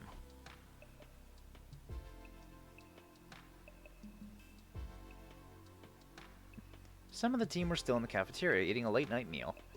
It's mostly the ones who stayed here while we were gone. I guess the others are still sleeping off the trip. Yeah, that's true. I grabbed some food for myself, and as I turned to find a place to sit, somebody called out to me. Hey, Takumi, you want to eat with me? Oh no, not this again. Now there's a face that just screams, oh no, not this again. And maybe now you're thinking, how did he know? How did he know? Don't be so jumpy. Ima's here to keep an eye on me today. I promise I'll hold back. Good evening, Mr. Samino. You can sit next to me if you want. Thanks, I'll do that. I don't see you two together very often. My dear sister is participating in a girls' night, and she forbade me from being present. Huh? I thought I might get away with it. I mean, slap some makeup on me, make some strategic tucks, and I could easily pass as a girl, don't you think? The worst thing is he's absolutely right. Huh? So instead, Mr. Omikage has been telling me all about his passion for killing. Can't you leave off that stuff for a while? I'm trying to eat here. I told you before, right? How I'm having trouble with my urges right now. Yugumo ignored me and continued with this macabre topic of conversation. After what happened with Gaku, I finally figured out a way to suppress them better. Oh yeah? What's that? I don't actually have to kill anyone. I just have to see the look of despair when they stare death in the face. It's not exactly a long-term solution, though. More like a coping mechanism. I'm not sure how to react to that. I have no idea what it feels like. Think of it like when you watch sexy videos online to sate your own desires. Doesn't make them completely go away, but after a decent session, they fade back into the background for a while, you know? Hey, don't just assume that's what I do. Does that mean you prefer in-person encounters, Mr. Samino? How very analog of you. I guess I'm the same in a way. Although in my case, it was always the ladies coming to me. Ima's questionable work history is something I really don't want to get into right now. My only problem is that no one seems to want to show me their seconds before death face. I'm not doing it. That's cold, man. At least let me ask first. Yeah! I know how you feel, Mr. Omikage. It's no fun letting frustration build up until it feels like it's ready to burst. I may not be a killer or sexual deviant, but I understand impulse control at least. I guess you could describe Ima as impulsive, like the time he stabbed Takemaru the last time around. Come now, Mr. Samino, don't act like you don't know what Mr. Omikage is talking about.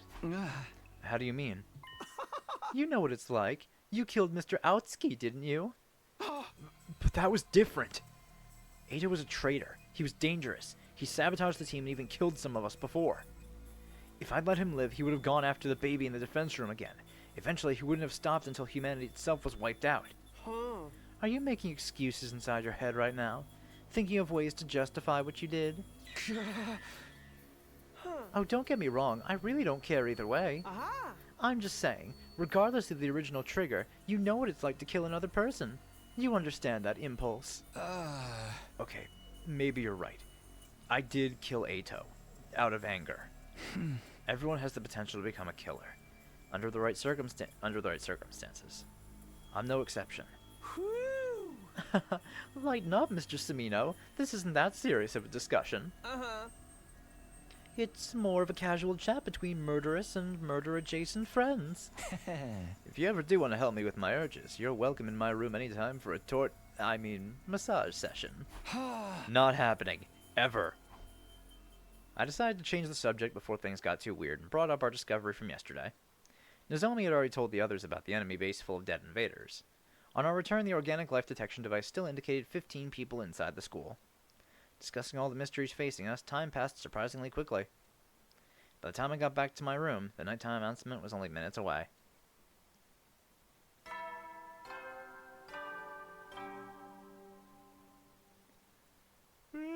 You never know. Well then.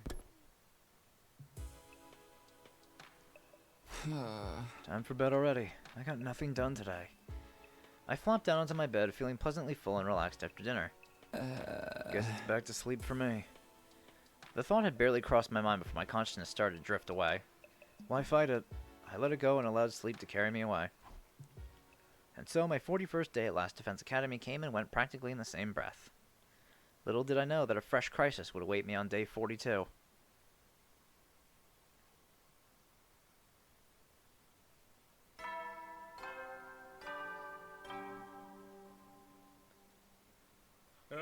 Get prepared. Be ready to get. Morning. Still half asleep, I let out a long yawn as I tried to orient myself. After sleeping so much lately, I feel like I'd have a lot of energy today. Huh? Who could that be at this early? I didn't like the sound of that flurry of doorbell rings. I hurried over the door and opened it. Takumi, come quick! The life sign reading changed! Seriously? Yeah, but it doesn't make sense. Here, look. 13. There's 2 less than yesterday? I'm afraid something bad might have happened to someone. Okay, let's get everyone together. Tsubasa and I split up, telling the rest of the team to go to the cafeteria for an emergency meeting. When we got there, the only ones missing were Gaku and Darumi.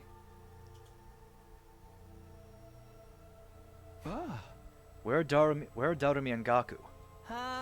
There's 12 of us here now. If the killer's still out there, the missing 2 life signs must be theirs. Well, they had a good run. Honestly, I thought Mr. Mariko would have been killed sooner. You saying the killers struck again? But where are the bodies? We don't know that Gaku and Darumi are dead. They may have just gone outside the wall. Those 2? I guess it's not totally out of the question. Has anyone checked if the school bus is still in the parking lot? I'll go look now. The rest of you check around here for anything out of the ordinary. Wait up, I'll come with you. It's not. The bus is gone. Those 2 must have taken it. That probably means they're okay. But where could they have gone? How long has the total on your device been 13? Since the morning announcement, when I checked it before bed last night, it still said 15. So they snuck out during the night. Let's go back to the cafeteria for now.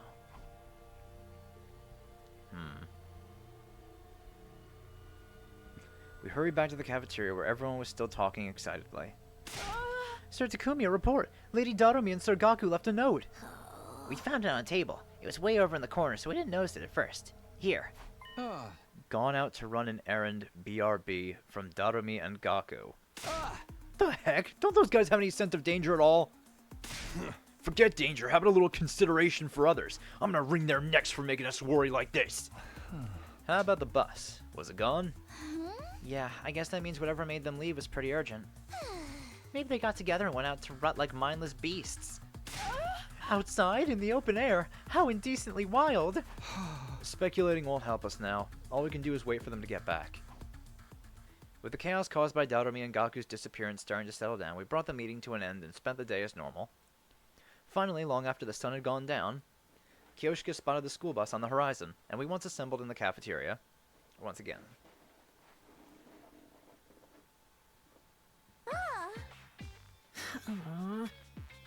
Our returning friends avoided looking any of us in the eye. They must have sensed how much trouble they were in.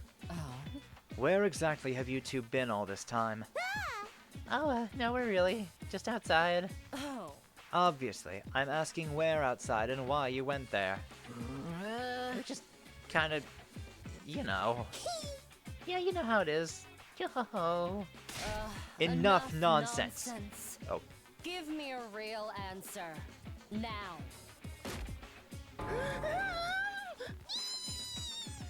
You're beautiful when you're angry, Mistress Hiroko. What are we watching here? They look like a couple of kids getting scolded by their mom for staying out too late. I feel kind of bad for them. Hiroko's so threatening, but I guess that just shows how worried she was. Does it? This looks more like an outright interrogation to me. We had something we wanted to do at that base we found. What? You 2 went back there all on your own? Huh? We figured it'd be safe since all the invaders were already dead, and when we got there it was just the same as before. Why did you leave without saying anything? Be honest. We won't be mad. I left something behind the other day when Gaku and I went for our group peeing session. That's right, we accidentally left our infusers behind. I knew we'd get chewed out for it, so we decided to go back and get them ourselves. Both of you lost them at the same time? How could you be so dense? Do you have a death wish, or are you really that stupid? Why don't you die now and save us all a lot of trouble? See, I knew you'd get mad at us. When you think about it, it's really Takumi's fault. If he hadn't hurried us, we'd have been a lot more careful. You're really going to blame me for this? You're so irresponsible, it's almost impressive. Please tell me you at least found your infusers. You bet. Got them right here, no problem at all. Is that really all you went there for? Yeah, of course. Why would we lie about something like that? Come on, Hiroko, they're back safe. Why don't we just let it slide? But the next time you turn off like that, you'll be getting the electro chamber elimination treatment. I have no idea what that is, but I want to find out. We're sorry, we won't do it again. So long as you understand, don't go worrying us like that. I hope so too, but I wouldn't put it past these idiots. I'll be good. I thought getting scolded by Mistress Hiriko was kind of fun in its own way.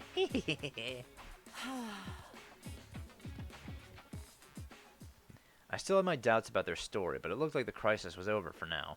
With a collective sigh of relief, we all headed back to our rooms.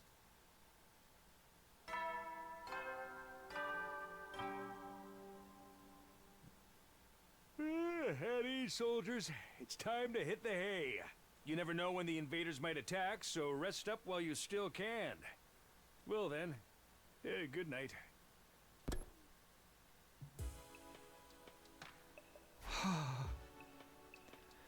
With all the confusion, today was weirdly tiring. My body and mind felt worn out. Fatigue after a battle was bad enough, but this was something different. I guess there are bound to be days like this sometimes. I just have to work hard to do better tomorrow.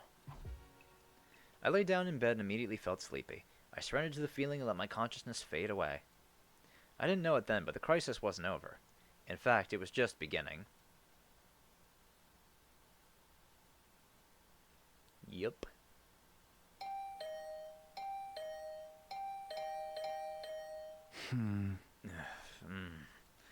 Who's there? This early, too. Responding to the bell, I crawled out of bed and lumbered toward the door. It wasn't even light out yet. Rubbing the sleep from my eyes, I opened the door to find... Nozomi. Moko. Sorry to disturb you, but this couldn't wait. Nozomi said she heard sounds coming from somewhere downstairs. We wanted to go check out what they were. Huh? Weird noises. It's probably just my imagination, but with everything else that's going on, I didn't want to take any chances. It's kind of scary going with just two girls, even if one of them is the apocalyptic maiden of destruction. We sure could use a nice strong man to accompany us, you know? Okay, let's go see what those noises were. I'm curious too. We should probably go in our class armor just in case. Of course. Thank you, Takumi. I'll blow you a thank you kiss too. Now go grab your gear and get in the ring. We transformed and set out into the night. A light rain was falling outside, giving the school a damp, dingy feel. Or dingy feel. We've been looking for a while now, but I don't see anything strange. Me neither. Maybe I was just hearing things. Don't let your guard down yet, Nozomi. What if some prowler emerges from the shadows and suplexes you from behind? Okay, I'll be careful. Let's take one more look around before we call it a night. Sounds good. We can't get careless now. It looked like our little investigation was going to end without turning up anything noteworthy. But just as I was beginning to relax...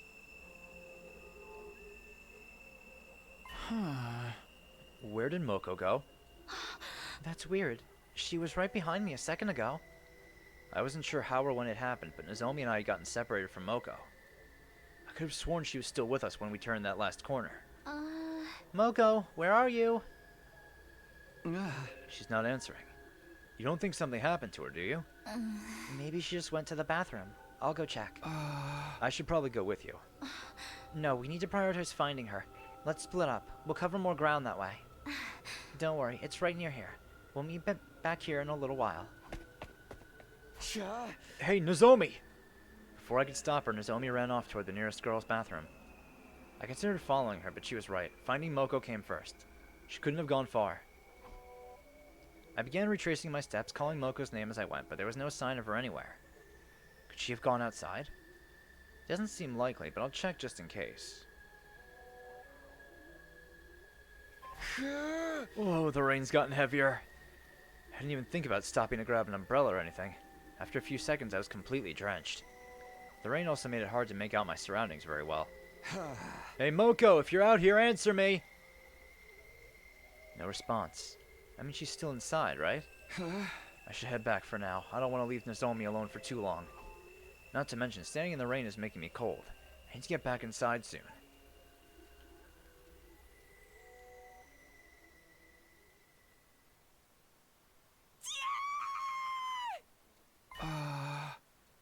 A scream? Was that Nozomi? The sudden cry rang through the night. It had definitely come from inside the school. Whatever that was, it can't be good. I have to hurry. I ran back into the school and headed in the direction of the scream had come from. Oh, opposite direction.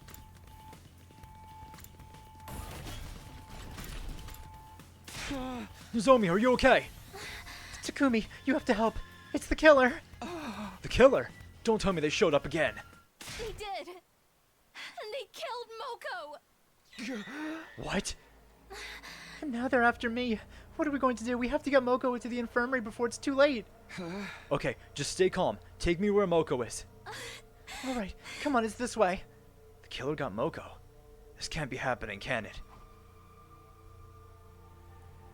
Nozomi led me to one of the classrooms on the first floor.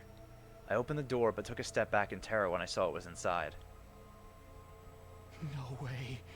It can't be. Moko lay motionless on the floor, surrounded by an ocean of blood. Her body was torn to shreds, just like Eva's had been. No longer breathing, no longer moving, her body was just a giant slab of meat. Come on, Takumi. We have to get Moko to the Revive-O-Matic. Right. Here, we'll carry her together. We crouched down beside Moko. Her body was still warm, and soon our hands were covered in her blood. So much blood. Will the Revive-O-Matic even work on her anymore? We still have to try. Hold on, Moko. We're taking you to the infirmary. Let's hoist her up. 1, 2, 3. But just as we were about to get moving... Footsteps? Somebody's coming this way. Nozomi noticed them too. She glanced down the hallway, a look of abject horror on her face. Takumi. I'll go see who it is. You stay here. But...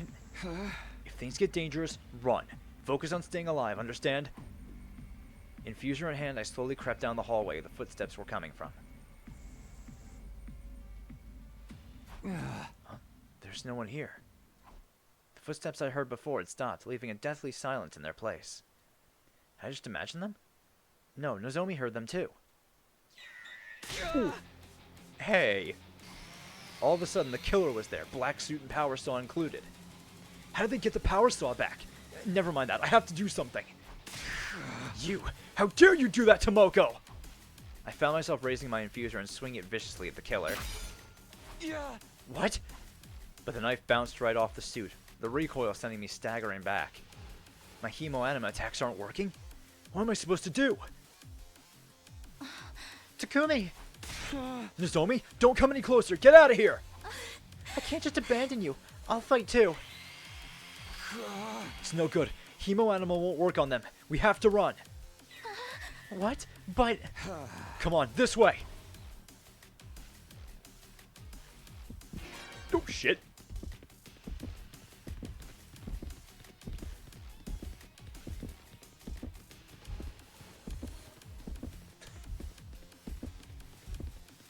Ooh. That was close.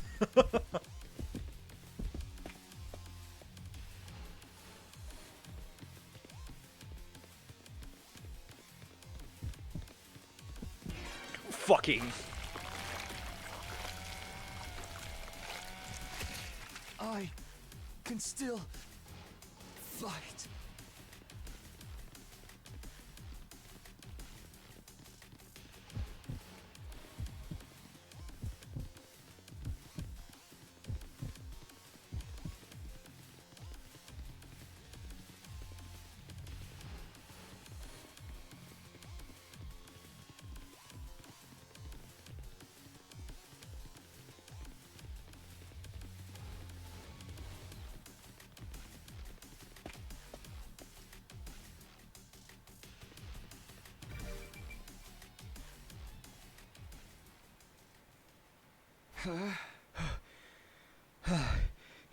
It's no good.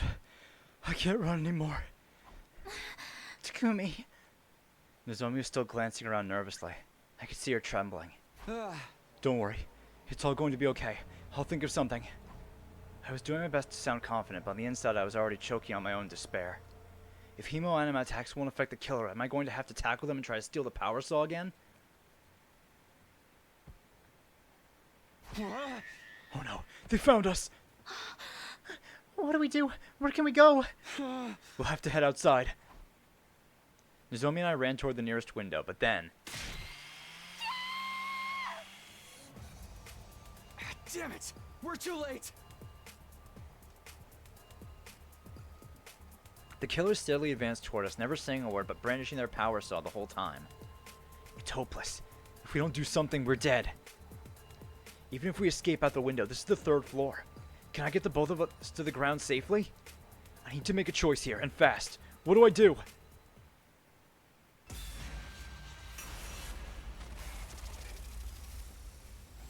Alright, so we're gonna have to do both of these.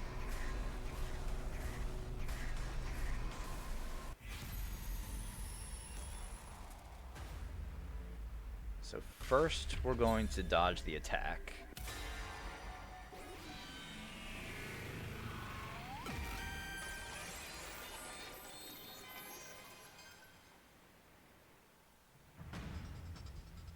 We have to dodge this attack first. Nozomi, stand back! Takumi! I steeled myself and braced to face the killer. Going up against a power saw barehanded meant the odds were against me, but I still had to try. I punched the killer in the face with a tightly clenched fist. The killer recoiled for a moment, but quickly recovered and swung the power saw at me. Watch out, Takumi! I evaded the attack at the very last minute. The power saw struck the wall, and the momentum making a deep cut in it. Yeah! Stay down! I immediately struck back, but with the power saw in the way, my punches couldn't land properly. Damn it! After some tussling against the killer, I found myself backed against the window. I refused to go without a fight and decided to try a final suicide attack. I faced the killer, fully prepared to die with my next move. However... the killer took advantage of that brief moment of hesitation to kick me violently in the stomach. I was forced to my knees by the intense pain holding my stomach. Takumi! Stay back, Nozomi! I tried to get to my feet and stop Nozomi from coming closer. But the killer was faster, swinging the power saw in my direction before I could do anything. No! Is this the end?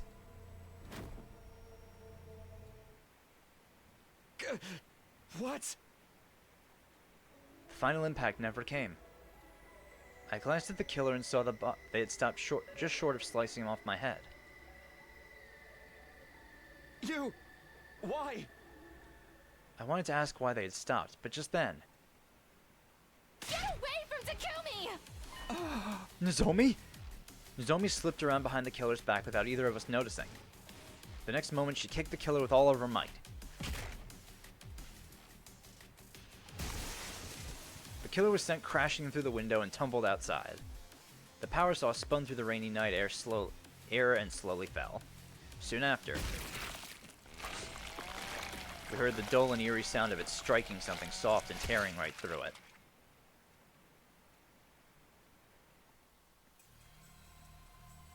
We immediately ran to where the killer had fallen, where a shocking sight awaited us. The squashed and motionless body of the killer lay mired in a pool of their own gushing blood. The power saw was deeply embedded in their upper body. The engine stopped. Probably because it went right through the body and got stuck in the ground. Is the killer dead? I don't know, but... by the looks of it... I cautiously reached out for the killer's helmet and pulled it off. Yugamu? It was a familiar face that greeted us beneath the mask. Yugamu? He was already dead, but his eyes were still wide open. Having lost this much blood, it was unlikely we'd be able to bring him back. Yugamu? But why? Why did he kill Moko? As Nozomi broke down next to me, I kept on staring at Yugamu's remains in astonishment. You know, he did hesitate before...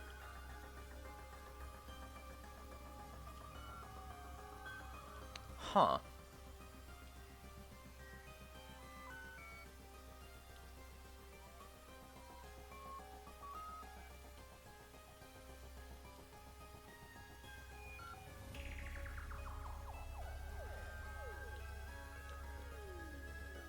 I don't know if Yugumu is the killer. Shock and confusion had paralyzed my mind. I could only register my body becoming heavier and heavier as my clothes soaked up the falling rain. The others had woken up from the commotion and arrived at the scene, only to be confronted by the grisly sight of Moko and Yugumu's dead bodies. No one knew what to think. I barely managed to explain what had happened. We split up to carry the bodies to the morgue and decided to call it a day there and then.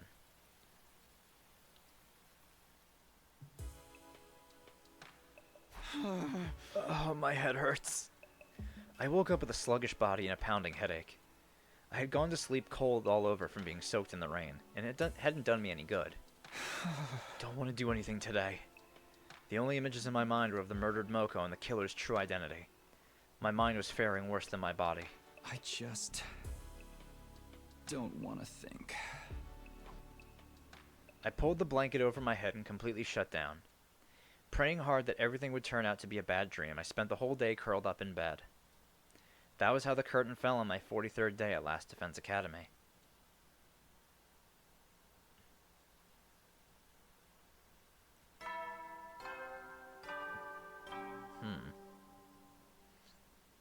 Band out of troops! Get ready for your prepare. Be ready to give your... Already morning. I sighed deeply after being woken up by the usual morning announcement. Wasn't a dream. The events of the night before replayed in my mind vividly. My body had recovered because I slept through the whole of yesterday, but my mind remained in a daze. I should go show my face in the cafeteria at least. I got up from bed and started getting ready to go see the others.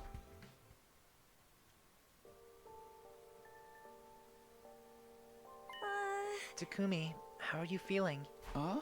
Sorry, I was really down yesterday, but I'm strong enough to move around now. That's all fine and dandy, but it feels like none of us got much sleep last night, huh? Well, duh, how can we just get over the fact that Yugumu killed Moko? Gaku! I mean... The shock is real. The killer was Mr. Omokage all along, huh? Tsubasa, what's the current life sign total? Let's see. It says 13.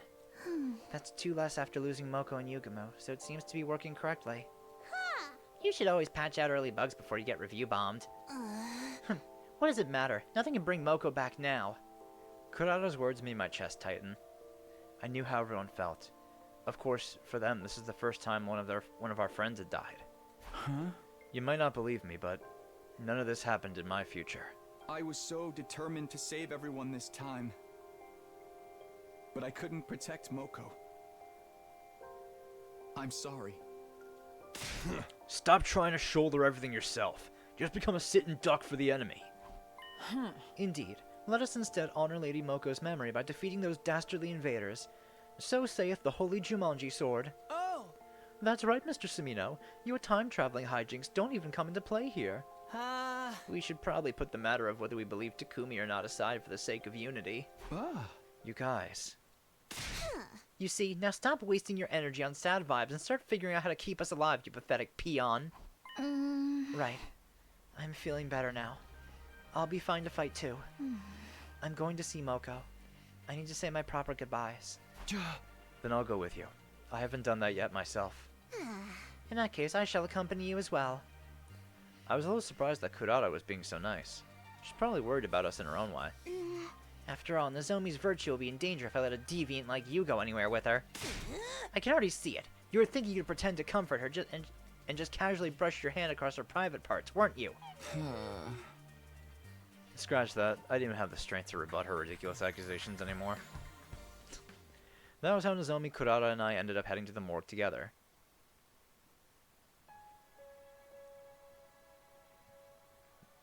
The air in the morgue was chilly. There were 4 bodies laid out there. Eito, Eva, Moko, and Yugumu. Each body had been covered with a sheet, so we couldn't tell at a glance who was who.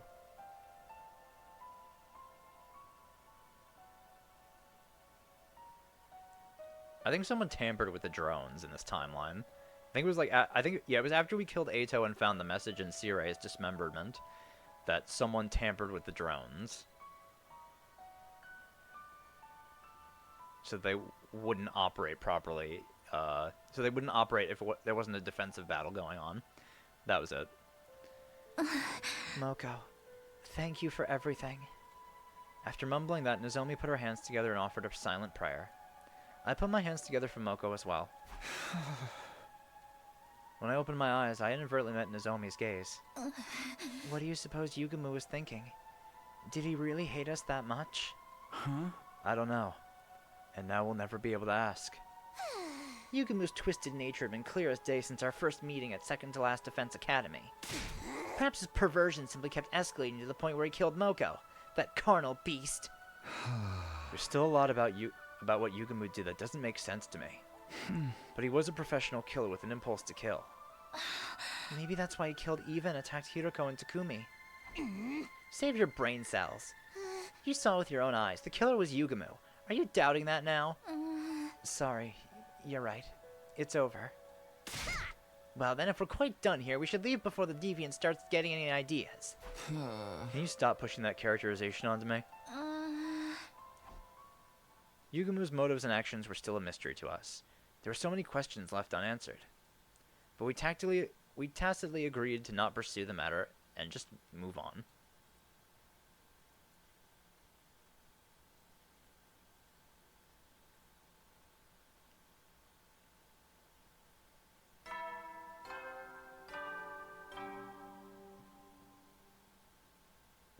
Get ready, prepare, be ready to give.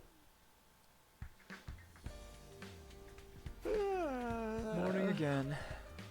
Time for another day of activity. First things first, to the cafeteria. We had our breakfast that morning like any other day.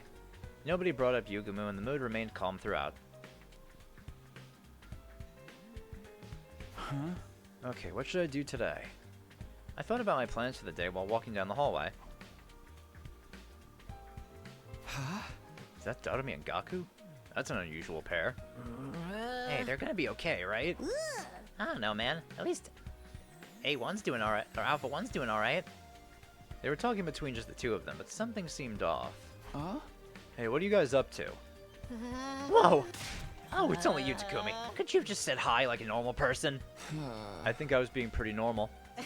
Anyway, we're not up to anything, okay? All good. Bye.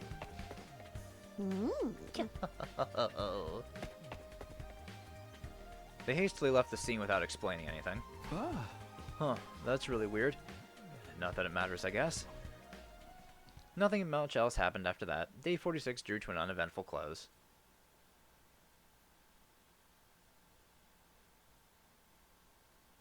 Yeah, they definitely picked up Gie. Or whatever those things were. They're probably Gie. Up and at 'em, get. Prepared, spend them ready. What the? That was normal. The announcement bug out? And why do I feel so hazy? I felt like a thick fog. It felt like a thick fog covered my mind. My body grew lighter and lighter. I feel like going back to sleep. What is it? I was brought back to the land of the living by the unrelenting ringing of my doorbell. That was a close one. I almost went back out like a light. I hurried over to open the door.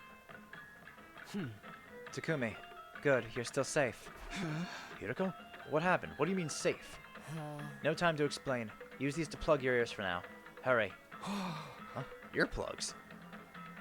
Oh. Without knowing why, I inserted the earplugs Hiroko handed me. Then she pulled out a notepad, scratched something down, and showed it to me. We're under attack from an enemy who uses special sound frequencies to create illusions. What? So the announcement just now. Oh, you can't hear me. Give me a sec. I borrowed the pen and notepad from Hiroko and hurriedly wrote out a message. What about everybody else? We'll go help them now. Just then the alarm sounded. Hiroko was right. We were under attack. Intruder alert, defense mode. Let's go, Hiroko. She read the movement of my lips and nodded firmly. We split up to tell everyone about the situation and how to deal with it. Fortunately, no one had been completely entranced by the illusions yet. Because our ears were plugged, we were in the strange situation of needing to coordinate an attack without being able to hear each other.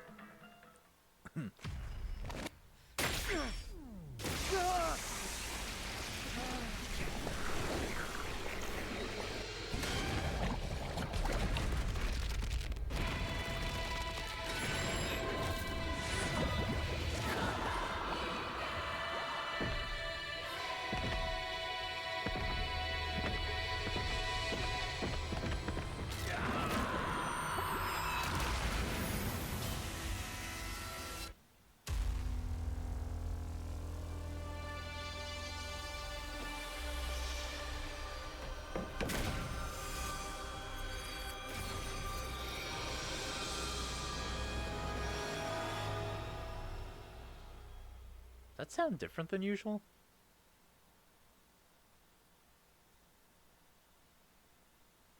Huh.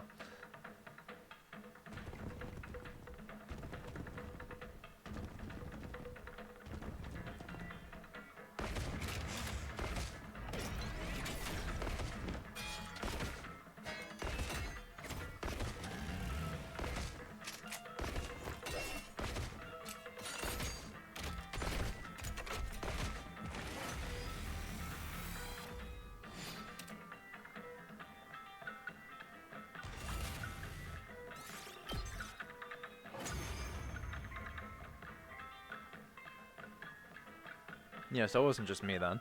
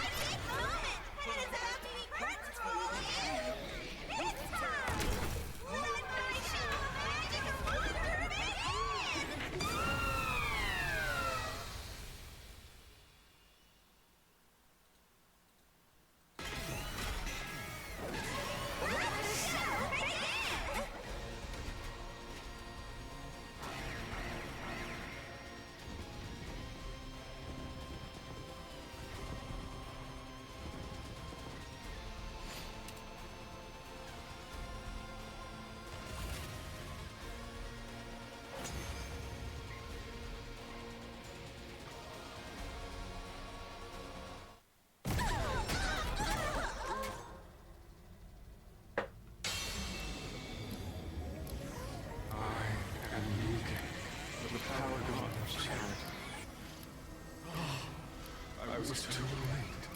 You must have suffered so, poor thing. Oh, I wish I knew all over again. Once again, from the beginning.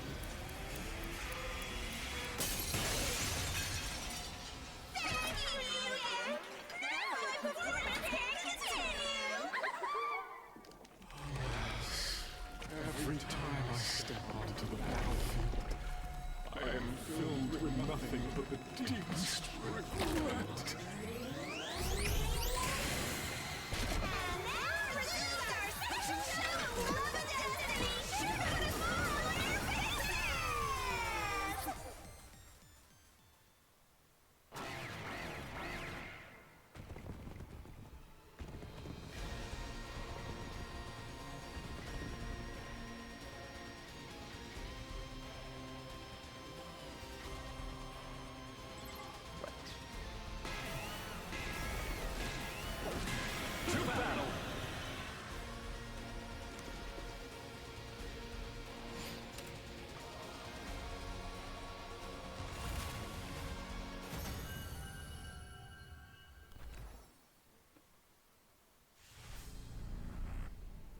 Oh shit, we get absorptions.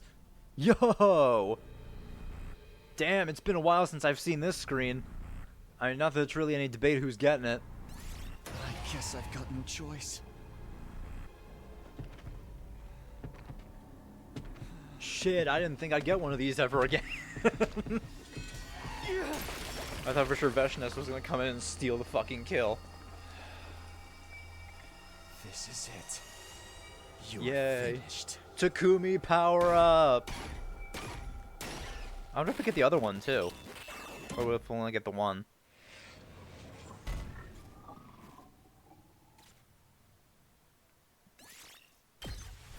Oh, we get two! Yeah, I mean, they're just both going to Takumi. I don't have to think about it at all. Damn, that's great. Somebody has to do it.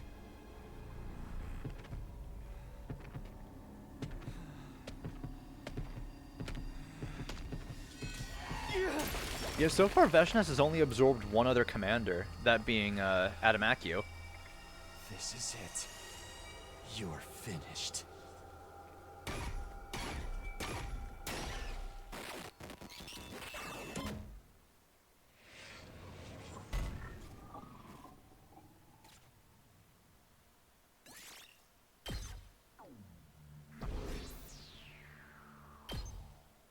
I'll happily take a double power-up for Takumi.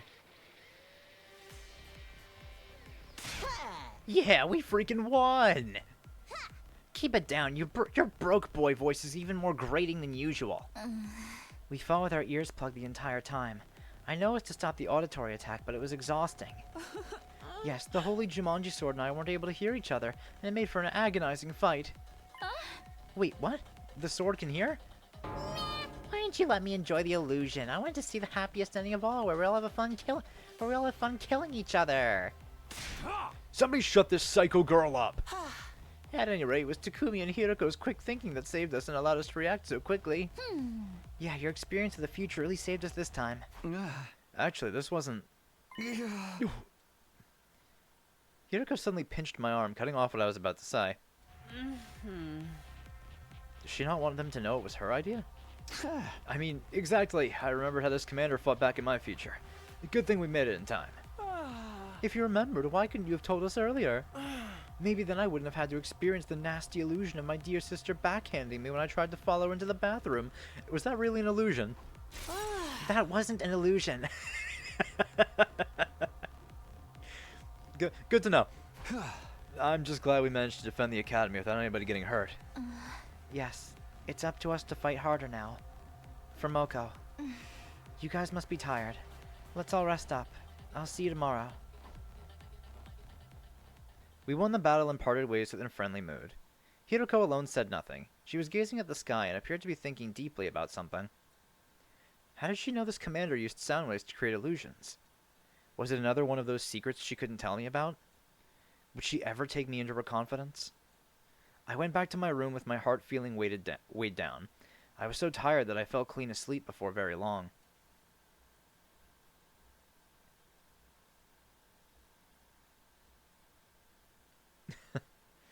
Who knows? Maybe.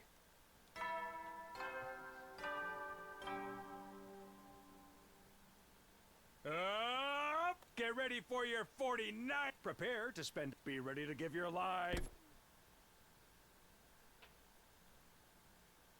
Today, as always, I'd keep doing whatever I could. I couldn't afford to sit around and be idle. I'll check now. How many commanders do I have on Takumi? 8.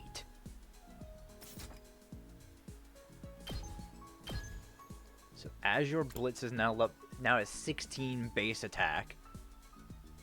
Yeah, it's pretty damn good.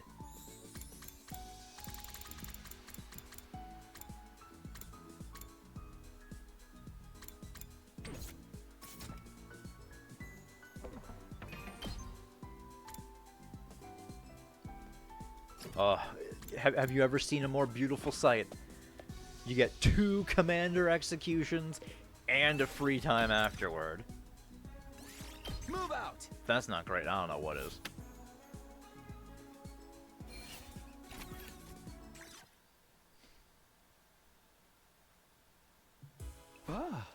So tired. Once I'm back in my room, I'll take a shower or something. As I walked down the hallway after the day's activities, I felt someone approaching. Hey, Kyoshka. If it isn't Sir Takumi, your reign of terror ends here. Am I the villain now? Anyway, you heading back to your room too? Indeed. The Holy Jumanji Sword wishes to play cards tonight. A sword that can play card games. I don't even know what to say to that. I guess. But I mean, you know, we're only like halfway into this route, so who knows what'll happen later down the line. Then I felt something else. Huh? Yeah, that's a gi. What is it? I thought I felt someone staring at me for a moment. Did you see anything, Kyoshka? I did feel a presence now that you mention it, but it was too brief to make out. We looked all around us, but didn't see anything suspicious. Okay, it was probably just our imagination. We should get back soon. We were right next to the morgue, and I didn't feel like lingering around there at night. Kyoshka and I headed to the roof together, and we went to our rooms. Day 49 of my school life flew by just like that.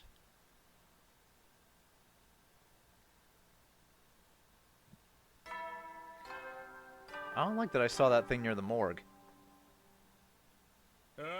Get ready. Your step in honor of you. I'll give them to you in It was day 50, technically the halfway point, but it felt like we still had a really long way to go. For now, I guess I'll go to the cafeteria.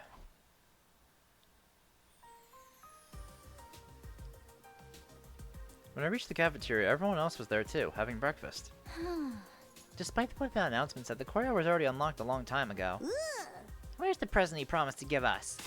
Are you saying there's no gift? No, everything is lies. Everything is lies. Any gift from a piece of scrap metal like that wouldn't be worth a second glance anyway. Darn it, not getting something we were supposed to get makes me feel like I've lost out. Can't we at least get a better breakfast than usual? You can use the ration-o-matic for that. Huh? I'm not talking about the actual food. I want the vibe, you know? Aha! So, a breakfast party? You're the type of party animal with an idealized image of Christmas, aren't you? Who said anything about Christmas? Even if I was, what's wrong with that? I grew up dirt poor and never got to enjoy any special events before. Party people of the world should just drop dead, but parties themselves should live on forever. It's such a classy move for someone to die at a party during a blackout. Byakuya. No need to carry on, please.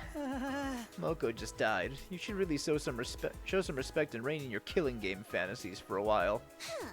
How long are you peons going to stay dark and gloomy for? It's getting too moldy in here for my noble olfactory senses. You really think Moko would want us tiptoeing around her death like a bunch of gawky gorillas in a minefield?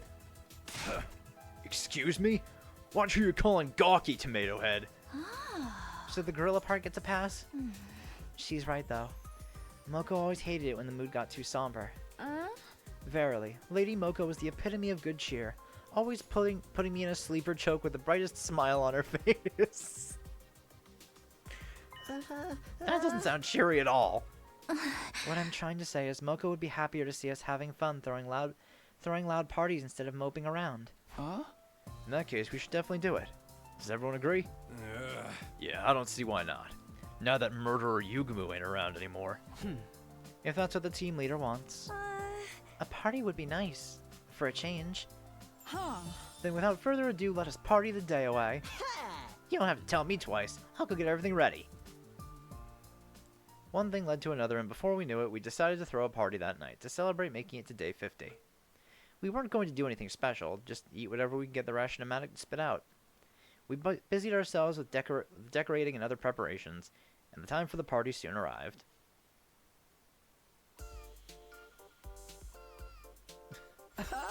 Wow, this is unexpectedly nice. The fruits of our combined labor. Even the holy Jumanji sword approves. We went all out since we're doing this to celebrate Moko's memory. Pretty nice, huh? Don't be shy, everyone. Eat as much as you want. Gaku directed the food preparation, and I helped. My dear sister's canapes are to die for. There's also chocolate kimchi, fish roe custard, and liver sashimi whipped cream. Are you sure they're not penalties for losing a bet? The menu makes it clear this is a party for the unwashed masses, but I suppose I could lower myself once in a while. You do at least have caviar, yes? Wine goes well with caviar. Unfortunately, this place isn't stocked with alcohol. Of course not. What if there were an attack? I thought you were supposed to be the model student around here. Can we get this party started already? Food's gonna get cold. Has anyone seen the party poppers? I thought we made some earlier. Oh, sorry. We did make some using the Gift-O-Matic, but I forgot to take them out of the machine. By way of apology, please put my useless body in a cannon and blow me up as dirty fireworks instead. There's no need for that. I'll go get them. You said you left them in the Gift-O-Matic, right? What? But Takumi... Don't worry about it, Shoma. Just stay here and have some fun, okay? Gift-O-Matic's in the rec room. That's on the 3rd floor.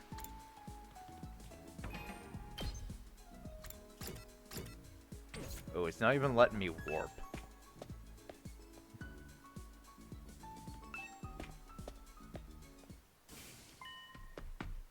Oh, jeez. Okay. Where am I? I opened my eyes and found myself lying on the floor. I quickly looked around. Isn't this the metal shop? At that realization, I frantically retraced my memories. The last I remembered, I was heading to the rec room to retrieve some party poppers, but on the way, 2 figures dressed in black suddenly appeared. One of them hit me hard and I passed out. Just like that time. This happened on the night of day 16 as well, when Hiroko was attacked. When I woke up, I was lying on the floor of the biolab for some reason. Wait, more importantly, the people who'd attacked me were wearing the same kind of strange black suit as the killer. But Yugumu was already dead. Why had they been dressed up in the same way? Could it be Yugumu had accomplices? But who were those two? My breathing quickened as my mind swirled in confusion. Calm down, calm down. I have to go back to the cafeteria and let the others know about this. I was trying to steel myself for when suddenly it happened. All of a sudden I could hear screaming. Did they get to them already? Had the figures in black gone to attack the others after they had knocked me out? I dashed out of the metal shop and ran toward the cafeteria at full speed.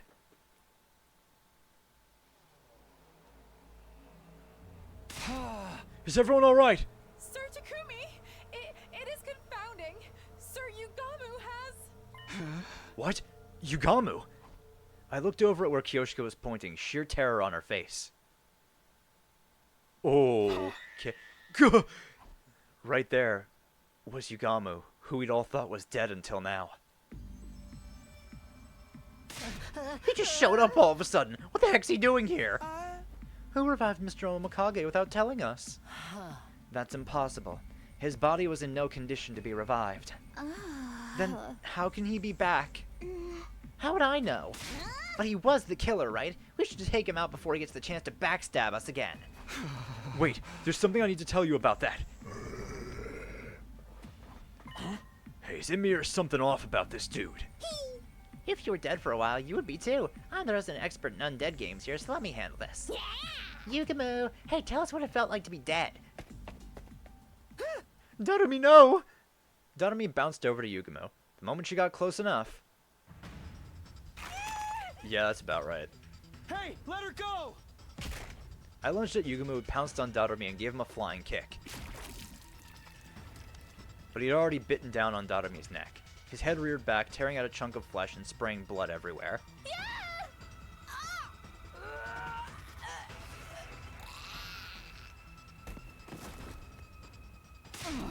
Be strong, Lady Darumi. This is bad. She's losing too much blood. Yugamu, what the hell do you think you're doing, you bastard? Doesn't seem like he's open to conversation. It might be risky to get too near him, too. Did he come back as a zombie? A zombie? He's still moving around even though he's dead, and he's biting other people. This is so totally like something out of a zombie movie. In those movies, anyone bitten by a zombie gets turned into one as well, right? Like a zombie virus? But the loud, brash hero always kills those zombies by breaking their heads open with a baseball bat or something. Speaking realistically, I don't think that would work. If zombie blood gets into your eyes, you'll get infected too. So what are we supposed to do? How do we even deal with a virus we know nothing about? Whoa, what? This doesn't look good. Run away, guys! What about Darumi? I'll carry Psycho Girl. You just think about running as far as you can. What? No! Ah! We took to our heels in order to get away from the barely recognizable form of what had once been Yugamu. Yeah, that's strange. Why did those two dressed in the suits attack? Why are there more people dressed in suits now? We were all in such a rush that we got separated from each other. Did everyone manage to get away? Feeling concerned, I turned around to look behind me and... Kurata! I tripped and fell. Have you seen my mask anywhere? We can go back for it later. For now, don't stop running. You should get into your class armor too, just in case. Do you have your infuser with you? Yes, I do. We both drove our infusers into our hearts at the same time and transformed into our class armor. Good. Now let's go. Stay close to me. I'm too scared to stand. I grabbed the deflated Kurata's hand so we could continue running. But just as I did...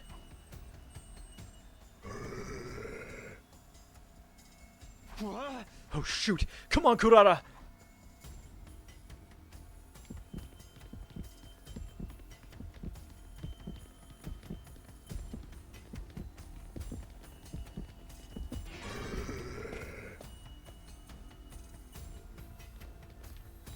shit.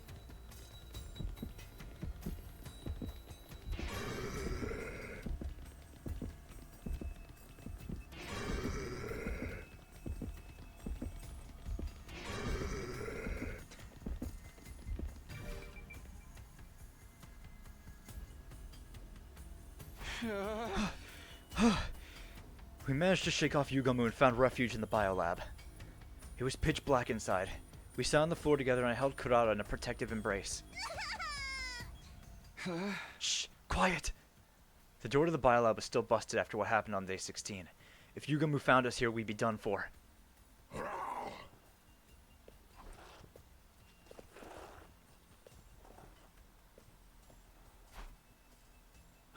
Is he gone?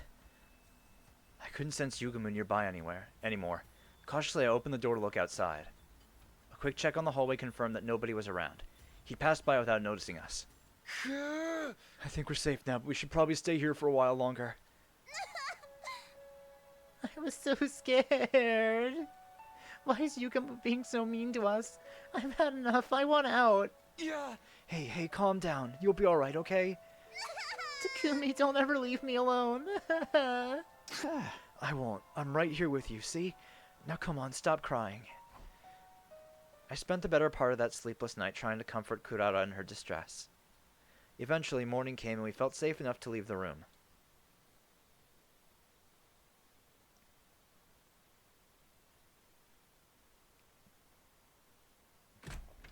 Kurata and I went to the cafeteria and saw that everyone else had also returned. Takumi! Kurata! Oh, thank goodness you're both alright. Yeah, glad to see you guys are safe too. Does anyone know where Yugamu went after that? Well, not really. We were discussing it, but nobody saw where he disappeared to. How could we? We were all holed up in our own hiding places. Incompetent maggots, the lot of you. Why didn't one of you make yourself useful by sacrificing yourself for the greater good? I'd gladly do that, even if it involves sealing up an immortal nine-tailed fox within me. Kyoshka, you do whatever you want, just as long as you keep your dumbassery to yourself. As you wish. Tsubasa, has the reading on your device changed? I kind of dropped it when I ran out of the cafeteria, and now it's broken. Sorry. It's not your fault. Staying alive is more important than any machine. I patrolled the area a little just now. There was no sign of Yugamu. Okay, so Yugamu's back to being missing. What about Darumi? She's a goner. We stuffed her in the Revive-O-Matic, but it didn't do any good. I see. Thanks for trying anyway. I'd more or less expected that when I saw how much blood was spurting out when she got bitten. But I was still holding out hope that maybe, just maybe. We took Darumi's body to the morgue and I put her into her class armor. Huh? What? How? Oh, it's just a replica I made with the Gift-O-Matic. Her whole body was covered in blood. I wanted her to look clean in her final slumber, at least. Did you see how we tore into her neck back there? Even I had to take a step back. I always knew he was as perverse as Takumi, but not to that extent. We're talking about Sir Yugamu? Enough of you and your laggy responses.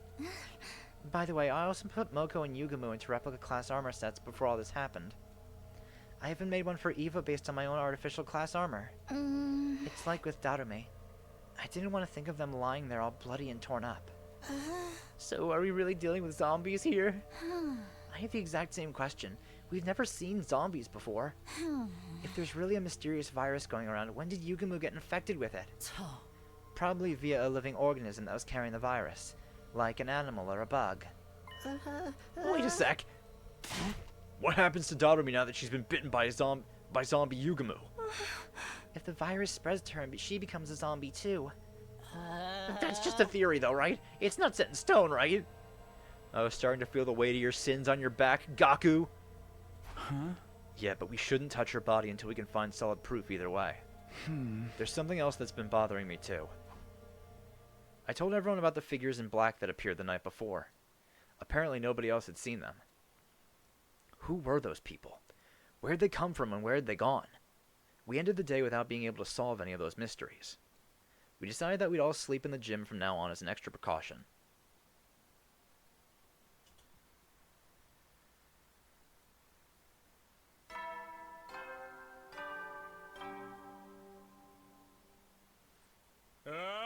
Get ready Prepare to be ready to give your life.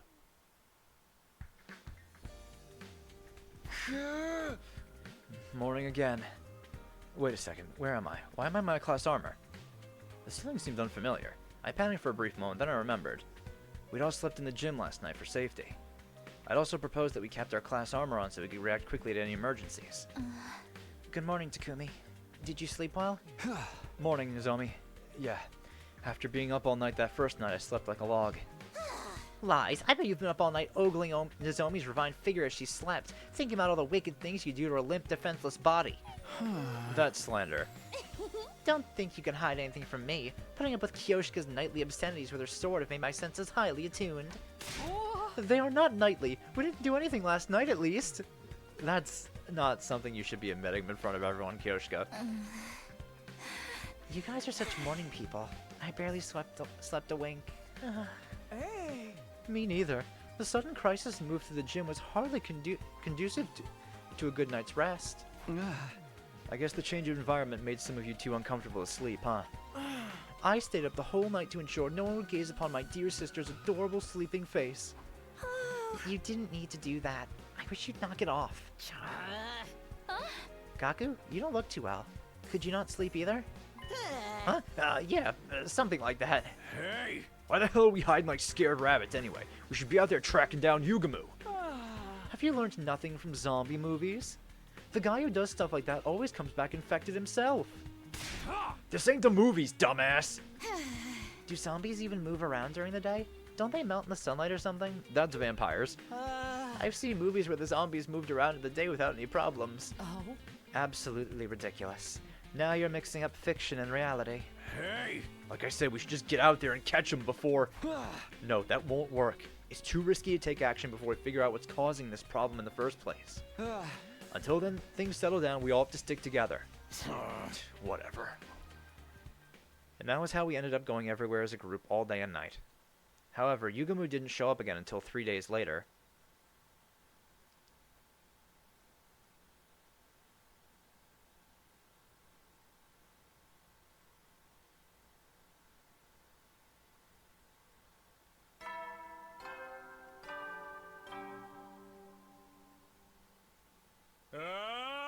Get ready for your prepare to spend. Be ready to give your lot. Another morning. It was our fourth morning in the gym. I managed to get some sleep despite the discomfort. Everyone was clearly tired from having to deal with the high-stress situation of the last few days. Must I really suffer your impoverished faces first thing in the morning? I have a good mind to report you all to the authorities. That's not a very nice comment to wake up to. Also, the authorities would find you way more suspicious than any of us. On top of being a half-wit, you have no sense of decorum. A missile to your face might rectify that. I actually wouldn't put it past her to use specialist skills to do just that. Is everybody awake? Then let's go for breakfast together. Yeah, sure. We'll do a quick roll call first. We moved around together that day as well. Not that there were a lot of places we could visit in such a big group. We basically went back and forth from the cafeteria and the gym. Having to prepare for invaders while also dealing with mysterious zombies was starting to put a strain on our nerves. It was only a matter of time before everyone reached their limit.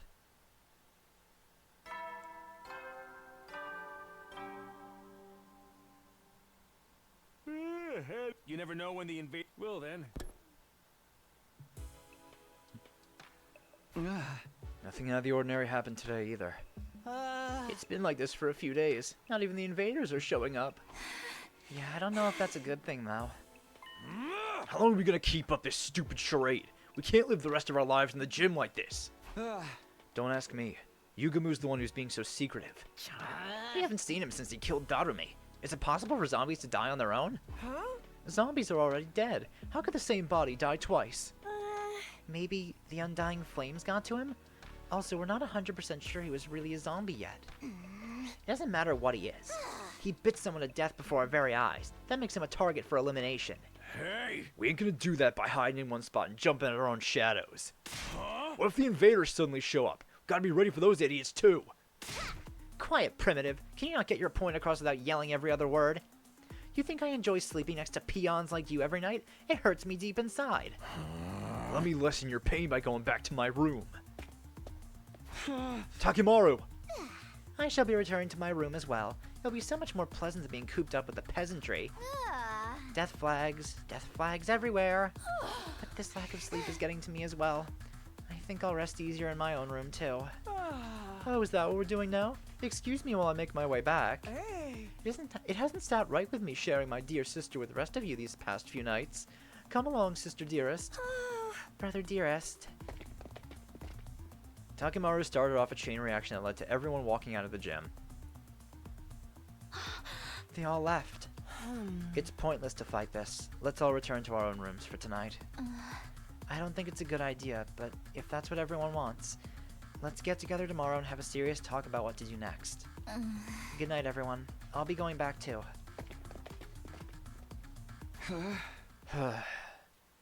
I groaned and held my head, tortured by the tension in the air. Did I make a mistake? But I don't know what else we could have done. I think you did well, Sir Takumi. Kyoshika, I didn't see you there. The restless atmosphere is causing even my holy Jumanji sword to feel uneasy. We have been watching from the back with our arms folded in great concern. I see. Thanks for that, I guess. It's getting late. You should probably head back to your room. Indeed we shall, for the holy Jumanji sword wishes to have an early night. My old familiar chamber awaits. I'm so tired, I don't even know why. I should go back too. Just as I was about to exit the empty gym, I heard a scream. Oh no, not Kyoshika! Kyoshika! I dashed out of the gym and saw a horrifying sight. Fantastic. No, stay away from me! Kyoshika, over here! Let's get out of here!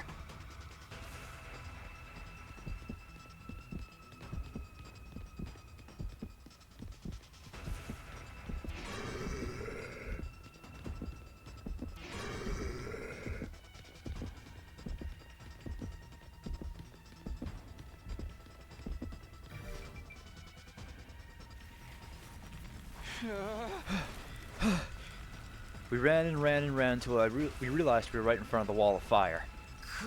Damn, it's a dead end! Now you've angered me, Sir Yugamu. Meet your demise by the blade of my holy Jumanji sword. No, I'll handle this! You stay behind me! What? But Sir Takumi... I frantically grabbed hold of Yugamu's body while avoiding his bared teeth. I lifted him up with whatever strength I had remaining, and tossed him over my shoulder with all my might.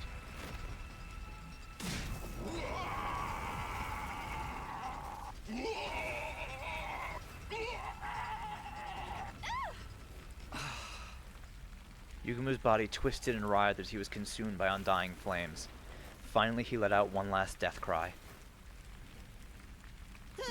What the heck's all the commotion? Yeah, what's going on here? Hot damn, he's being completely burned up!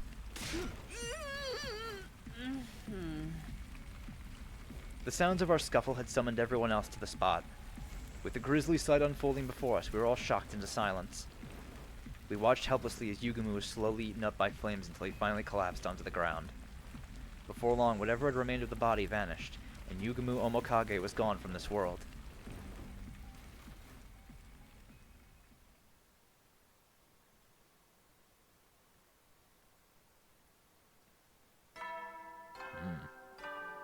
Well, I guess that's one problem taken care of. Up and out of troops! Get prepared. Be ready to give your...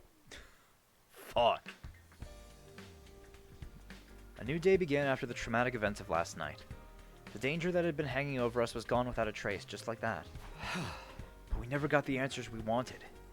Feelings of frustration continued to plague me as I got up and headed to the cafeteria.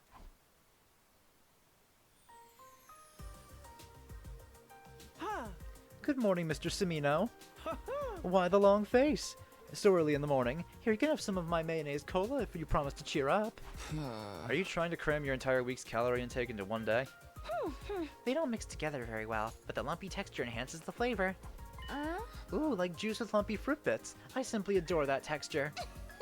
Could you Maybe you could add lumpy bits to your sword as well. The perfect sort of texture for your partner in crime. Or should I say, in bed? Kurata. You always have the best suggestions, Lady Kurata. I think she was making fun of you, Kyoshka. Is that really what you should be responding to? So we can just live our lives like normal now, right? It's about damn time. Guys, aren't you concerned about the whole zombie thing? We are, but nobody knows what Yugamu's objective was, or if he had really become a zombie. And now that he's burned up, we'll never know for sure. I mean, the guy was an assassin. Maybe he had a taste for human flesh because of that. He never shown any interest in cannibalism before his return from the dead. Everyone's just throwing out pointless guesses now. But doesn't the whole thing creep you out? Yugamu was clearly not in his right mind. I feel like we can never truly relax until we find out what made him act that way. In my opinion, Mr. Omikage wasn't your run-of-the-mill zombie. Yes, I agree. In movies and games, anyone bitten by a zombie turns into one themselves, but Darumi didn't. Yes, and there's no sign that she's going to turn into one now. That only tells us he wasn't the usual kind of zombie we see on TV. Just knowing that much is good enough for me. It means he doesn't go around making more zombies, right? So now that he's gone, it's all over. Darumi had to die for us to learn that. This is not a happy ending. I know, but we can't let that hold us back from moving on. We need to go back to focusing on the invaders. I agree, but still. How about anyone who's still worried can wear their class armor when they're walking around the school? Good suggestion. Those who want to can definitely do that. Come on, Takumi, you're the leader here. Quit acting like a spineless chicken. Oh, whoops. That put a damper on any further protests I could make, and the discussion came to an end. It was clear that everyone wanted to go back to their regular life and was not think too deeply about what caused Yugamu's strange transformation. I still felt uneasy deep inside, but the invaders were the more immediate threat. I decided to shift emotional gears and focus on the here and now. Well, at least we don't have zombie running around the school anymore.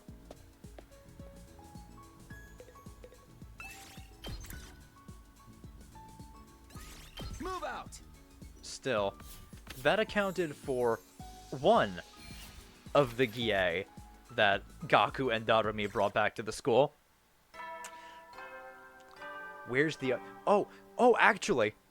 No, I'm thinking about it. From what we learned last time. Soldiers, it's time to hit the hay. The Gie that took over Yugamu was a male Gie. So that means it wasn't able to create more, or other Gie.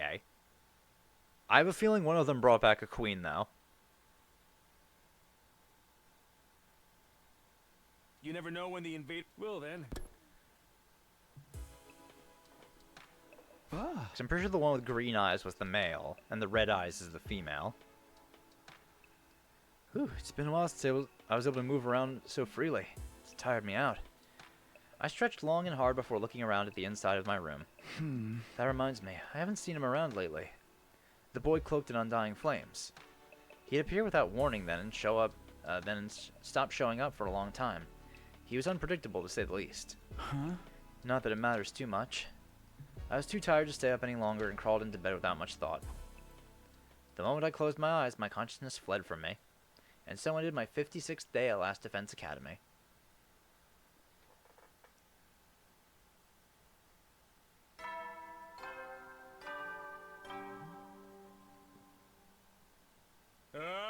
Get prepared. Be ready to give... I wish I could sleep some more, but I better rise and shine now. I sat up and stretched a little. That's when I heard it. The alarm! Intruder, defense mode.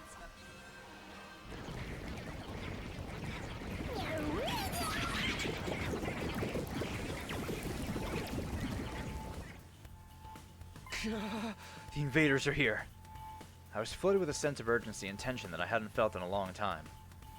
The whole zombie affair had made me lose my edge. I need to get to the war room now.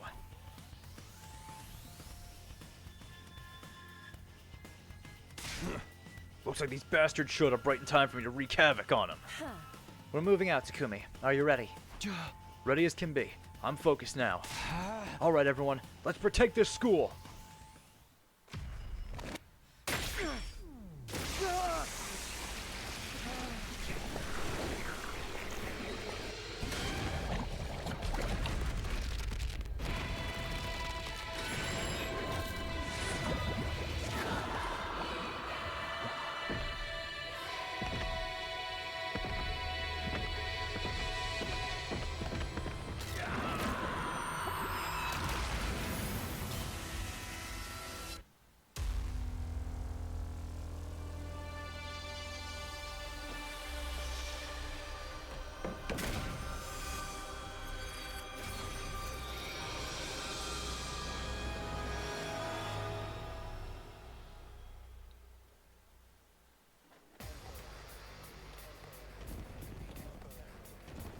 I thought I saw something out of the corner of my eye outside of my window.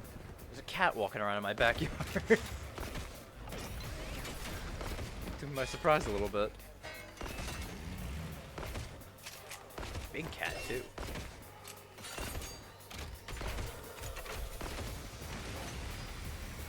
I'm just gonna skip the battle. I'm gonna look out the window again. See if I can see that cat again.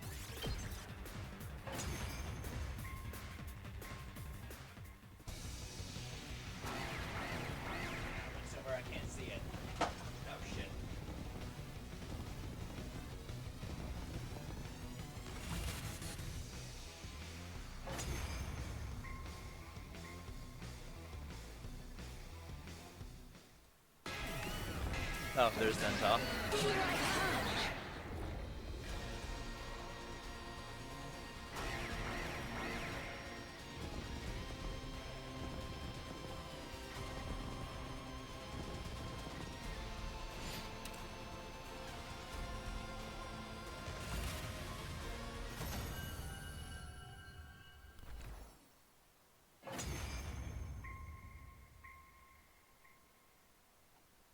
I am Zenta, the paragon of harmony. Even if my flesh is destroyed here, Then she blows herself up. my soul shall live on eternally, and it will destroy you all. Prepare yourselves, invaders!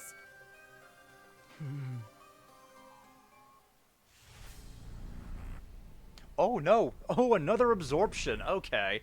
Damn. I did not expect this to be the route where we actually got more commander kills. Alright. Azure Blitz level 10. I guess I've got no choice. Damn, I'm really amping up to make this shit as strong as I possibly fucking can, huh? I'm actually kind of glad I'll be doing all the battles when we get to steady fundamentals. This is it. You're finished. I'm gonna be super fucking cracked.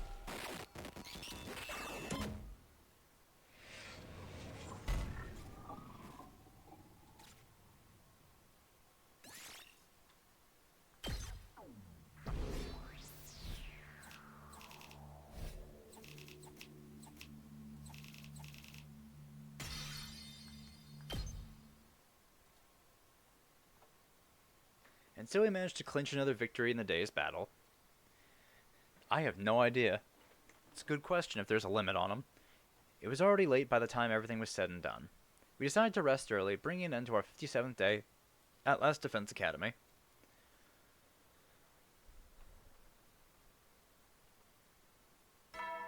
I'm gonna check the report card, because I want to see if there's a, if the skill says max or just level 10. Be ready to give.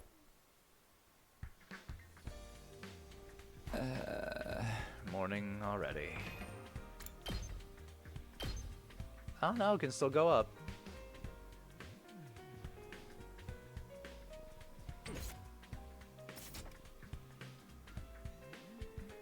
No, that one's scripted to always go that way.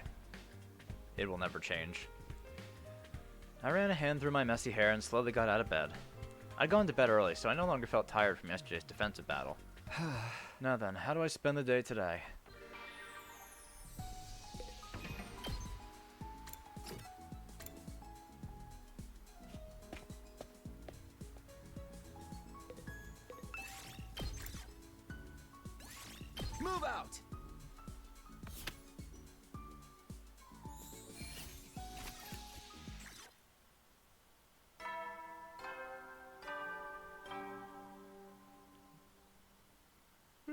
ahead, eat. You never know. Well then.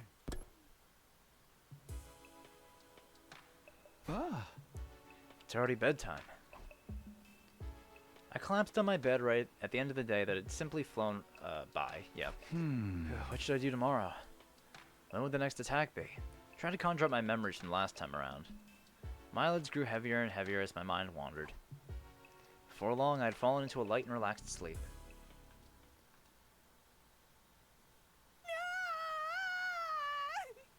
I was jolted awake by a scream coming from outside my room. What was that? I jumped out of bed in a hurry and headed outside to investigate, only to be greeted by an astonishing sight.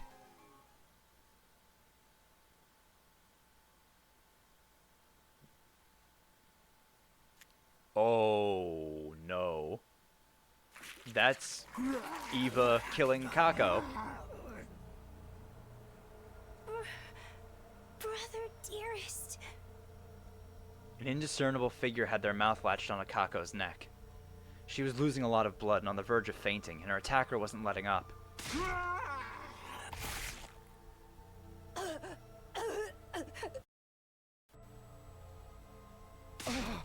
Kako! I leapt toward them without thinking and tackled the strange figure. We ended up rolling on the floor in a heap. When I untangled myself from the attacker, they slowly raised their head.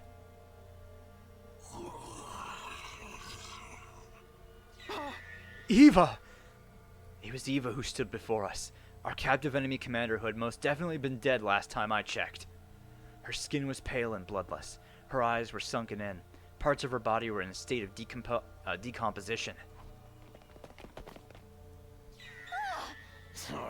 Hey, what's all the noise about? What the hell is going on here? Is that Eva? She's alive? But how? No, don't go near her. You'll die. Oh, Ema. What's the meaning of this? Why is Kako on the floor in a pool of her own blood? Hey! She got bitten in the neck. Somebody grab her. Kako, can you hear me? Huh? Oh, for crying out loud, don't tell me Eva's been turned into a monster too. I'm afraid so. That's not what a living person looks like. She's in the same state as Yugamu. Guys, Kako's not breathing. Out of my way! I'll take her to the infirmary! Run like your puny ass is on fire, Ema. We'll hold Ava back in the meantime. Ema had gone pale in the face. He hurriedly picked Kako up and was about to start running when... Oh, hey. No way. Eito, Moko, Darumi, everyone who died has come back. So our zombie theory was right.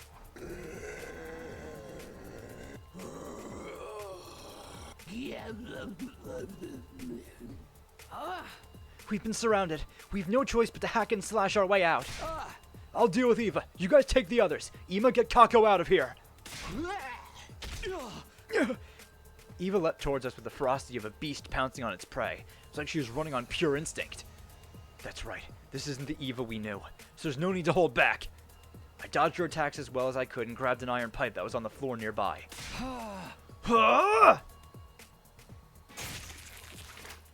The moment I found an opening, I thrust the pipe toward her head and rammed it into her head.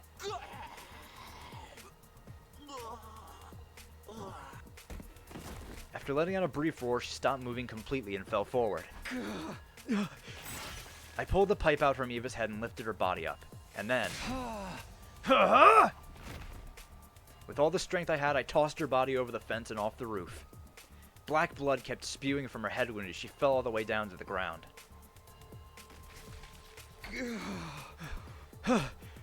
Good, that's Eva settled.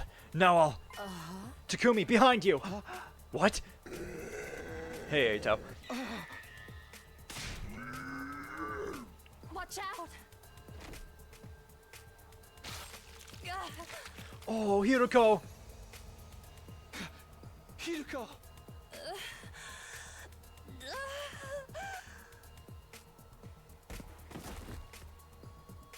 I had trouble wrapping my head around what had just happened.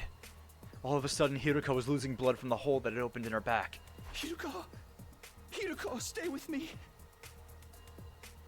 She died. Protecting me? Why did our dead friends come back to life like this? Why were they attacking us? Nothing was making any sense.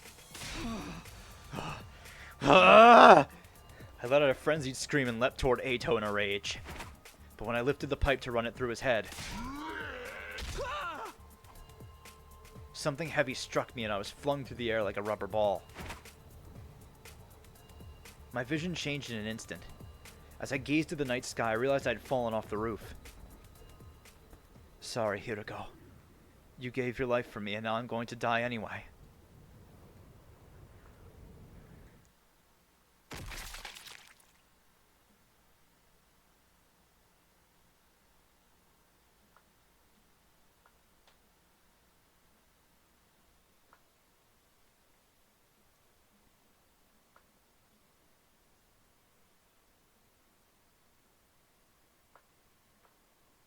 Holy shit.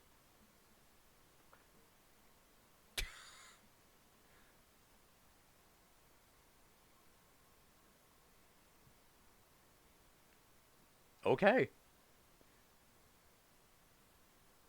We were out for a little while. I woke up feeling like my consciousness had floated to the surface from a very deep place. Where am I? Takumi, you're awake. I heard somebody's voice nearby. I turned toward it and found Nozomi's eyes peering into mine. Oh, thank goodness. We were all so worried you just wouldn't wake up. Finally decided to get up, Takumi. It's been 10 days, dude. That's gotta be a new record. What? I was out for 10 days? I remember being thrown off the roof by Ato. Why didn't I die? You did, but we managed to salvage you and put you in the Revive-O-Matic before it was too late. What happened after that? Kako and Hiroko, are they... They were beyond saving. After you and Hiroko were killed, we were pushed back. So we were being pushed back, so we had to retreat. Unfortunately, we weren't able to take their bodies with us. Then they're still... Yeah, they're still up there. We wanted to retrieve the bodies, but those zombies wouldn't let us get near them. For now, the roof is locked and off limits. That's not right. The fact that Hiroko sacrificed herself to save me weighed heavily on my heart. But I knew I wasn't the only one in pain over the deaths of our friends. I glanced at Ima, who was standing quietly in a corner of the room. Poor Ima. He's just been standing there for the last 10 days. He won't respond to anyone who hasn't eaten anything. He wasn't in any state to join us for the battle either. There was a defensive battle? Yes, on day 63 while you were out like a light. We only had to deal with minions this time, so I took the liberty to clear them out with one shot. I must be rewarded for this. To prove that you're grateful, I want a victory parade held in my honor, with you leading the way sitting on a spiky medieval torture device. Hey! That sounds more painful than the battle. Actually, shouldn't we be doing something about Ima? It's really concerning to see him like this. Can you blame him? The guy worshipped the ground his sister walked on. He's not going to be able to deal with it right away. We should just leave him be. He got real violent trying to go back to save Kako before. I had to restrain him physically. During that time, the others went out to get your body. Oh, okay. Thanks for saving me. What about Eva? Did you find her body next to mine? We've already disposed of that prisoner in the Wall of Fire. You mean like we did with Yugumo? She wasn't moving, so she was probably well and truly dead, but you can never be too careful. This is just a guess of mine, but I think these zombies' weak points are their heads. When I put that iron pipe through Eva's head, she suddenly stopped moving. So we have to either do a headshot or burn them in the undying flames to permanently kill them. Indeed. Unfortunately, Hemoanima appears to have no effect on them. They almost killed me when we last fought them. They moved so quickly I barely had a chance to deal damage. We've also discovered some other things while you were asleep. First of all, the zombies can move around normally during the day. They don't have the usual undead weaknesses. We can't count on sunlight to make them weaker. The second thing is about their senses. They can't see very well. On the other hand, their sense of hearing is super sensitive. They can pinpoint our locations by sound alone. By sound alone. That's not good. There's something even worse. It seems that the zombies have incredibly superhuman strength. Yeah. All it took was one punch for Eito to send me flying over the fence. And he pierced right through Hiroko's back like it was a piece of paper. We've been through our fair share of tough situations too, so becoming zombies must have made them even stronger. It means their bodies still remember the strength they had when they were alive. Anyway, we don't stand a chance against them. Since we can't go back to the roof, we decided to make the metal shop our base from now on. We've got all the tools we need to fight here, and it's near the cafeteria as well. We don't have to worry about starving at least. I see. So that's how I was placed here. Come to think of it, is that power saw Yugamu was using still around? Yep, right here. Tsubasa opened a locker in the room and showed us what was inside. Good, we may have some use for it yet. The power saw that once struck fear into our hearts was now a shining beacon of hope. So anyway, those were the 3 things we discovered while you were out. But we still don't know what's turning the dead bodies into zombies. We considered the possibility of a viral infection, but some things just didn't quite match up. Wait. Are we going back into fantasy territory again? I guess so. Everything is pure supposition at this point, after all. If Darumi turned because she had been bitten by Yugamu, who or what turned Eva, Moko, and Eito? Their deaths had nothing to do with zombies. They died before zombie Yugamu showed up. It doesn't seem like any of them are interested in biting dead bodies either. When you've reached Yugamu's state of perversion, anything goes, right? He totally seems like the sort that'd be into necrophilia. The zombies don't retain any of the body's original character traits, though. We can't talk to them, so we don't even know that for sure. I have an idea. We'll all learn zombie language so we can solve these mysteries and resolve the matter peacefully. What? Do zombies have a language? Not that I know of. Thanks, Kyoshka.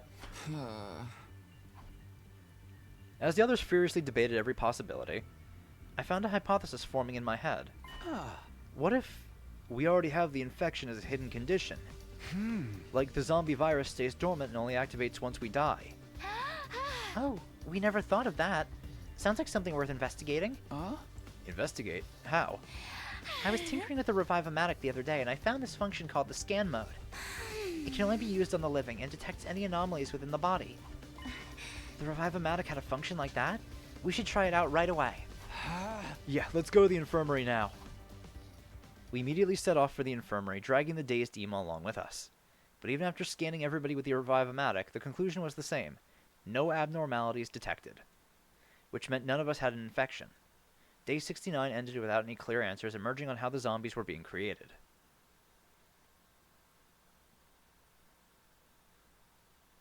So we gotta figure out where that... I don't know. It's possible.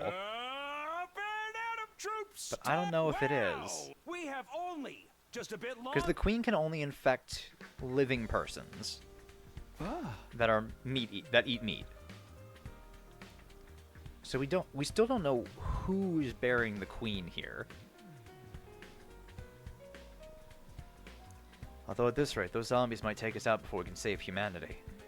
We continued puzzling over how to solve our new problem that morning until we heard shouting. Everyone!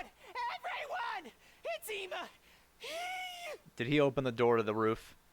An ashen-faced Shoma suddenly charged in from the hallway. What? What happened to Ema?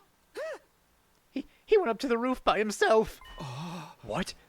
Wait, to look for Kako? I saw him leaving in his class armor, so I called out to him. And he said he was going to get Kako back. That's seriously bad news. Is he going to break the lock we put on the roof door? That moron! And you, Shoma, why didn't you stop him? I tried, but he shoved me away with incredible force. He can't possibly take on that many zombies by himself. We have to go drag him back. I took out my infuser and was about to transform when someone stopped me. You'd just be wasting your time and creating more zombies. Get out of my way, Kurata.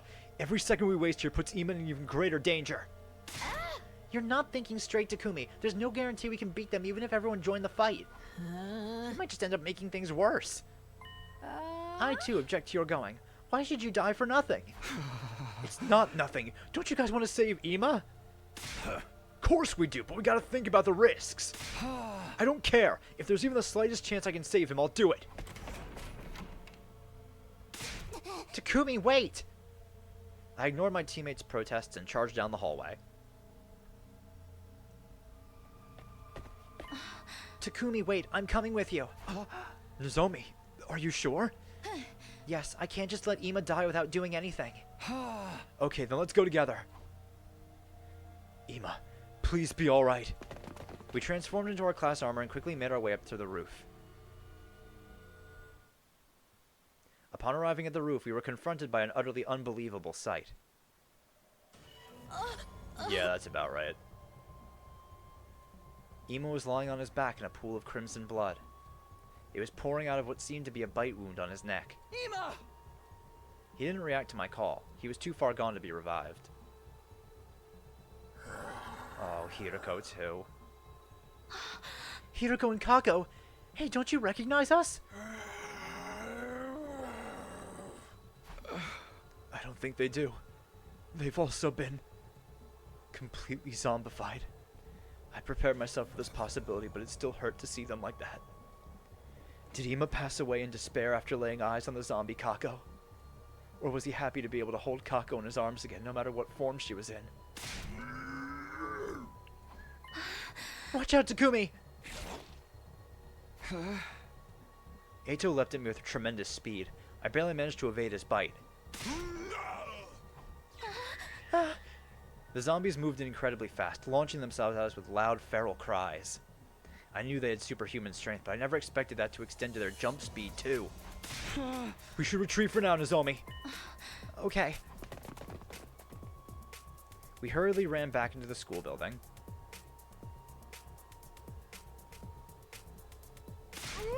Oh, great. Oh no, the zombies! Our former friends had broken down the unlocked door to the roof and were now chasing us further into the building. Just keep running!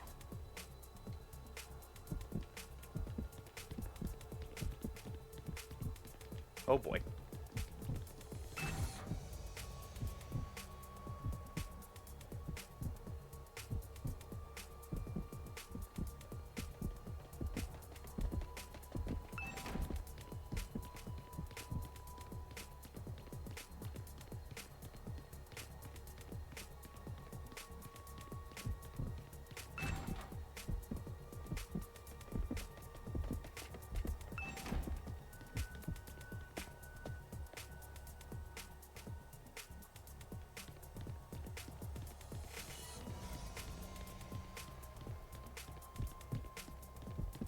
Oh, fuck.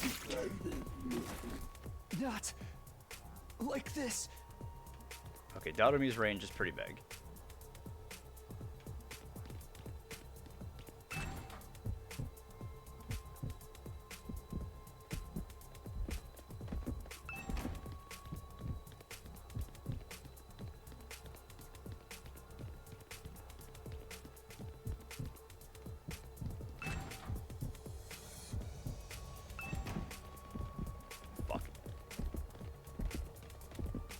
That was close.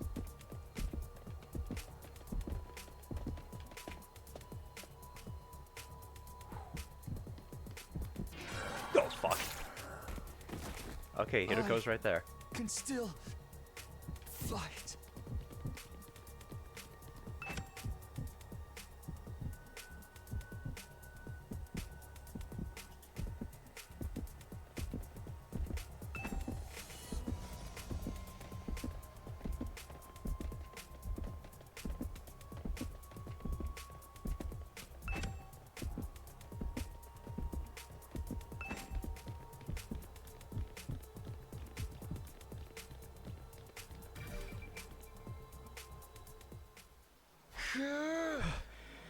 Nozomi, are you okay?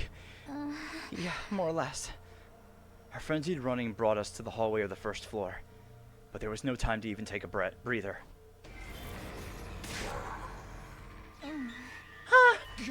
Oh no, Nozomi! My body moved on its own even before my mind could register Hirako's sudden appearance.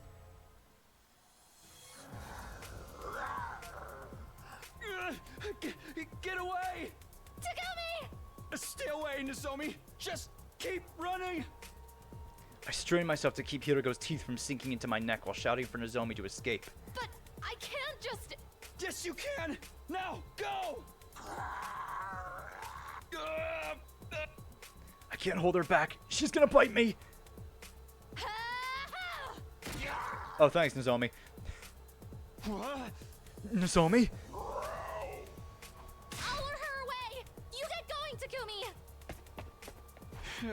What are you saying? No, don't do it!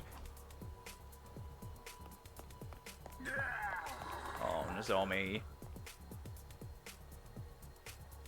I can't leave Nozomi on her own. I have to go after her.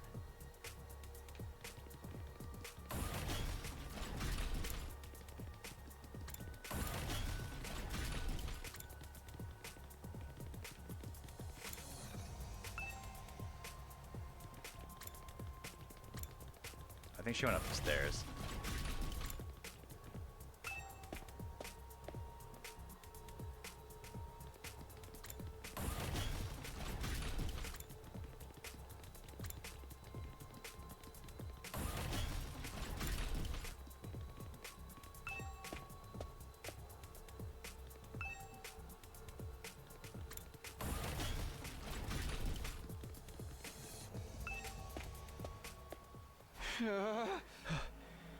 Where did they go? As I was searching desperately for the missing Nozomi, a figure came within view. Nozomi? Excuse me, have you suddenly gone blind? You guys weren't coming back, so I came all this way to look for you. Did you get lost or something? Kurata, have you seen Nozomi anywhere? No, I haven't. Don't tell me you guys got separated. Yes, and right now the zombies are... Oh boy. Oh, wait, what's going on? Over here, Kurata, quick! Well, fuck. Shoot this side too? We were sandwiched between Moko and Kako. There's nowhere for us to run. All the windows along the hallway were outfitted with iron grates. What now? You had better do something about this. Okay, it's do or die time. I ran toward the window, Moko coming after me with inhuman speed. Once I was within range, she raised her arms, but before she could attack me, I turned around and... Now's my chance! I broke the window along the iron grate, causing Moko to stagger. Once she did, I took the opportunity to kick her on the back with every ounce of strength I could muster. She fell through the window down to the courtyard just as I had hoped she would. Her head was unharmed, so she probably didn't die, but it was enough. Kurata! I quickly turned back to help Kurata with Zombie Kako. Oh, damn it. Kurata! Get away from her! Grab my hand and start running. I bolted, half dragging Kurata along with me. This is bad. She's been bitten. We have to hurry and get her treated. We ran around in blind panic until we managed to shake off Kako and return to the metal shop.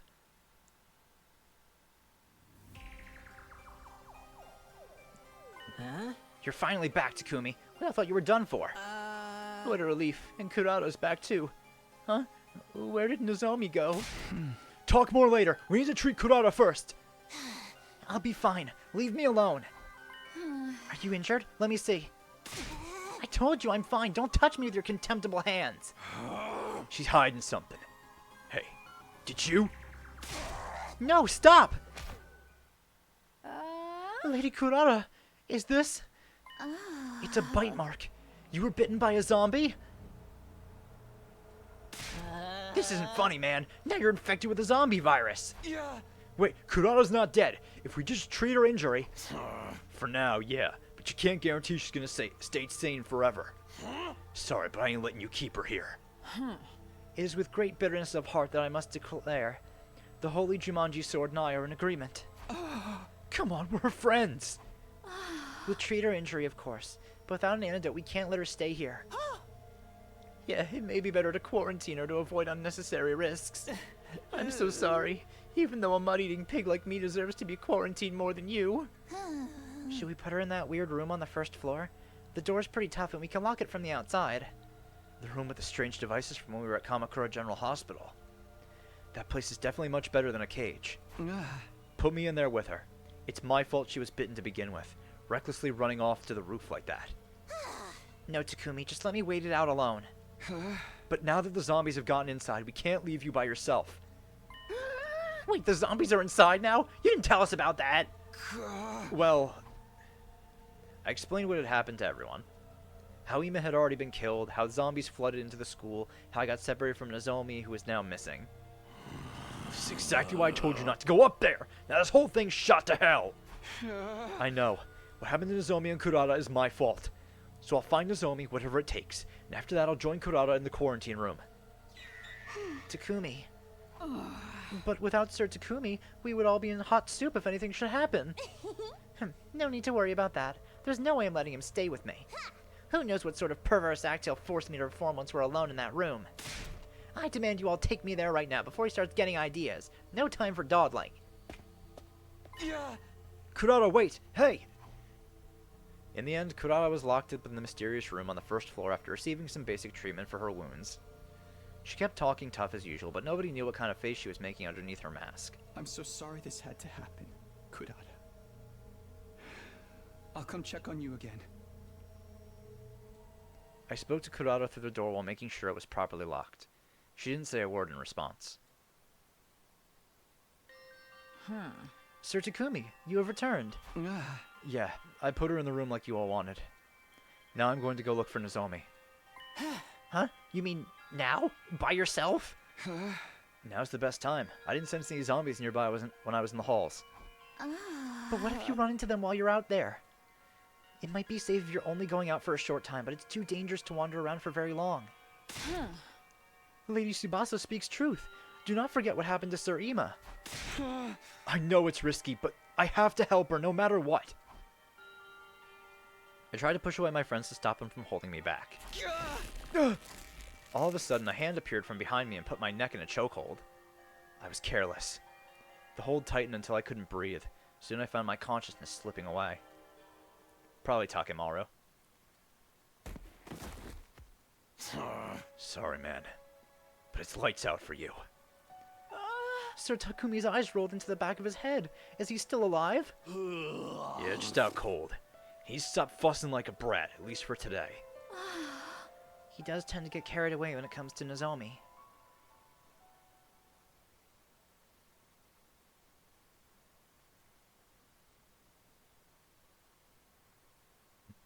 It was early morning the next day when I opened my eyes. I slipped out to look for Nozomi while the others were still sleeping, but time just went by fruitlessly. I couldn't find her anywhere. Another day gone. My mind was so focused on Nozomi that I didn't have the leeway to do anything else. It's my fault. She's gone because she tried to protect me. I didn't want Nozomi to end up sacrificing herself for me like Hiroko did. Although I wanted to go out to look for her again, I knew the others wouldn't allow it. Are you okay, Takumi? You're so pale. Fine, thanks. I've got a lot on my mind, that's all. I'm worried about Nozomi too, you know. I just have no idea what I can do to help. Kiyoshika and I did some searching of our own when we took food to Kurata just now, but we didn't find anything. How's Kurata holding up? It didn't seem like anything's changed. I don't think she's turned to a zombie yet. Hey, if she's still fine after an entire day, shouldn't we let her out? I mean, it's only been a day. Too soon to say for sure if she's in the clear. Yeah, who knows if she'll turn to a zombie after this? Then how long are we going to keep her locked up like an animal? All the way until day 100? Please calm down. Nobody said anything about keeping her inside for that long. I'm just worried about leaving her alone. I don't want to lose another friend. I won't be able to take it. Have you been listening to yourself, you obstinate oaf? Can you not step out of your cramped little mind for a moment? If we fall here, it's the end of humanity as we know it. But you're the ones not seeing things from my point of view here. How can we when it's even harder to decipher than abstract mathematics? Stop it, you two. This isn't the time to be fighting among ourselves. Please, Takumi, you need to cool your head. You're supposed to be our leader, so please. If you ask me, you both need cooler heads. So go catch some Z's or something. We all went to bed in a tense, unpleasant atmosphere. But I didn't sleep. I simply held my breath and lay in bed, waiting. I waited until I could tell everyone else had fallen asleep before quietly sneaking out.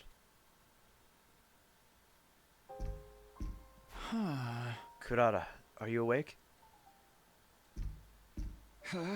If you are, then talk to me, please.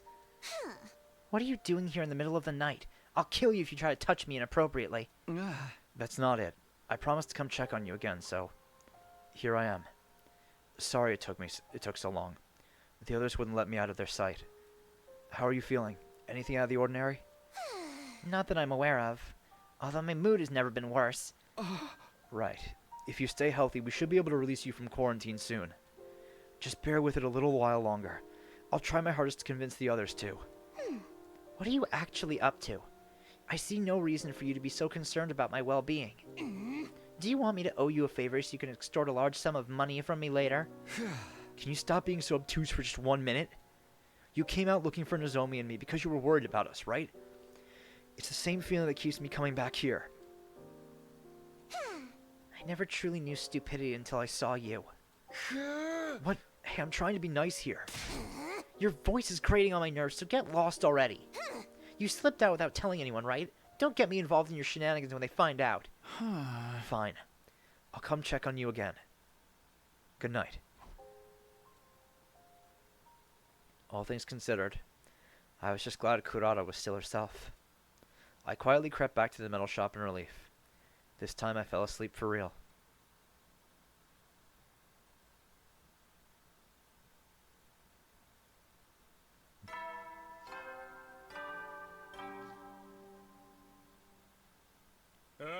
Get ready, prepared, be ready to give your...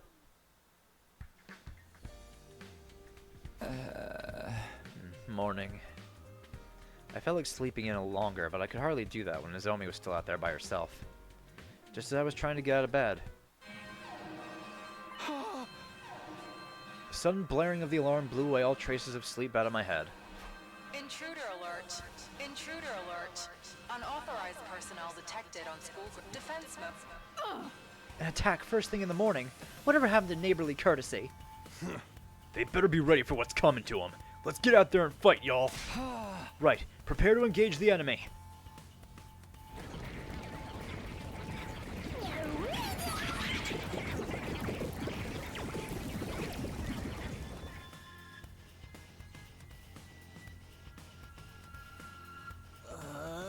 Can't we pit the zombies and invaders against each other or something? Wouldn't that be the dream? For now, though, let's face reality and get ready to fight. I'm ready. We'll stop them somehow. Okay, everyone, here we go. Defensive battle initiate. Ooh, it's a real good thing I'm not doing these battles then. Doing this without Nozomi? We're down to 6 people.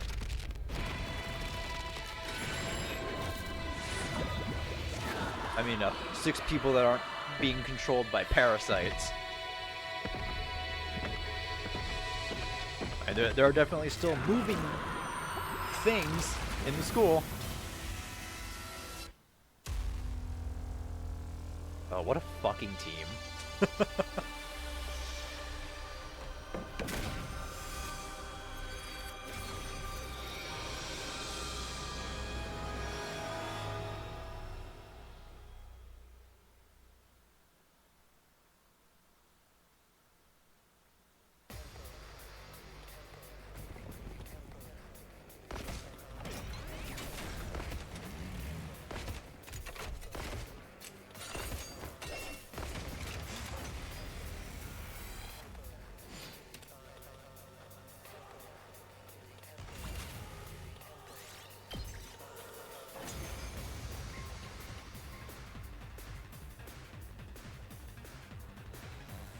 Yeah, it really is. Wait! Isn't that their Supreme Commander over there? Excuse me? Vile, Oh. Hey, barbaric Veshnas. invaders. You should consider it an honor that I deign to speak to you like this. Veshnas. Surrender, and allow me to devour you.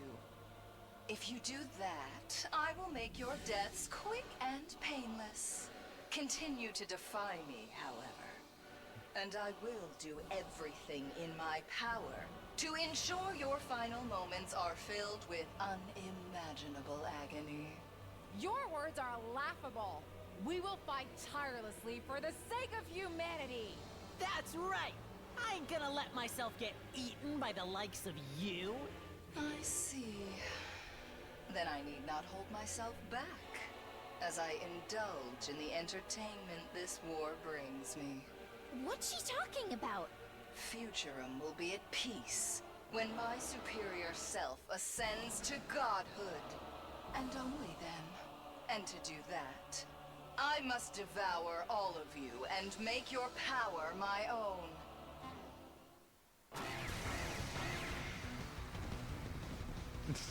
This war will only end when one side is completely annihilated. No! Not like this! These voices are coming from those invaders? Don't take them seriously. They're just trying to distract us.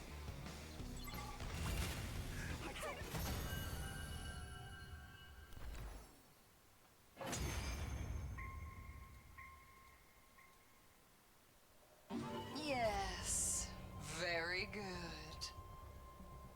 The grand finale is drawing near. Our next battle will be our last. Oh, will it? Until next time, vile invaders.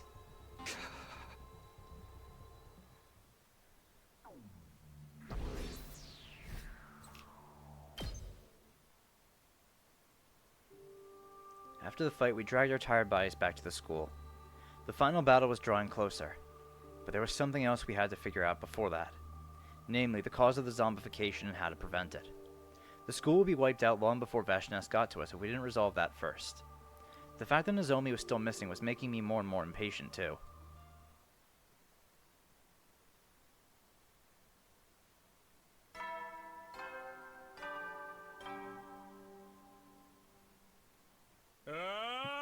Get prepared. Be ready to give your... I woke up to the usual morning announcements and had a heavy head. I should get up. My entire body felt sluggish, likely still tired from yesterday's battles, but I had to go look for Nozomi. And I could only do that by slipping out without anyone noticing me. My stomach hurts. Need the bathroom. I stood up, changed into my class armor, and walked toward the door nonchalantly. Good, now I'd be able to do my own thing. I put a hand on the door. Hold it right there. Kyoshka, what do you want? Can it wait? I cannot allow you to leave by yourself. If you must go, then I shall accompany you. To the boys' bathroom? Communal urination suits me just fine. That's... You can't do that! Get out of my way! Then tell me why you're in your class armor. It's because you intend to search for Lady Nozomi, isn't it? I'm not... Don't think for a moment that I worry any less for Lady Nozomi than you, but you must also consider the enemy before us. Think about Veshness. We cannot lose more men if we wish to best her. Surely you understand that. I do, I completely understand. But you can't just ask me to give up. And we're not going to resolve the zombie problem by holding up in this place. Hey, cool it, you two. You're gonna attract all the zombies in hearing range. Oh, right. Sorry for yelling. Look, I get what you're feeling, but Kyoshka's right. We can't lose any more soldiers. If you really have to go out looking for Nozomi, take someone with you. We'll be keeping lookout here as well.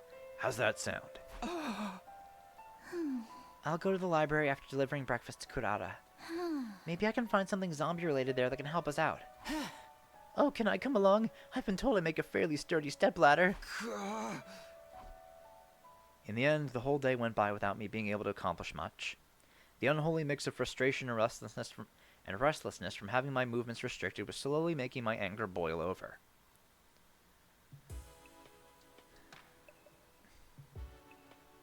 Before long, it was night. Everyone was doing their own thing until bedtime. Why can't I seem to fix this thing? Gaga was tinkering with some kind of mechanical device. What are you doing over there? Trying to fix the organic life detection device. Tsubasa said it was damaged. If I can get it to work, we'll be able to know how Nozomi's faring and get a better grasp on things, right? It's not going to be easy. We can't get the necessary parts because of the current situation. Haven't you heard of percussion maintenance? I do it to the TV all the time. Like this. Gaku hit the device hard and caused a shrill beeping sound to ripple through the room.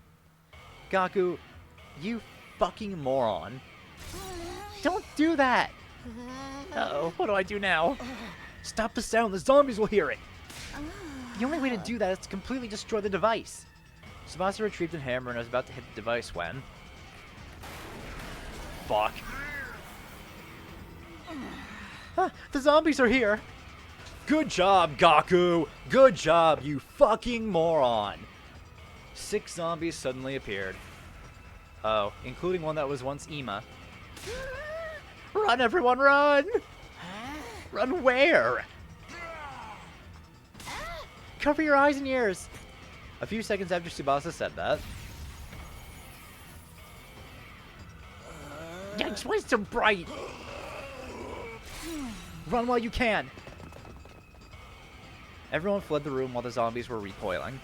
I was about to run out as well when I noticed a figure curled up in front of the door. Kyoshika, are you okay? I tripped and fell, that is all. Get outside quickly, Sir Takumi. Not without you. Come on, let's go together. We've been surrounded. Fortunately, the locker was right behind me. I immediately took the power saw out of it. We can't possibly take on so many zombies at once. Transform into your class armor, Kyoshika. We're gonna bulldoze our way through.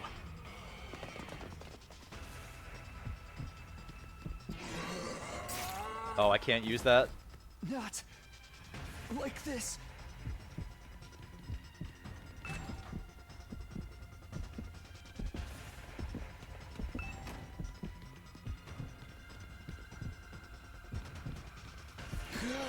Fuck. I shouldn't have waited. Can still fight.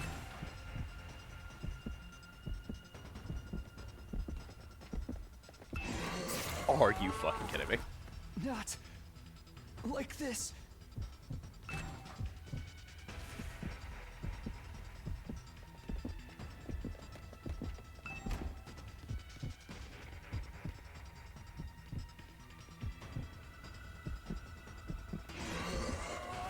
What the hell am I supposed to do here? I can still fight.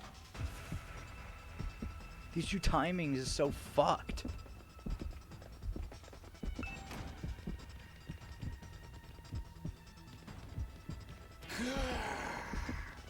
And I'm... Okay, I guess that works.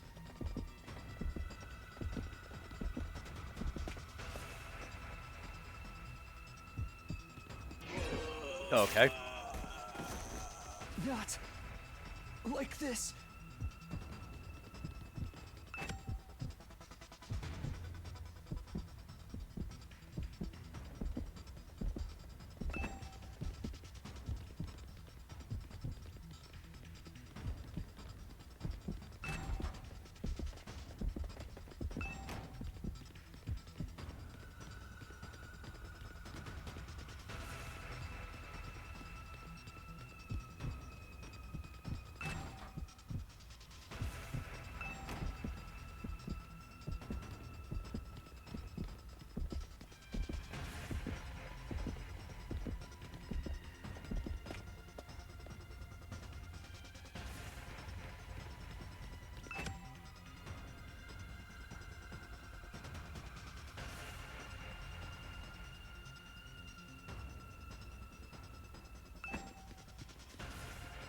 There's no one down here.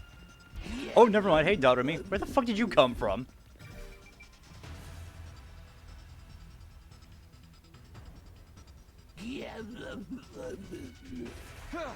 Good, I can handle just one. Sorry, Doremi. I'm really sorry. I braced myself and pointed the power saw at the approaching Doremi.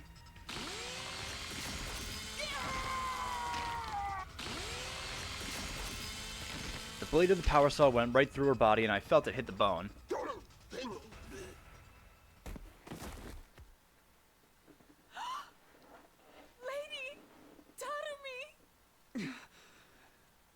We were stunned and stood before the motionless Doremi for a while. The gym was filled with nothing but the sound of Kyoshika's sobbing. Then I heard it. Footsteps getting closer to us from behind. I turned around and my eyes widened. Oh. No.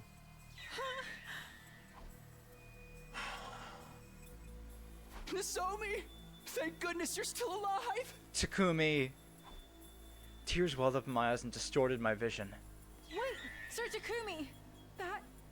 That's not Lady Nozomi. Kyoshika grabbed hold of my arm just before I broke out into a run toward Nozomi. Oh, God, don't be silly. Nozomi can't be dead. Not Nozomi. No way. Get a hold of yourself, Sir Takumi. Lady Nozomi has already been turned into a zombie. No, no! You're lying! Let go of me!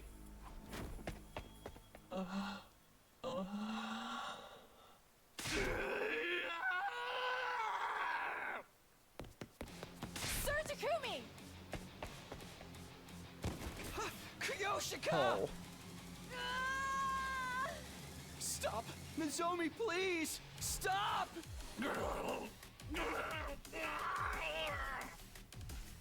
The moment I saw her, I knew she was no longer the same Nozomi. But I refused to face reality. Sir Takumi! Get away! Hurry! My hands and feet were shaking. My gaze fell on the power saw I was holding. What was I so conflicted about? Kyoshika would die if I didn't do this. If I didn't kill. I raised the power saw and...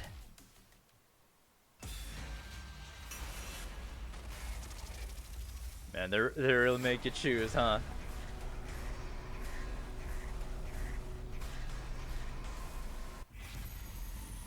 Well, we're gonna kill zombie Nozomi.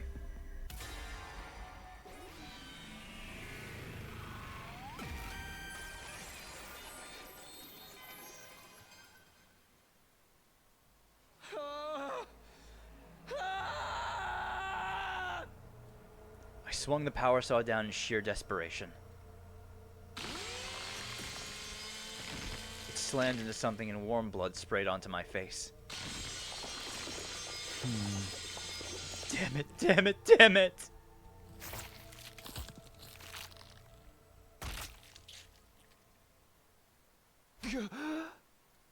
I came back to my senses when I heard something hit the ground. And then, I locked gazes with the thing that had been separated from Nozomi's body, and I finally realized what I had done.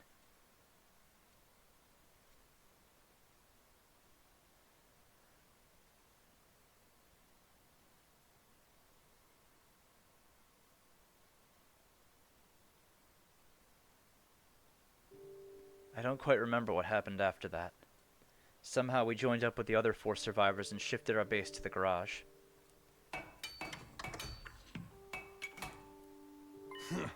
Alright, that should do the trick. Finished reinforcing the side as well. Not that I think they'd be of much use against zombie and inhuman strength. It's better than doing nothing. They should ward off some attacks at least. I watched distractedly as the others barricaded the exit. I killed Nozomi. I sliced her head clean off. The scene of the killing flashed across my mind. I felt gastric fluid welling up through my throat and had to slap a hand over my mouth. I couldn't stop shaking. Sir Takumi, is everything alright? While I was trying to hold everything together, Kyoshika peered at my face in concern.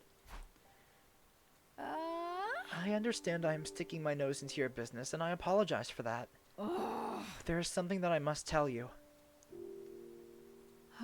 It is about yesterday. You snatched me from the jaws of death. So I just wanted to say...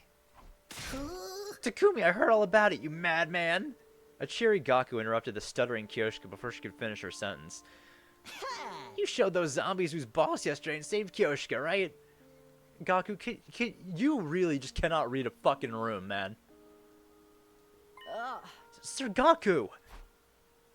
I always thought you were too shifty to be trusted before, but now I know you're more than just talk. By the way, just so you know, the bodies of the zombies have all been thrown into the fire, so we're safe now.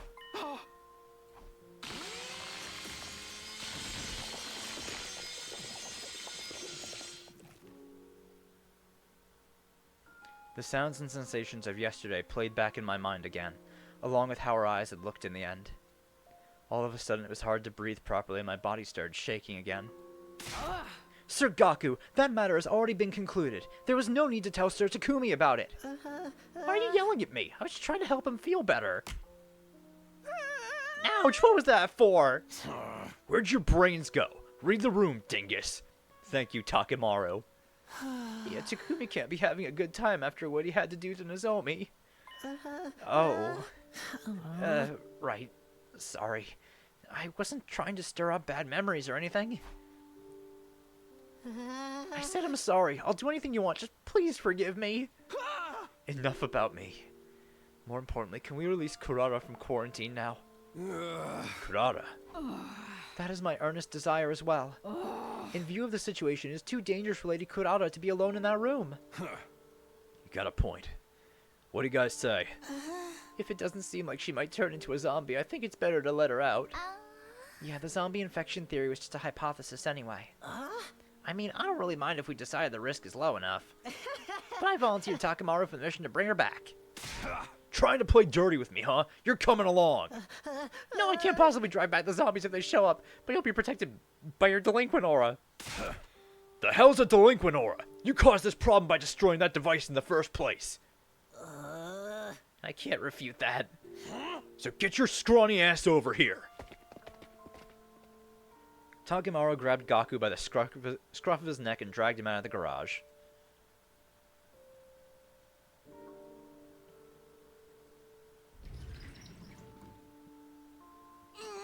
Is it going to snow in school tomorrow? Are you going to ask me to call my father for ransom money?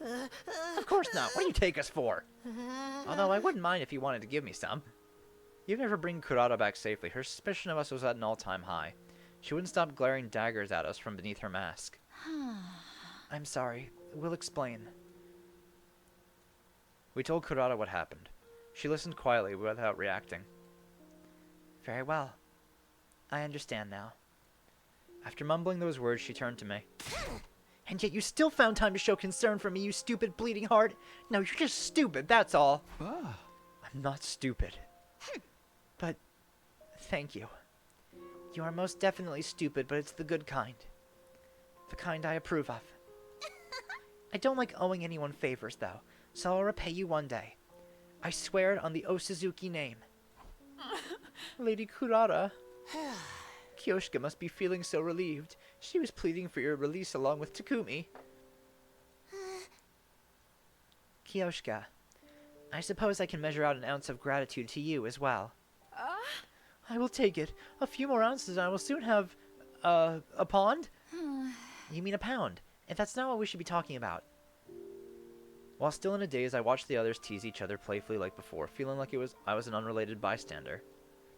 Kurata's attitude, Kyoshika's elation, everything went past me like it was air. Inside, I felt nothing.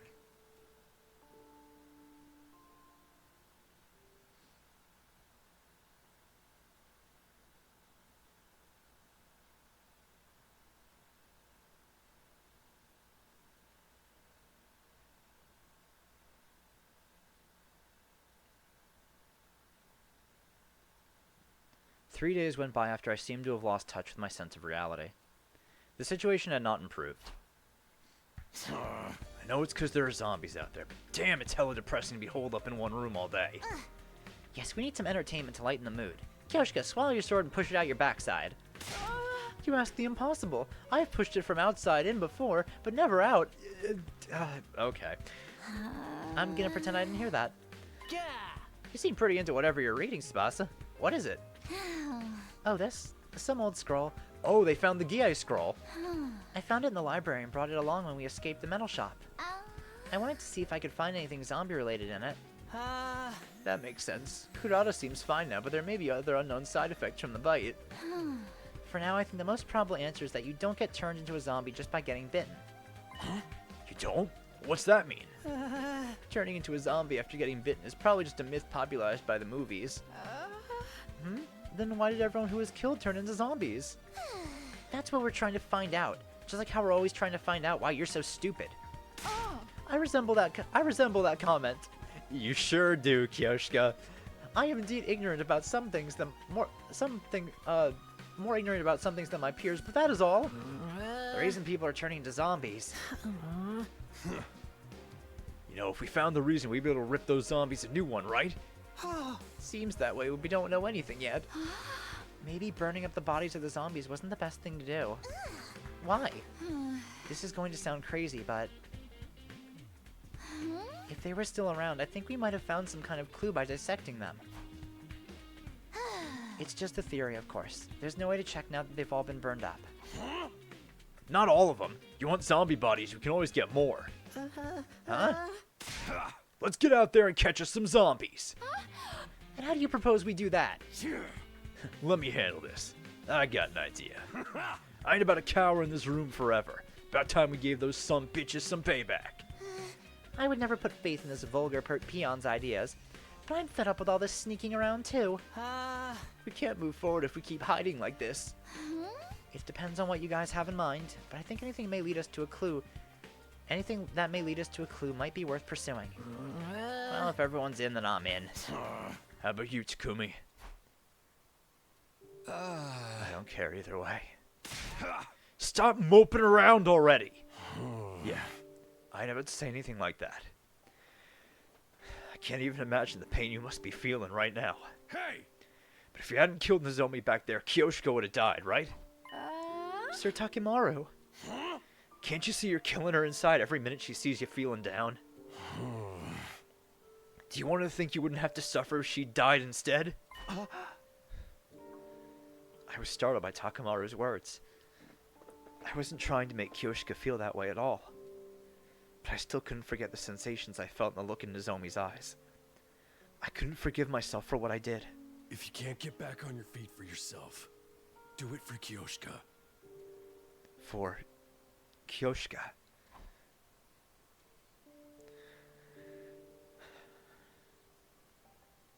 When I raised my head, I saw Kyoshika's face, twisted in remorse and agony. Kyoshika, don't look so sad. I did all that by myself. None of it was your fault. I didn't do it for you to look like that. I caused that. I ain't gonna pull you along if you don't want to. You decide. I did the unforgivable. But I'd be hurting Kyoshika again if I kept despairing like this. Then I might as well. I'll do it. I'll join your plan. Now we're talking. I don't want to be hearing any complaining from you later. I won't. Sorry for making you feel bad, Kyoshika. I'm fine now. No, please do not apologize for anything. I really am grateful that you saved my life. But I'm so unsophisticated and dull in speech. And I couldn't do anything for Lady Nozomi either. And then I just...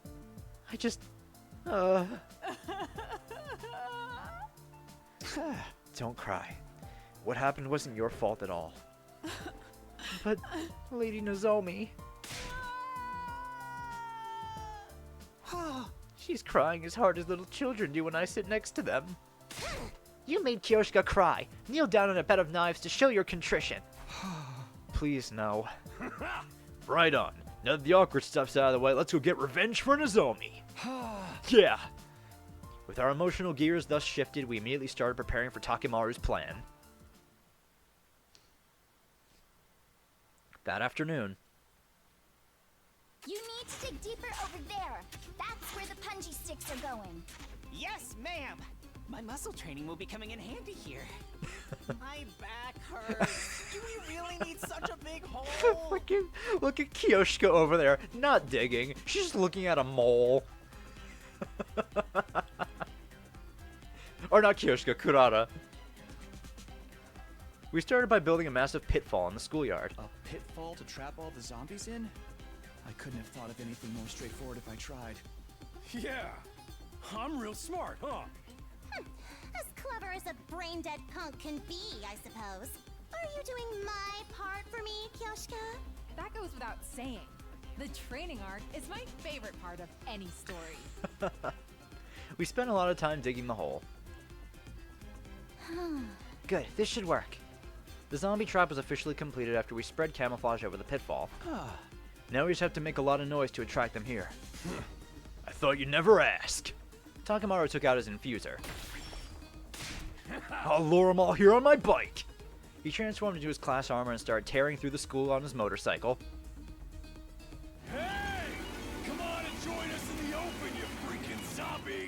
If you're looking for a fight, you got one in me. What are you waiting for? He's really excited about this. Yeah, he's practically glowing with life. He must have been really stressed out. Ugh, I just hope the zombies show up before he destroys my eardrums. Look over there, everyone! At Kyoshika's shrill cry, we all turned to look where she was pointing. There's Ato. One zombie. Is that all? Huh? Yeah, I don't see the rest anywhere. Only one comes out after all that running around. Guess I wasn't loud enough. Would've been easier if we could get them all at once. But one's good enough. Now we just have to lure him over. I barely finished the sentence when...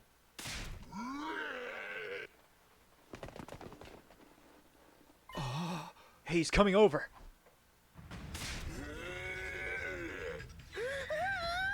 Is this really gonna work? Don't panic, our pitfall design was perfect. Hey! Come on, keep coming. Zombie Ato kept getting closer and closer at an alarming speed until finally...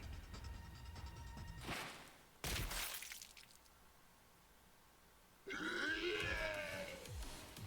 fell for it! That'll show him! Did the trap work? I peered cautiously over the edge of the pit. I could see Ato lying at the bottom, pierced through by the sharpened sticks we'd put down there. One of the sticks has gone through his head.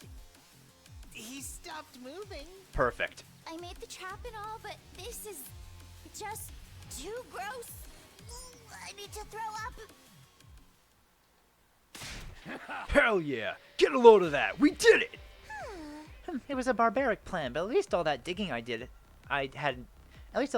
had to do didn't go to waste. You didn't dig. You hardly did any digging. Seeing a former acquaintance falling for such a gruesome trap wasn't a good feeling, even if he had been a traitor. We quickly moved Ato's body to the garage before the other zombies had a chance to show up.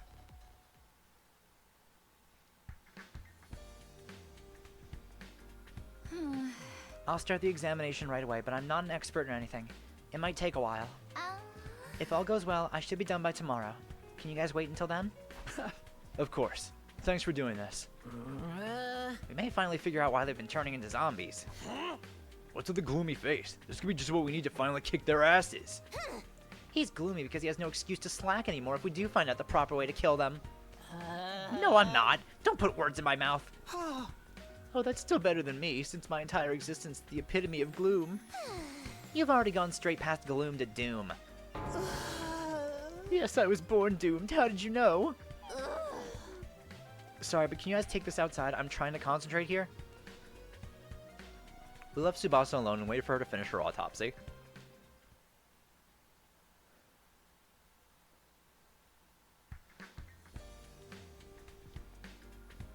The next morning, at around the time the usual morning announcement played, Tsubasa informed us that she had finished her examination of Ato's body. This should be okay. Thanks again, Tsubasa. Did you stay up all night? Are you feeling alright? I was rushing to finish because there was something I wanted to look into. And you found the answer? Yep, I finished the dissection. Everyone come over here. Look at this. What the hell is that? Is that a worm? I've never seen one this shape before. I found it inside Ato's body. To be precise, in his brain. His brain?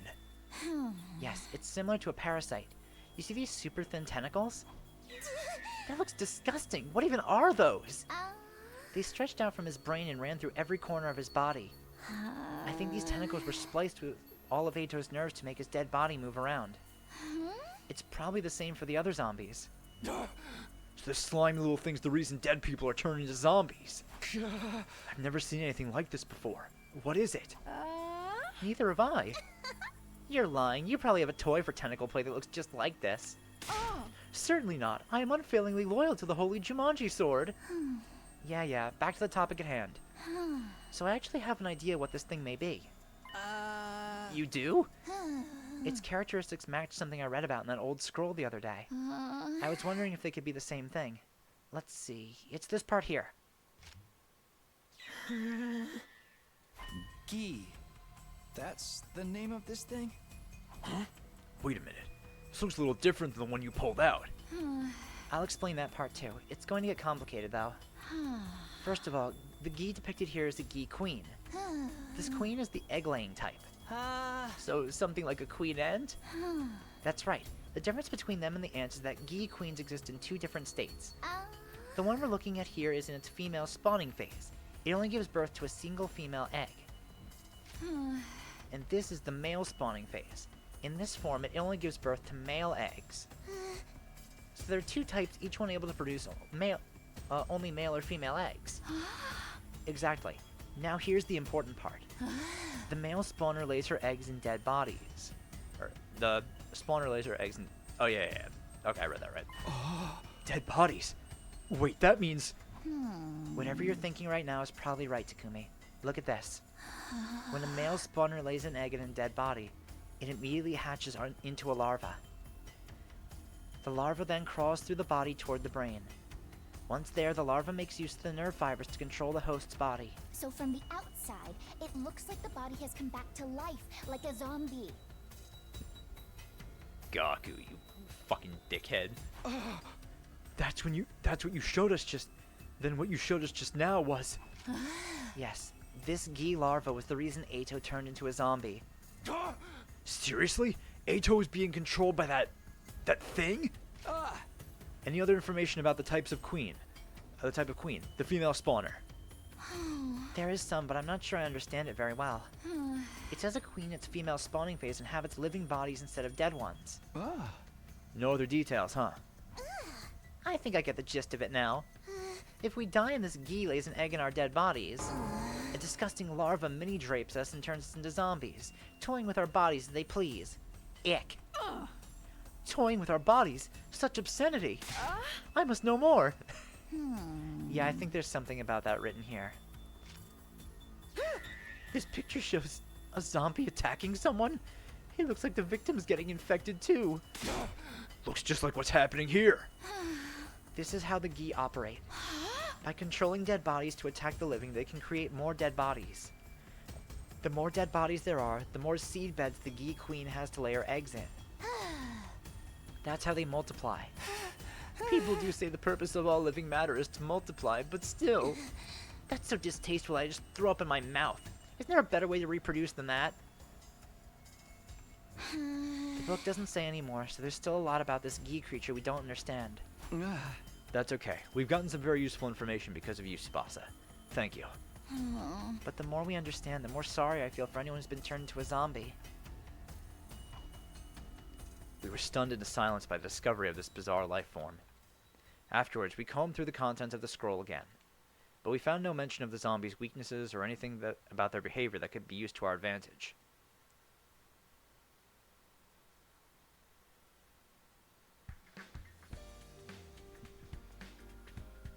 It happened that afternoon amidst the tension that was still lingering from the Gi revelation. Takumi? Gaku, who had been keeping a lookout through the openings of the barricade, suddenly let out an astonished cry. What do you want? No, it's... wait, what? That's weird. I just saw you running down the hallway. The hell are you talking about? He's been here the whole time. I know, sheesh, it's just... I definitely saw him in the hallway, too. He's being chased by zombie Hiroko and zombie Moko. No, wait, maybe it wasn't Hiroko. Anyway, I'm not lying, I really saw it. Sir Takumi, do you have a twin? That kind of plot twist is so overused. The players are not going to like it. I'm an only child and I haven't taken a step out of this place. Yes, everyone makes mistakes once in a while. Except me, who's one big walking mistake. Come on, guys. Why does anyone believe me? Are you tired, Gaku? You haven't been yourself lately. Oh. Yeah, Gaku's totally infected by the queen. Huh? I don't think I haven't noticed. Anyway, I'll take over as lookout. You just rest for now. Come on, change your shift. Okay. Thanks, Tsubasa. No sweat. Gaku sat down quietly after Tsubasa took over. He was deep in thought and looked uneasy the whole time. Before long, the night fell and day 79 drew to a close.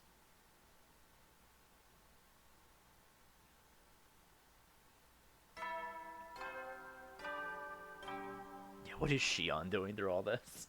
Certainly he's noticed the zombies roaming the school. For humanity, stand glory to the... It was now day 80. We couldn't do anything except keep an eye on what was happening outside. Frustration was starting to build. Come on, how long are we gonna be trembling in fear of those zombies? Shut up and keep your voice down, or I'll cut you up and feed you to them. Just try saying that again. I'll hit women, but tomatoes are fair game. Stop it, you two. We can't be fighting among ourselves right now. I understand why they're feeling annoyed. We found the reason everyone's turning into zombies, but nothing about their weaknesses, if they have any.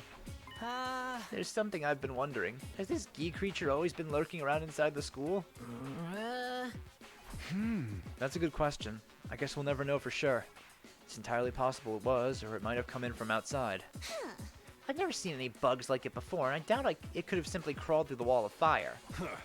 Didn't the scroll say the female spawner infected live bodies? Just one of that freaking creepy crawlies enough to be the end of us. Yes, there could be one of those hiding somewhere. I know this saying. If you see one, there's 100 more. We must unleash poison mist on them, with a roach spray of some description. That's not the type of bug we're dealing with, moron. Then again, do we know that for sure? Hey, guys! Gaku, who had been unusually quiet, suddenly shrieked in a broken voice. What is it? Hey, you're drenched in sweat. Everything okay? I just wanted to say... What? That is... You know... Just spit it out before I get any madder. Okay, I'll talk. I may know something about that. Yeah, I bet you fucking do. About what? Where the Gi came from? Yeah, I may have an idea where they came from. Where they came from? Where they came from? Gaku, can you explain what's going on?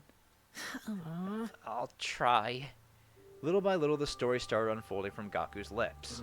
Takumi, do you remember what Darumi and I found when we were at the enemy base? The enemy base? Oh, we went on that expedition in the school bus. What are you guys doing here? We're heading back. Yeah.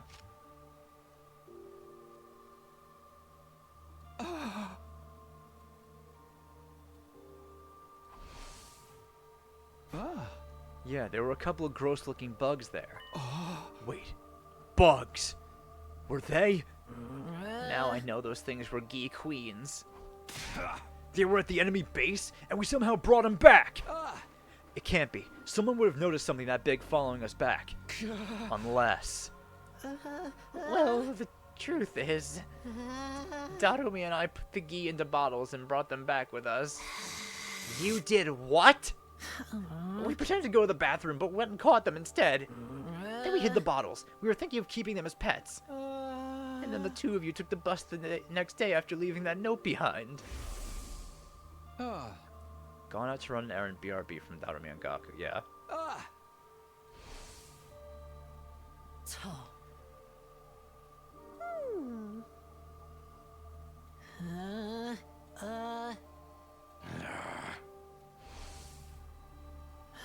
We'd actually gone to recover the Gi bottles we'd hidden there.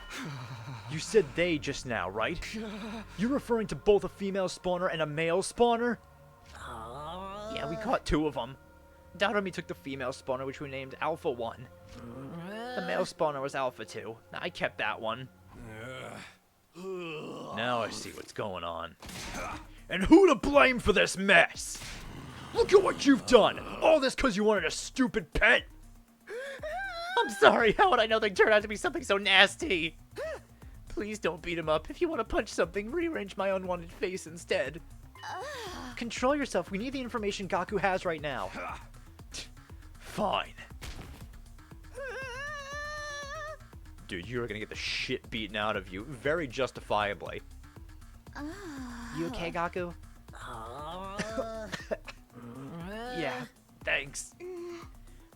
This war criminal ought to be tried and torn asunder right away, but... I'll let you at least explain yourself first. Why did you do it? I just wanted to keep and rear something. Something that would bring me some relief from the stupid war I never agreed to joining in the first place. Trust me, we all get it. But even so, how did things end up like this? What went wrong? You have to let us know. The Alpha 2 I've been keeping suddenly stopped moving one day. I thought she was dead and opened the bottle to check, but then she suddenly woke up and jumped out. She disappeared before I could catch her again. So she got away from you. What did you do after that? I knew I was in hot water, so I went to tell Darumi.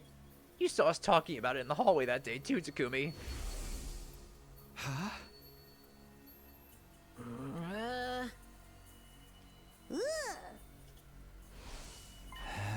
I remember now. That Alpha 1 was referring to the Gi, huh? You little shit. Why didn't you tell us this? Why didn't you tell us this the day she ran away? Because she was my pet. I was already attached to her. If you found Alpha 2, you would have killed her because she looked gross or whatever. I didn't know she'd end up turning people into zombies. Then why didn't you tell us after the zombies started showing up? You were sweating nervously the entire time because you knew the two could be related, right? Well... Assuming you were just unsure, what about after Tsubasa explained what Gi were? You had to have known by then, but you still pretended you didn't. I was just afraid that you guys would blame me. Yeah, of course we fucking blame you, dumbass! Quit screwing around! Hiding info to make yourself look good while the whole world was going to hell all around you? I'm sorry. I'm really sorry. Toss him out in the hall, leave him to the zombies. I don't fucking care. Gaku. Let me get one thing absolutely straight. The Gi that escaped was a male spawner, right? Yeah, I'm pretty sure it was. I knew it. Kyoshka, do you remember the other day when we were in the hallway near the morgue? Huh?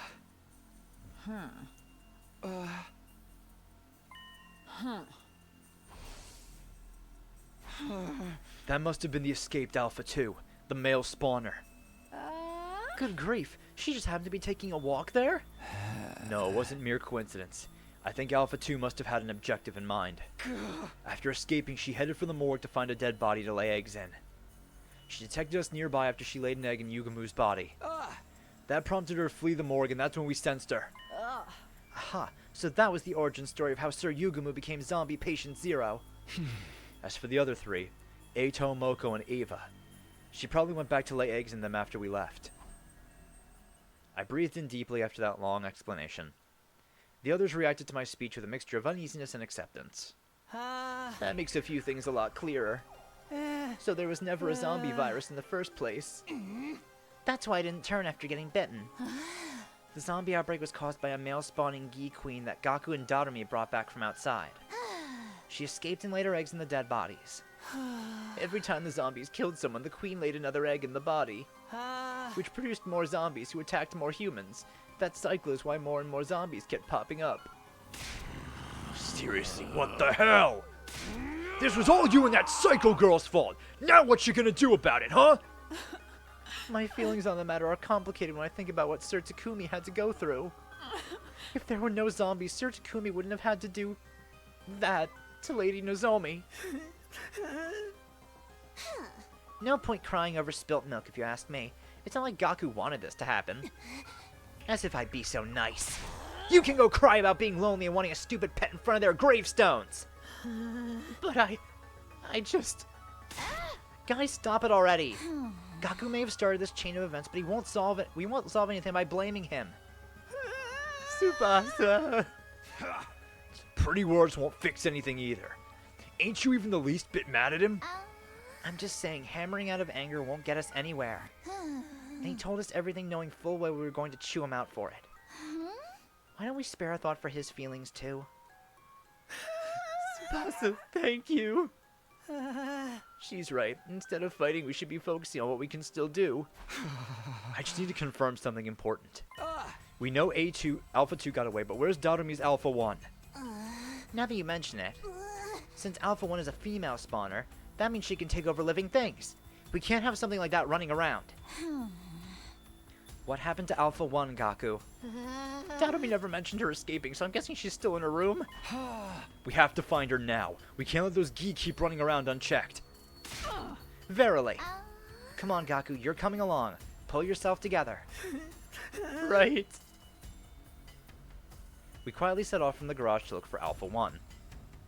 Zombies almost detected us halfway through, but we managed to move ahead cautiously without incident. We finally reached Darumi's room.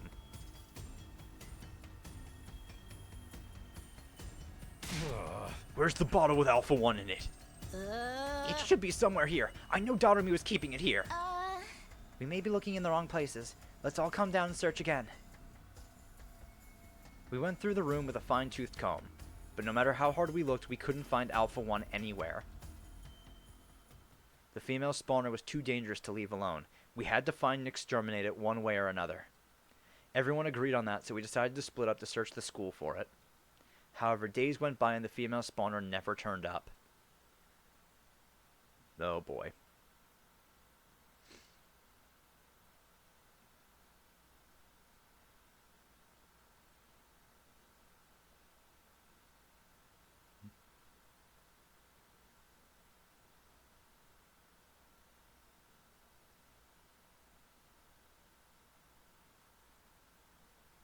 When we woke up that day, we realized we were one person short.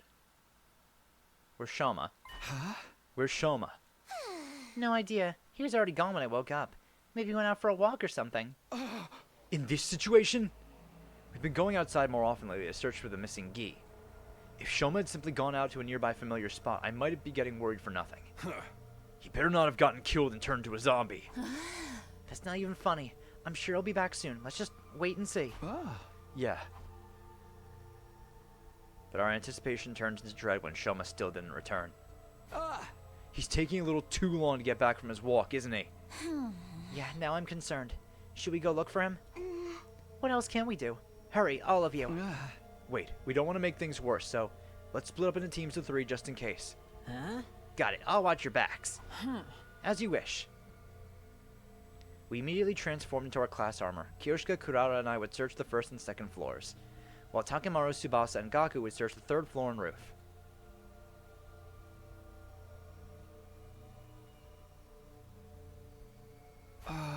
He's not here either. Not being able to shout the name of the person we're looking for is just pure torture. Yeah, we have to move around carefully, too. Then allow me to use my aura to search for signs of a person's presence. I can detect a whole slew of activities within a 13-feet radius with this aura. What aura? You're just doing a visual sweep of the surroundings. Talk about useless. Regardless of the method, I've grown stronger. My previous record was 6.5 feet. Let's just do it the old-fashioned way, please. We continued with our search after that, but couldn't find Shoma. Maybe the other team was having more luck. With that hope in mind, we headed to the meeting point at the hallway of the 3rd floor. Are they here yet? We continued looking around for the other team. And then suddenly we saw them running toward us with panicked looks on their faces. We're in trouble. Deep trouble. Shut up! Keep your voice down! You keep your voice down. What's wrong? Calm down first, then talk. Okay, so we found Shoma in the war room. Oh, truly? That is reassuring news. You imbecile, they found him but didn't bring him along. That can only mean one thing. Yeah, you should probably come see for yourselves. Shoma. They led us to the war room where we saw the most unpleasant sight. Lying on the table was a body covered in so much blood you could tell at a glance revival was going to be impossible. It was the dead body of Shoma. Sir Shoma. When we first came in here, we saw him collapsed on the floor with blood all over, but he was still breathing. Did he say anything? Yeah, we got his last words, too. Just before he gasped his last, Shoma said, I was sad to see everyone in such a bad mood. I thought some tasty food might cheer you up. He was trying to sneak into the cafeteria, but the zombies found and attacked him before he got there. As he fled for his life, he managed to jump into the war room, but the injuries he sustained were fatal. Just before he died, he said, "Everyone, please live on." Oh, Shoma. Those were his last words. Dumb bastard just tried to help us. Damn it. This may have given us a chance to end things. Huh? How do you mean? The zombies are killing people to create spawning grounds for the Gi Queen in Alpha 2, right? In other words, if the Queen dies, the zombies won't have to kill anymore. Does that make sense? It does. There's no need to make spawning grounds if the spawner no longer exists. Precisely. So the only way to end this is to kill Alpha 2. Sounds logical, but how? We'll lure her to us, using Shoma's corpse as bait. Using our friend's body to lure out the parasite that was creating all these zombies. Everyone had an immediate adverse reaction to Kurata's blasphemous suggestion, but she didn't back down. Shoma's last wish was for us to survive, right? We should honor that. This is how we're going to mourn his death, by killing the Gi and living on. She was right. Shoma's efforts would go down the drain if we died now. Kurata's rallying evidently strengthened everyone's resolve. The plan we then drew up would go something like this. We would lure Alpha 2 out using Shoma's body, and while she was laying her egg in it, shoot a net down from the ceiling to capture her. There wasn't much preparation needed for such a simple plan. Tsubasa retrieved some tools from the garage and finished building the trap in about an hour. Alright. Now we just have to wait for Alpha 2 to show up. We hid ourselves from sight and quietly watched over Shoma's remains. Hey, do you really think we can catch the key like this? The simpler the trap, the more effective it is. Not that I expect a dunderhead like you to understand. Ouch. Everyone quiet! There it is. She's here. Ugh. To be honest, she is too revolting for me to even lay my eyes upon. Kaku, can you confirm if that's Alpha 2? Yep, that's her all right. The same Alpha 2 I was keeping. She's already trying to lay an egg in Shoma's dead body. Ugh. Tsubasa, we only have one chance. Don't mess it up. I know that. Tsubasa was staring hard at Alpha 2, her hand trembling from nerves, but still ready to activate the switch and trigger the trap. The moment the Gi stopped moving and began to lay the egg, she pressed it. Yes! We did it! We stopped her in her tracks! Hell of a job there, Tsubasa. And too bad for you, squirming maggot. Now we just have to kill Alpha 2. Don't let her get away! We lowered Shoma's body down to the floor, net and all, but something was wrong. Uh-oh. Too late? Wait, where'd she go? We looked around under the net, but couldn't find the Gi anywhere. Hey, we saw it get trapped inside, didn't we? Where the hell is it now? No. Did I miss? I was so sure I got her. What now? I messed up our only chance. It wasn't your fault, Tsubasa. Right, guys? Yeah, you were perfectly on time. We all saw the net come down over the Gi.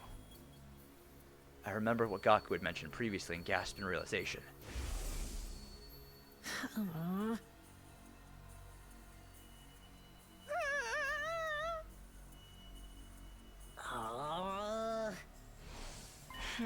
Hey, I know this sounds ridiculous, but could she have done that on purpose? When Alpha 2 escaped from her bottle, it was because Gaku thought she was dead and let his guard down, right? Well, yeah, what are you getting at? If she was deliberately playing dead in order to escape from the bottle... Oh, I get it. You think the Gi may have noticed from the start that Shoma's body was bait? I'm just guessing here.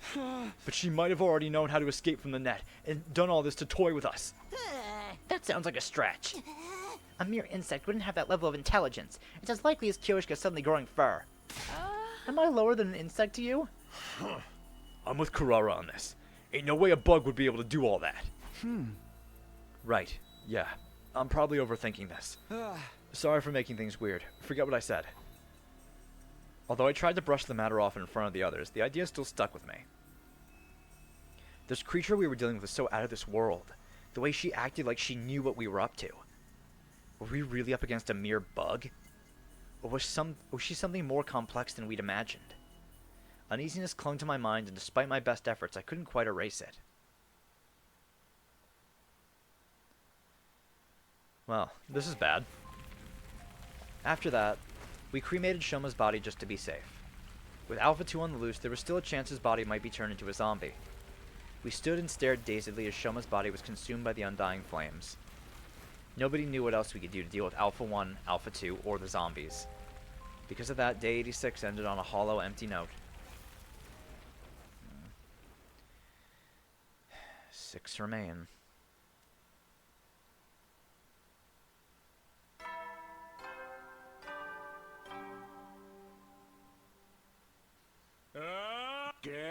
prepare. Be ready to give your...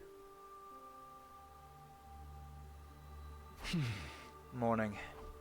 Sirius' cheery announcement was a stark contrast to the heavy mood that hung over us. We started getting ready for the day without saying anything. Morning, Takumi. It's a really tense atmosphere to be waking up to, huh? Huh? Well, we have practically nothing to be happy about. I actually have a suggestion. Why don't we make graves for those who died? Ah. Graves? Yeah, Eva has a grave marker, but none of the others do yet. I think we should do something for them. I mean, we even used Shoma's body as bait. Yeah, we shouldn't be in too much danger if we're only going to the schoolyard. Count me in for that. Some grave markers, the least we can do. Can I join you? I know I have no right to, all things considered, but I want to apologize to them. Of course. Let's all go together. Tsubasa, thank you, really. I'll accompany you as well. There's safety in numbers, after all. True enough. Well then, what are you peasants waiting for? Okay. We'll get going once everyone's ready. We worked together to place grave markers for all our fallen friends and place some flowers we'd picked in front of them. Everyone fell silent for a while after that. The weather is so... fine, isn't it? Yeah. Best kind of weather for a ride. Almost like everything that's happened, including the war, was just a bad dream. I am in full agreement. Oh, hey, Dulcia. Why is this fucking guy always intruding upon our private moments? It happened so suddenly we didn't manage to wrap our heads around it in the moment. There he was, standing in our midst like he belonged there. I quickly whirled around only to see something that made me doubt my eyes. What? How? You Earthlings truly do resemble us in some ways. Another commander? What happened to the alarm? What's going on? My head was swirling in confusion. I couldn't say a word. Takumi, get away from him! Those words finally brought me back to my senses, and I quickly leapt back. How did the enemy get in without triggering the alarm? Alarm? What are you talking about? Don't tell me he went straight through the undying flames. You here by yourself? Don't you guys usually bring a bunch of minions with you? I don't like them. They go against my principles. That woman ordered me to destroy this place. What do you mean? What are you trying to say? I merely wish to know who all of you are. Now, prepare for battle. All will be understood when we cross weapons. With that, the commander turned away and put some distance between us. What is with this guy? He's clearly different from the others we faced. What now? Can anyone talk some sense to that old guy for us? Don't be stupid. Does he seem like the sort of enemy who would be open to discussion? Nah, we'll just have to fight him. Hell yeah! I'm readier than ever before. Come get some of this! Sir Takumi, a defensive battle is upon us. The school must be protected. Right, let's do this. God of the planet, hear my plea and lend me thy strength. Blood of my bond, release!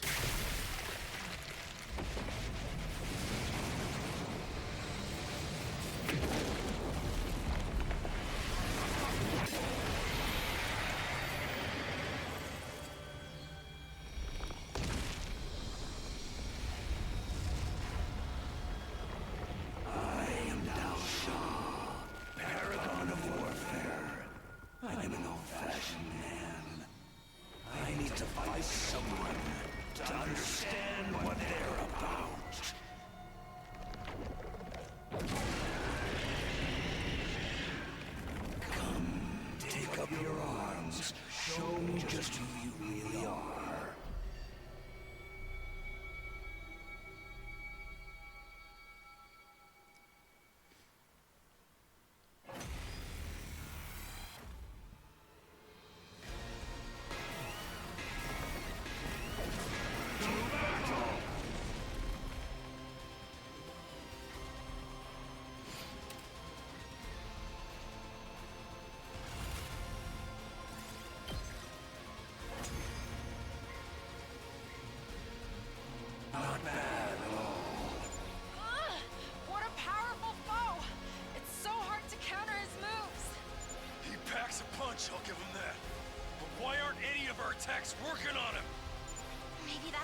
ability. It's probably what got him through the wall of fire, too. We can't give up now. Keep going, everyone.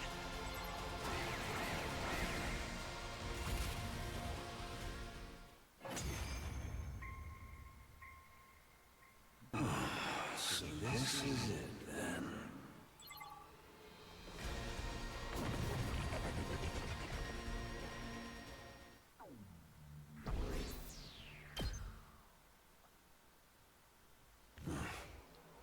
I get the gist of what you're all about. Huh? He detransformed? Why? Yeah.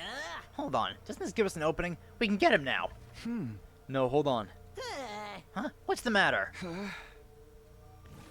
I wasn't sure why myself. I think I was overwhelmed. As a mere ordinary human, I couldn't help but be intimidated by by the dignified conduct of this lion of a man standing before us. What are you fighting for? That came out of nowhere. We played 20 questions now. Coming back from death after death to fight again. Do you live solely to fight in this war? That would make you no different from those abominable combat organisms created by that woman. Do not compare us to that cannon fodder. So that's how you refer to them too? Cannon fodder, guinea pigs, slaves, playthings. Do you consider that sense of superiority to be something like wisdom? I suppose all living creatures reach the same end point eventually. Shut up and cut to the chase already. You trying to tell us to surrender? If we do, we'll all be killed, won't we? I doubt Veshnus would let us live. Then shouldn't you simply accept death? Huh? Stop messing with us. We're not going to give up on life. Doesn't matter if it's zombies or invaders. We're... My vision lurched. There was a loud thump. Oh, he cut off Takumi's head. When I saw the great blue sky unfurled overhead, I realized what had happened to me. I'd been beheaded. Sir Takumi! I heard Kyoshika's voice in the distance, and then my vision turned red. Then from red to black. My whole world was enveloped in darkness.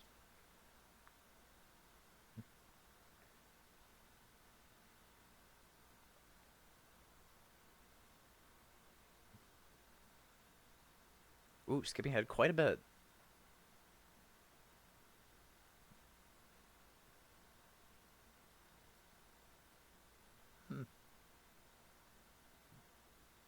Wow, all the way to day 94. After a long time in persistent darkness, finally I can think again. How much time has gone by? My head ached as if it was being bludgeoned by a blunt instrument, and endlessly drawn-out agony suffocating me. And then it all suddenly eased off.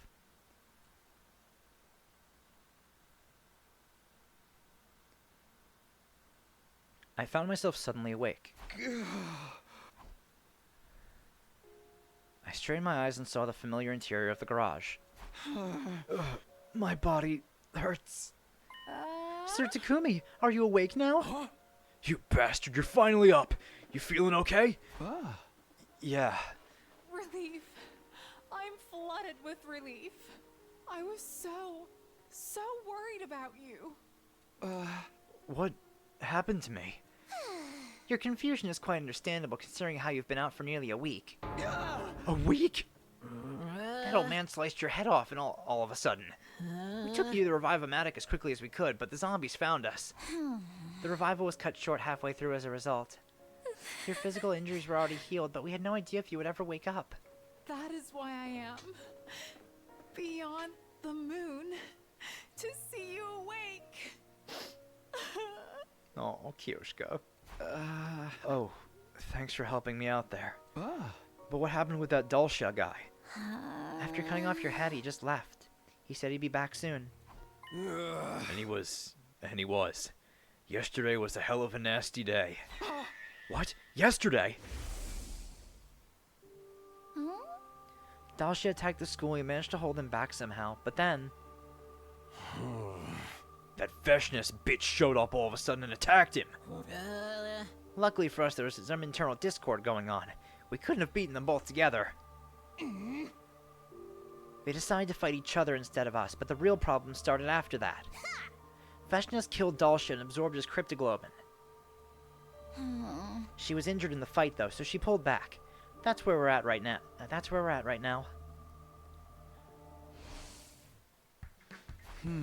Okay, I'm just glad everyone's safe. Indeed. Other than that, we are doing quite alright. But we've made zero progress on anything else. Not capturing the Gi or clearing out the wandering zombies. Coming up with a foolproof way to get away from the zombies is probably more effective than looking for Gi right now.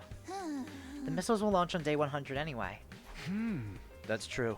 If only there was some anti-zombie equipment we could use in the meantime. Can you build something like that, Tsubasa? I can try, but I don't know how effective it'll be. There's no easy way to suppress their superhuman speed and strength after all. But we'll never know for sure unless we try, right? I'll think of something. Sorry, I know I'm asking for the impossible. But thanks. I'll help. Just tell me what to do, Tsubasa. What? Really? Okay then. You're probably not feeling yourself yet, right, Takumi? Just lie down for a while longer. I'll be fine. I need to do something. Sit your ass down. The only thing a recovering patient like you needs to do is rest. Sir Takamaru speaks the truth. You may even use my thighs as a pillow if it makes you more comfortable. It's a pretty tempting offer. Okay, I'll rest like you all want me to. So you will be needing my thighs? I did offer, and a true warrior never goes back on her word. But let me purify my body first. No, I'm just going to go back to sleep. Quietly. I lay back down, took a breath, and closed my eyes. Drowsiness set in before long, even though I had just woken up from a week-long slumber. Sleep beckoned, and unable to resist its alluring call, I gave myself over to it.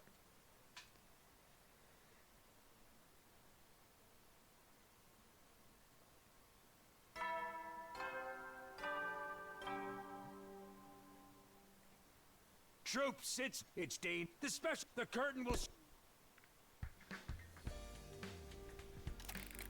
The next morning, I woke up to the sight of Tsubasa tinkering with a few devices and Gaku waiting next to her. Morning, you two. Morning, Takumi. You're awake. You guys are up early. Have you been working all night? Yeah, I've been trying to develop a tool we can use for the zombies, but... But it's not as easy as it sounds. I can't think of any material or structure that's strong enough to resist their strength. Just so you know, Tsubasa's been thinking about it non-stop since yesterday. It's not something you can just conjure up like magic, okay? You'll never understand the hard times she had to go through. I get that. I really do. I'm sorry for pushing this on you, Tsubasa. Oh, come on. You know I don't mind one bit. Stop being so formal. But... Forget that and throw some ideas at me, Takumi. We're kind of at a dead end here. Ideas. Tsubasa said just now she couldn't think of a good way to suppress the zombies. If suppression's a no-go, maybe we should try something else. How about a device that attracts zombies? What? Attract them? Our objective isn't to defeat the zombies, but to survive until day 100, right? Then how about something that produces loud noises to attract them to a particular spot? Now that's just ridiculous. Of course, that could totally work. Why didn't I think of that? Our goal is to just run away from them, right? Huh? Yikes, this whole time I was thinking about building something that could beat them. Me and my hard head. I gotta hand to you, Takumi. Coming up with that fantastic idea just like that. Just a random thought that occurred to me, that's all. That's what's so amazing about you. Having a reliable leader around makes such a difference. Well, I'd better get cracking. If I can just find the best frequency for lowering them out and make some adjustments. Is that even possible? I think that makes you a lot more amazing than me. It's nothing, really. Flattery will get you nowhere with me. Hell, man. Gaku, I swear to God, if you're trying to put the moves on Tsubasa, I'm gonna fucking kill you. What's that, Gaku? Did you say something? What? No, nothing. I'll help you with that device. I appreciate it, but don't push yourself too hard, alright? You can rest if you want. I'm not pushing myself. I'll do anything for you. Alright, here goes nothing. I'll try to get it ready by tonight. Just completely ignoring him. Let's go, Tsubasa. Fuck you, Gaku. That night, when I had inadvertently fallen asleep, I was jolted awake by a loud blaring sound. What's that? Gaku, I told you not to press that! Sorry. What's with this racket? Are you trying to attract every zombie within 1,000 miles? Turn it off, now! If I disconnect this part... The sound stopped. Yeah, but... Fantastic. Once again, Gaku fucks everything up. 4 zombies barge into the room in single file. Shit, they're already here. Let's see how they like the taste of a power saw blade. No, I won't let history repeat itself. Hey, Takumi! I shoved Takemaru away and charged towards the zombies at full speed. I collided into the one at the front of the line, Moko, with all my strength. Luckily, that created a domino effect, and the other zombies fell to the ground one after another. Run while they're down! I kept running and running to get as far away from the zombies as possible. This should be far enough. Turning around, I saw that I was standing alone in the hallway without a single zombie in sight. Where'd everyone go? We scattered on our escape, and now I had no idea where the others were. It was dangerous to walk around alone. I had to find and regroup them as soon as possible. You goddamn freaks in nature! That sounded like Takemaru! There was the sound of fighting coming from the direction of the cafeteria. Is he fighting the zombies? I remembered he had the power saw with him when he ran off. But even so, it wasn't going to be easy for him to fend off the superhumanly strong zombies by himself. I forced my exhausted lungs to take a deep breath before running as fast as I could toward the cafeteria. You think you can beat me? Huh? Takemaru, are you okay? Takumi? The hell are you doing here? I'm here to help. I'll fight with you. Bastard! You mind your own business! I'll handle this! You just run as far as your legs can carry you.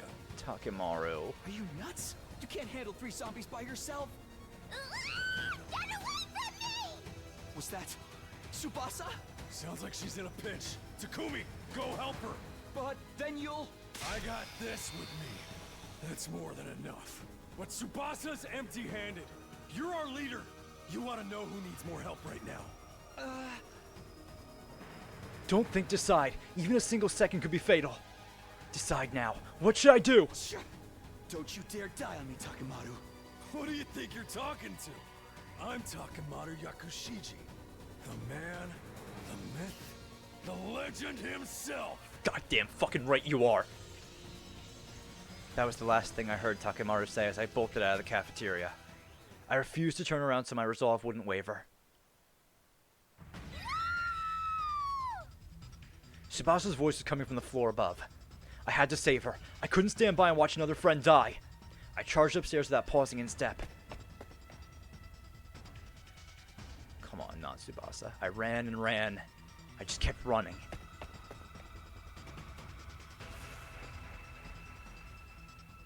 When I finally reached my destination... Damn it! No! What greeted me was the worst possible scenario. What? Not again. A zombie's hand had gouged right through Tsubasa's body. Fresh blood was pouring out from her wound, staining the floor beneath her. What's this? What is this? It didn't feel real to me. My body couldn't stop shaking. Me. Run. Tsubasa. At that moment, I heard a faint voice calling to me. Takumi, run. It came from Tsubasa, who was barely alive. No, I didn't want to run. I couldn't. She was still breathing. I had to help her. She was still alive.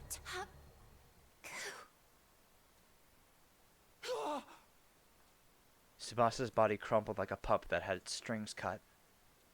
Her eyes glazed over. There was no longer any life in them. Tsubasa. Tsubasa just died in front of me. She had lost too much blood to be revived. There was no hope for her. The moment I understood that, a searing hatred boiled up from within me like magma waiting to erupt. Damn you, zombies. Damn you, Guy. I clenched my shaking fist so tightly I could hear my nails digging into my palms. You bastards! Give them back! Give my friends back to me! Takumi, wait! Do not be so reckless! Kurata and Kyoshika ran over and grabbed one of my arms from behind. Let go of me! Tsubasa was just... She was... Calm down! It's already too late for her. And we'll be next if we don't run before Hirako notices us. You can see that, can't you?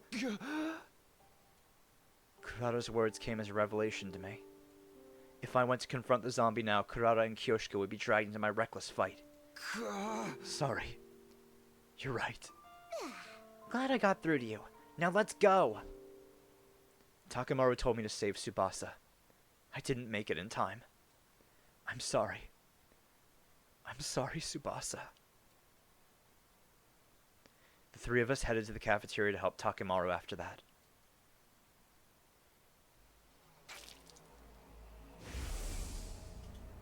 All that awaited us there was yet another terrible sight.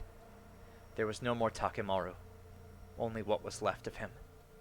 When I laid eyes on the torn up pieces of flesh scattered all over the cafeteria, I threw up violently.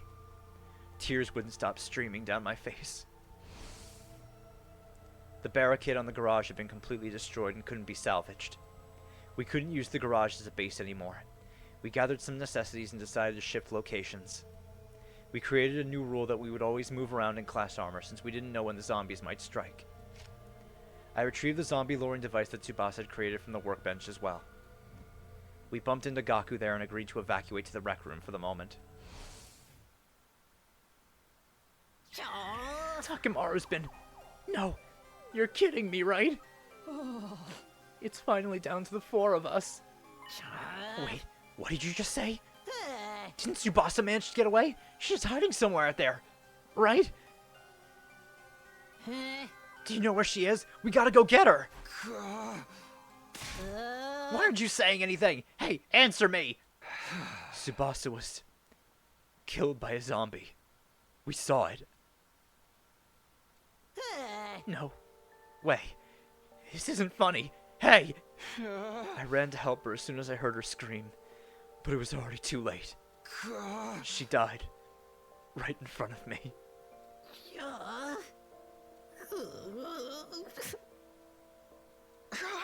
I'm sorry. If I just gotten there in time. Shut up! Shut up! Shut up! Shut up! Shut up! Stop apologizing! That's not gonna bring her back. Tsubasa! Tsubasa! You were there, you said? Why couldn't you protect her in my place? Why are you still alive when Tsubasa's dead? Explain yourself, dude! Okay. I don't want to be hearing any of this from you! This is all your fault, you little piece of shit! Fuck you! Sir Gaku, that is enough out of you! It was not easy for Sir Takumi either. It's okay. I understand how he's feeling. When I lost Nozomi, it was like my mind fell off a cliff. If there had been someone I could yell at back then, I would have done the exact same thing Gaku was doing now. So I couldn't bring myself to stop him. You understand how I feel? That's the funniest thing I've heard in my life. What do you think you understand, huh? You think you're so high and mighty? Damn it, damn it, damn you! I simply stood there silently and endured Gaku's enraged venting.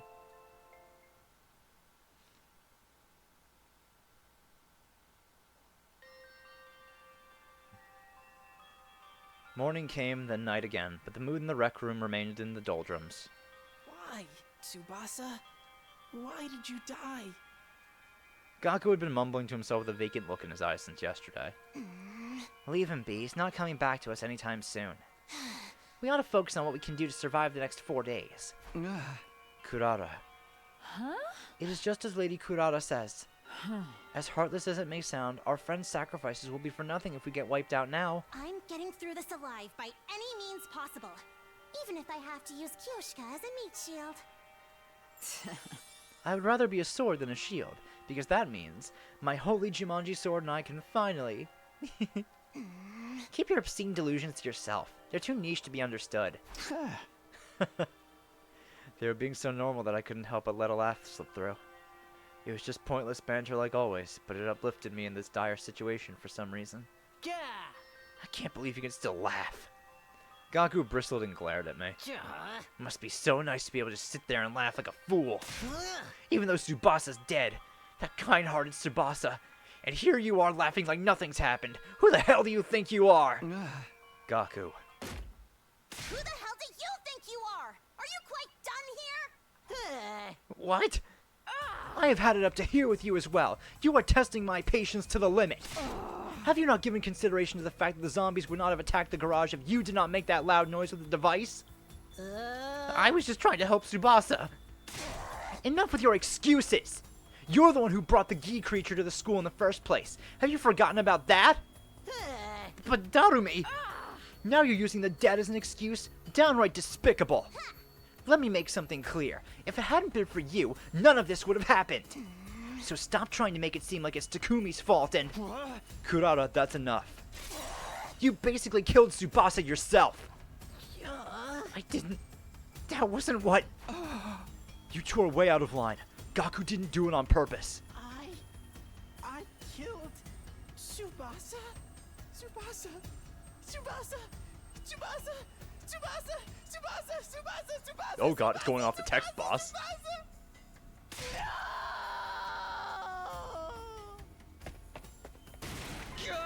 Gaku! Gaku let out an ear-piercing scream and flew out of the rec room. Seriously, what's his problem? He can't be out there by himself. We have to go after him.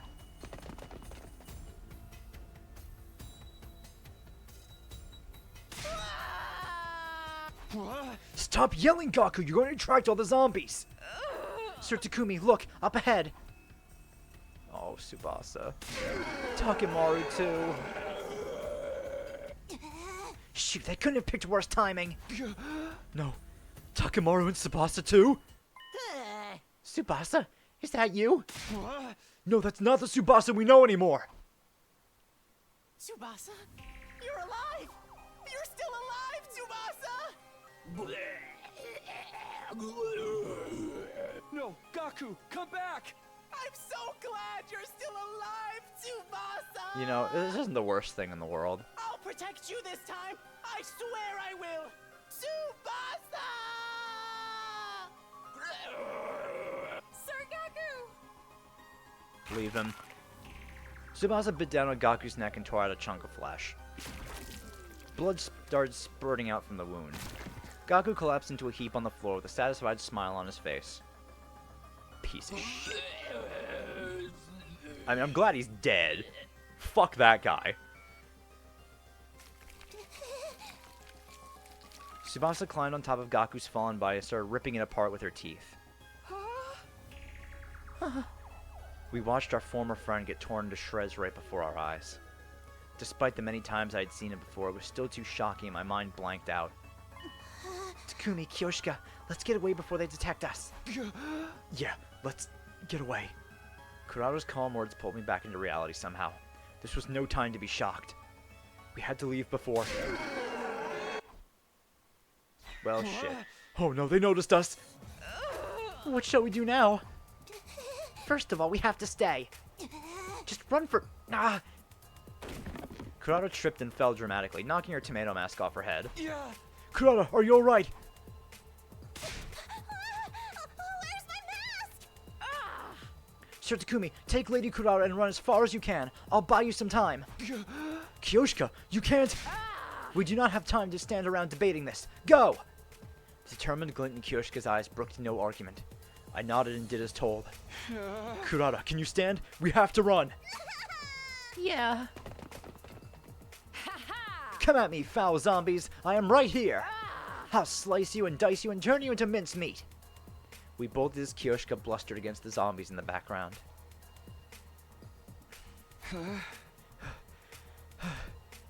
As I was running down the hallway while pulling the weakened Kurata along. I'm so scared. Damn, when'd they get here? I got worried for Kyoshika for a split second, then realized we had to worry about ourselves before we could think about anyone else. We're getting through this together, Kurata. Don't let go of my hand.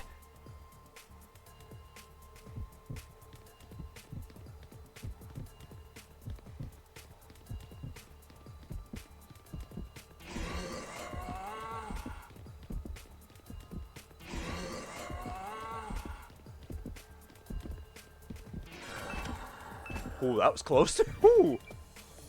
Fucking split second reaction. long last, we managed to shake off the pursuing zombies and flee to the roof. But there we saw... How the hell did he get up here already? Oh, Kyoshka! Kyoshka, who seemed to be losing in her struggle against zombie Takemaru. Kyoshka! Don't come any closer! Get away!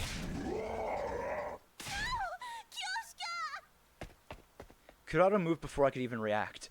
Kurata, who should have been weakened by the loss of her mask, leapt out from beside me. Kurata.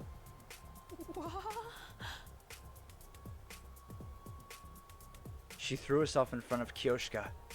Because of that, Takemaru's arm punched through Kurata's body instead. A brief pause later, fresh blood came pouring out of her wound. Kurata! No! No! My body was already moving before my mind could fully process what just happened. I charged toward Takemaru with a frenzied cry, and kicked him away with every last bit of strength I had left in me. The force of my kick sent him over the fence and off the roof. 1 second of silence later, the unpleasant sound of human flesh hitting something with great force echoed from the ground to the roof. I tried to catch my breath shakily after managing to kick Takemaru off the roof and turned around. Lady Kurata! Lady Kurata! Don't try to speak. You are bleeding heavily. Lady Kurata, why did you do that? Weren't you supposed to use me as a meat shield to keep living? We must take her to the Revive-O-Matic. You live. Lady Kurata? This is not the kind of prank that will make me laugh. I am a fool. A gullible simpleton who's easily deceived. Lady Kurata, why aren't you saying anything?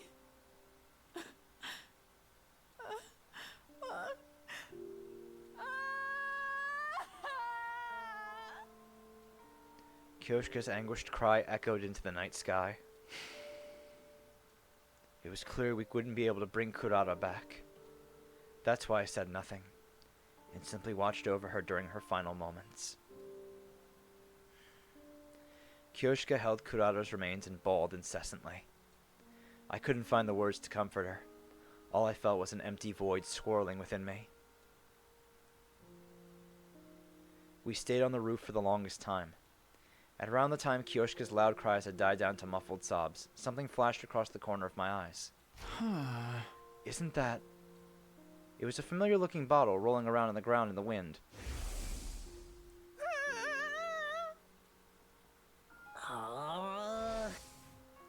Of course, it was the same kind of bottle I'd seen Gaku with before.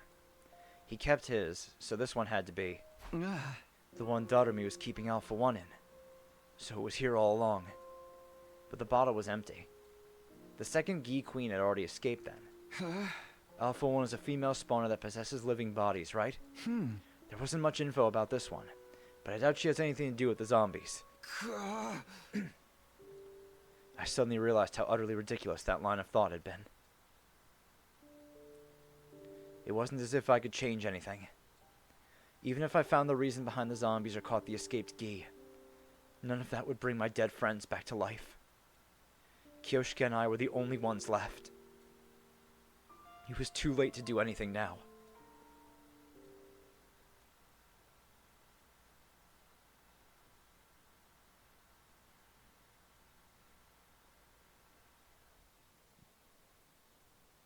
Man.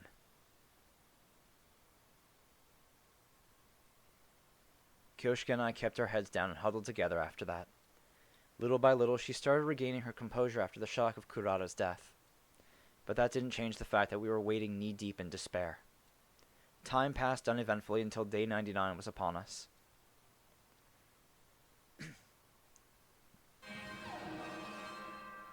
Then the intruder alert blared out loudly throughout the room we were in. Yeah, I thought so. Intruder alert, defense mode. What could the two of us do on our own? But it wasn't like we could escape either. Let's go, Kyoshka. This will be our final battle. It certainly will. We decided to move out directly without going to the war room to avoid giving the zombies a chance to attack us on the way.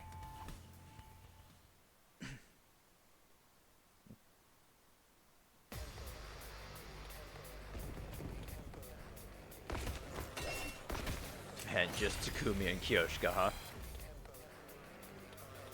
It's finally time to settle things with Veshness once and for all. You ready, Kyoshika? Do not take me for a weakling. I have been ready long before you even asked. We shall emerge victorious, as vengeance for those who departed before us. That's right.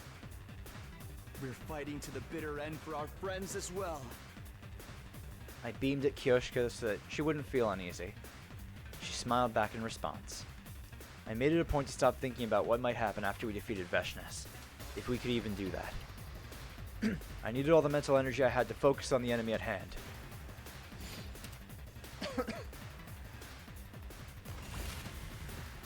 Man. Oh, fuck. I have to do this one? Ooh. Okay. Let us begin. Well, I guess that's what I get, huh?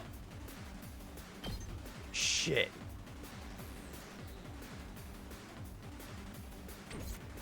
Here we go. Take this. Let's go. Yeah. All right. I've got this.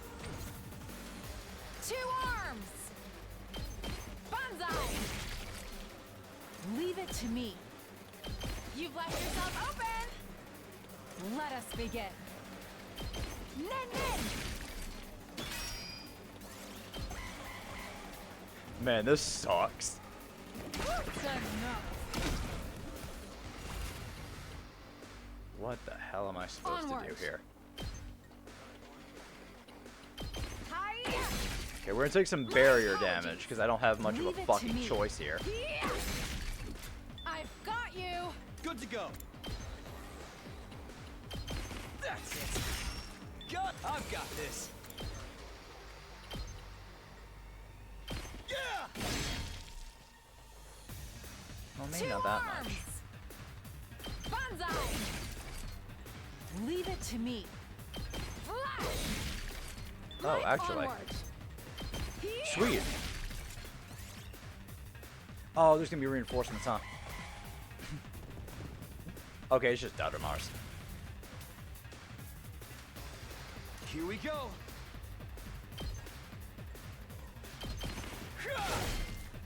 I've got this. That's it. Leave it to me. Banzai! Onward. Flash! 2 arms! Banzai! Alright, wave 1. That's... Hey, Veshness. Veshness was calmly walking towards us as if she owned the place. The moment I saw her, my heart started to race like it never had raced before. It was as if the hemoanima, the cryptoglobin inside my body, was responding to her as she approached. Then she stopped right in front of us while we stood on guard. Just 2? Did you think I would go easier on you like this? I won't let you die peacefully. Your power and the power of the Second Coming are mine. I shall devour all.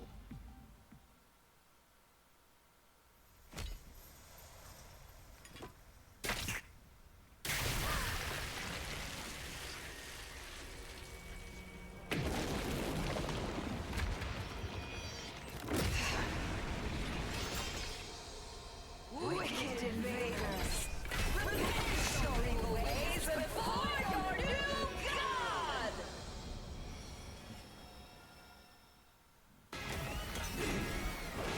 Bow down!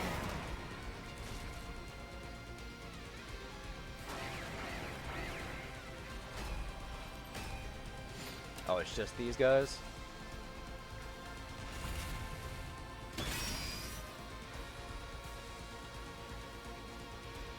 My turn!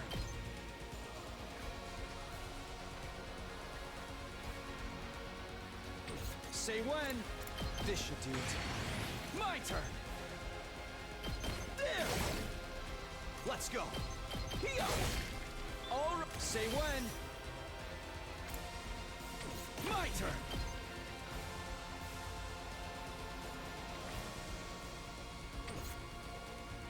Let us begin.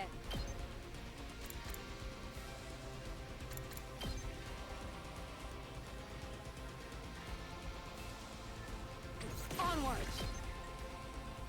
That doesn't even kill. I've got this.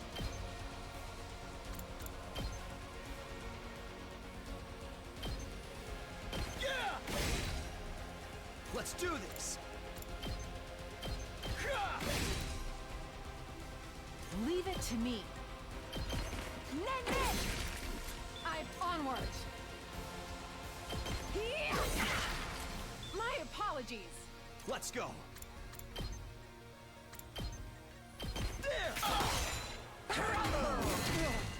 Oh boy. I've got this.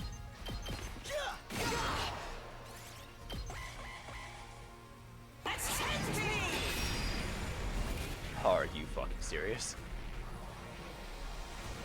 Ready when you are. Actually, what I should do here. Gotta push it. Attack boost. Two arms. I should use attack boost, honestly. Flows through me. Let's go. Alright, Leave Kyoshi it can to do me. some real damage here. She is 5. Oh, she can do it too. You've left yourself open. Two arms. Flash. Onward. Leave it to me. Banzai.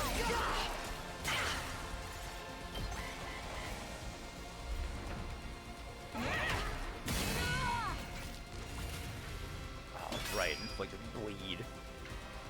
Let us begin.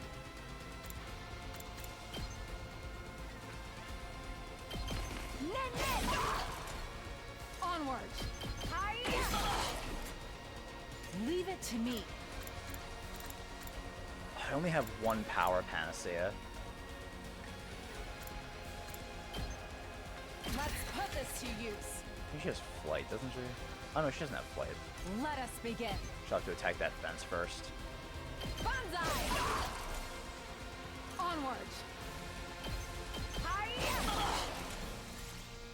This is a predicament. Oh, she can teleport, right. Oh, Kyoshika. Quite a clever trick. Oh, she's stunned.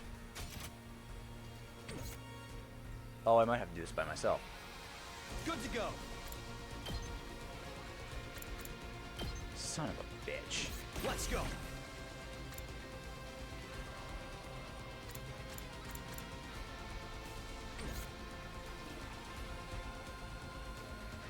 Here we go.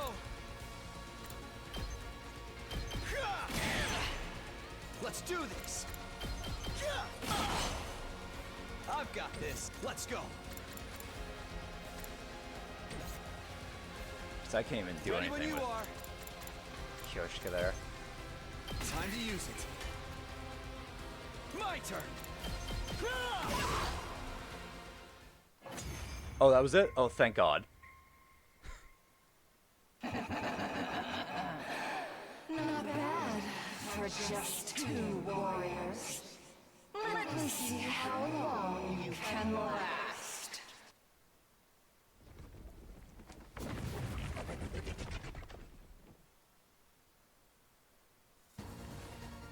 How pathetic. Coming back to life after getting killed again and again. Now detransformed, Veshnes looked entirely at ease, seemingly enjoying toying with us. To be honest, the two of us were at our absolute limit, both physically and mentally. Let me savor the sight of your faces as they become contorted in despair. Sir Takumi! shall we put an end to this foul villain?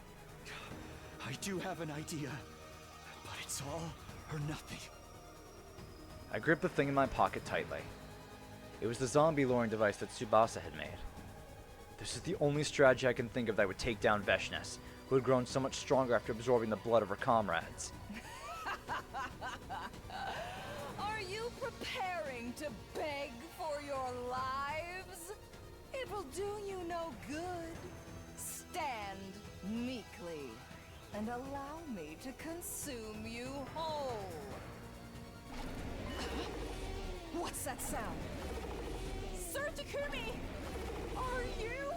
It hurts to use them for something like this, but I can't think of any other way.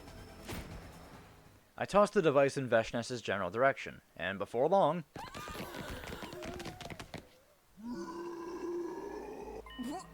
What are you? Dead invaders? You foul, nasty monsters!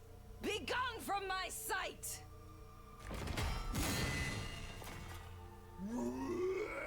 What?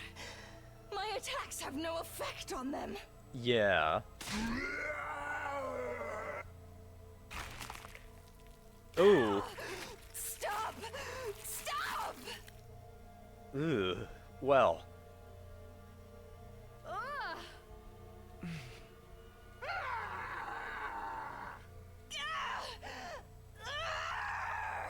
Accursed beasts! Impossible! A great god like me is being consumed! Stop! Stop!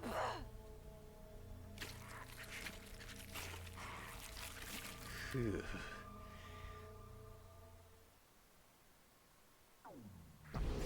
Well, that's one way to do it.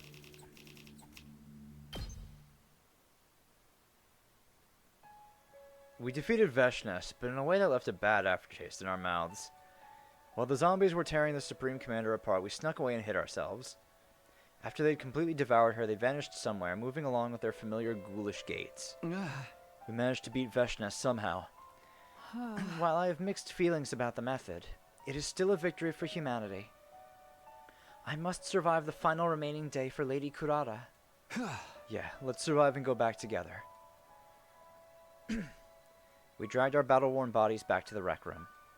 Yes, we had to return, even if we were the only two left, to the artificial satellite in the sky.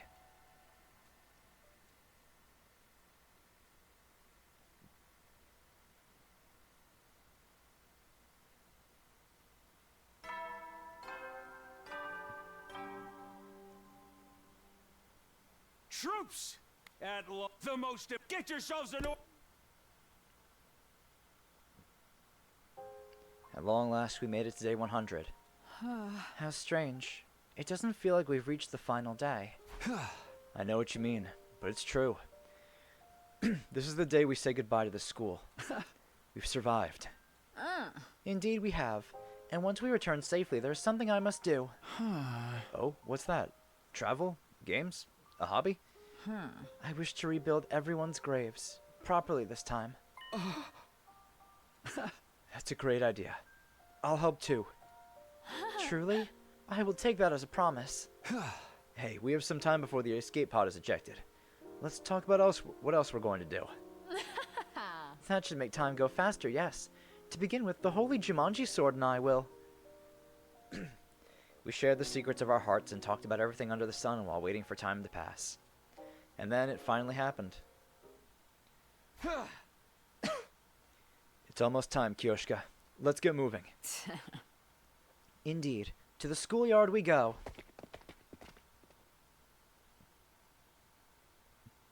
We walked as quietly as we could to our destination.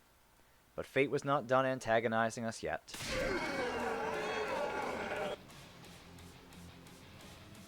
Yeah, that's about right. The moment we entered the hallway, the zombies all leapt out at us at once, as if they had been lying in wait for us. What? Why now? After everything we've gone through to reach this day, we cannot let them catch us now. We must shake them off, Sir Takumi. Yeah, let's go.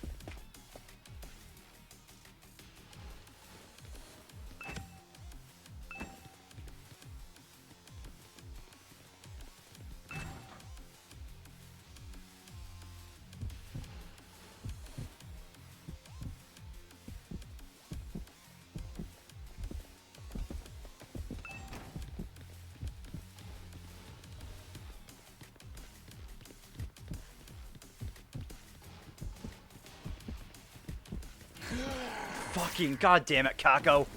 I can still. Why'd she turn around so suddenly?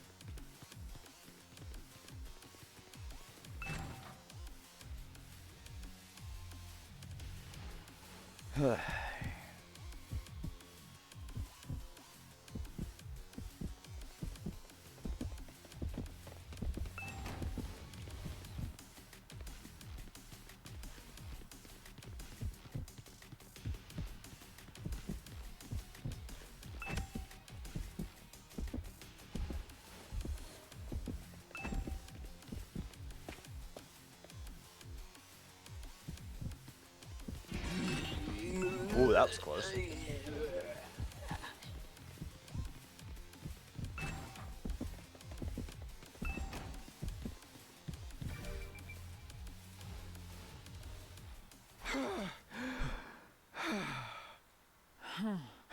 My sides hurt.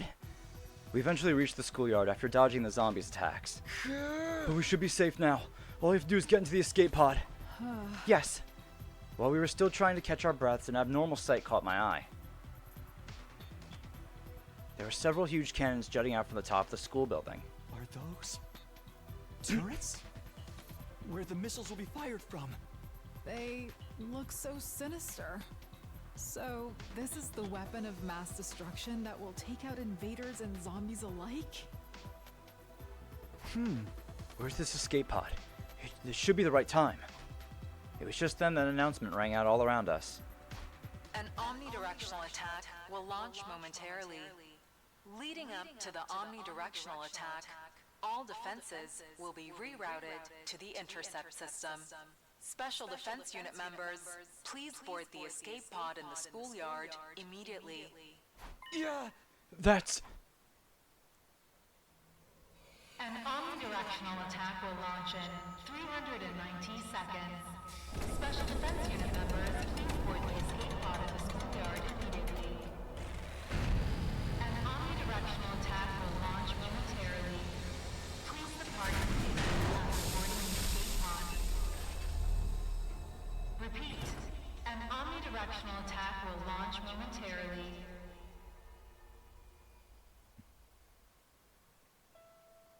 Huh? That must be the escape pod. This is what would take us back to the artificial satellite. Even with the pod right in front of me, I still couldn't believe my eyes. Sir Takumi, don't just stand there staring. We must go now. Right, of course. Let's go home. We glanced at each other and nodded, but just as we were getting ready to run toward the escape pod... Of course. Are you kidding me? They followed us all the way here? I couldn't believe the sudden turn of events. As we stood there in confusion, the zombies rushed toward us with alarming speed. The extreme situation instantly forced my mind to overdrive. Even if we got into the pod, we wouldn't be able to close the door in time to shut out all the zombies. A single zombie in the pod would mean the end for us. But what else could we do? Think, Takumi, think. What am I supposed to do here? And this is where we get the ending we need. So the choice we should need to pick should be... stay and fight the zombies. That should give us ending 76.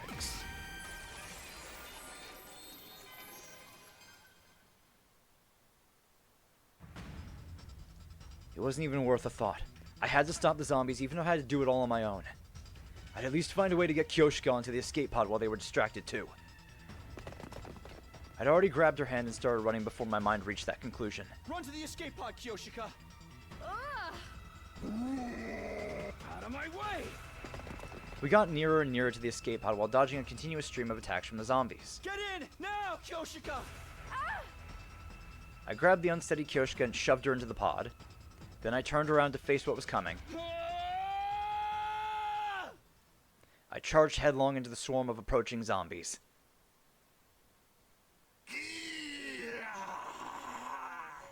Take this! Sir Takumi! Stay where you are, Kyoshika. Escape by yourself. What are you? Just go, please. You have to escape and live for my sake. The escape pod will be launched soon. Caution. Cockpit door now closing. I refuse. I shall stay behind with you and...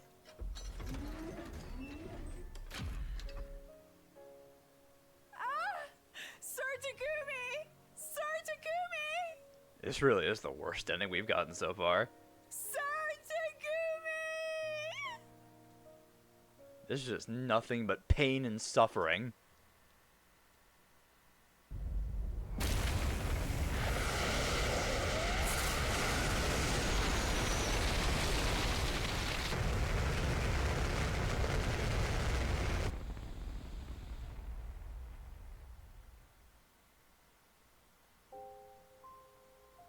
The escape pod, with Kyoshika inside it, became smaller and smaller as it launched into the sky. Thank goodness. A huge sense of relief flooded my tense body and I collapsed to the ground. The zombies surrounded me, but I remained motionless, offering no resistance. The missiles would fire soon. There was nothing I could do to survive this. I would perish here alongside them. In that case, maybe it would be better if they tore me apart now and got it over with. What?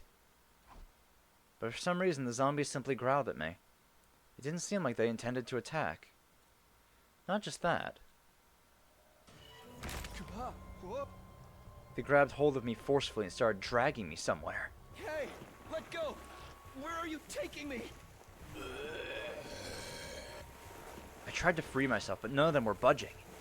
Realizing that resistance was futile, I surrendered and simply let them pull me wherever they wanted.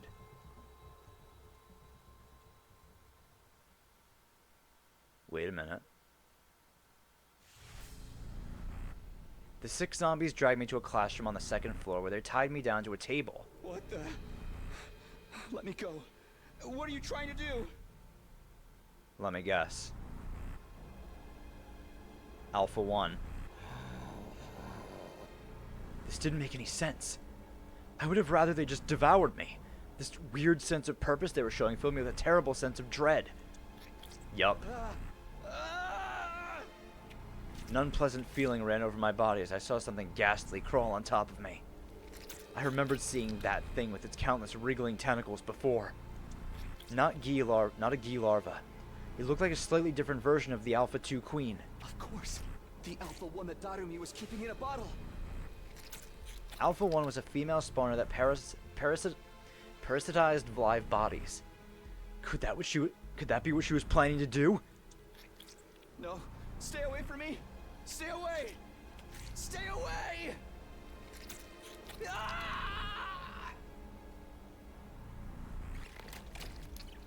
I fought back desperately, but all my efforts were in vain. The bizarre entity forced my mouth open and slithered inside.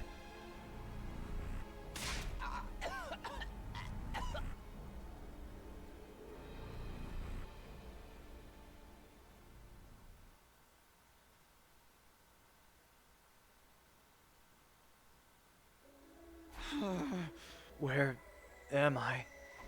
I found myself standing on the roof by myself without any remembrance of how I got there. Never mind. No need to think about that. Once the omnidirectional attack begins, I'll be wiped out along with that thing. Just then, my head nearly split apart with an excruciating pain. I tried to hold my head, but my body refused to move. It wasn't listening to me.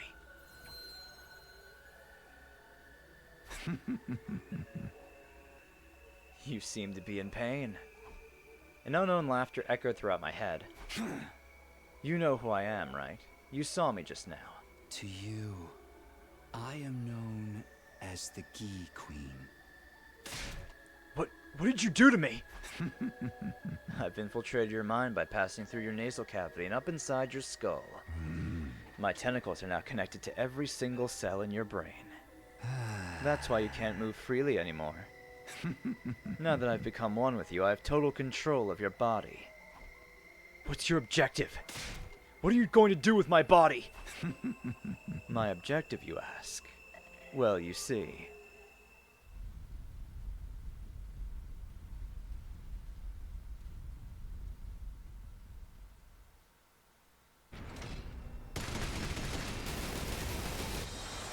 Well, a bit late for that.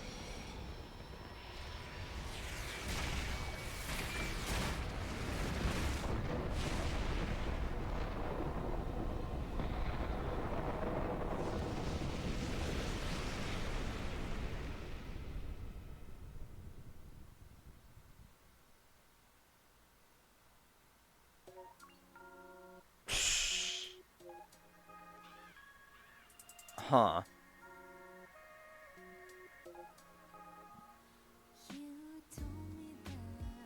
Man, that fucking sucked. Alright, 76. One more off the list.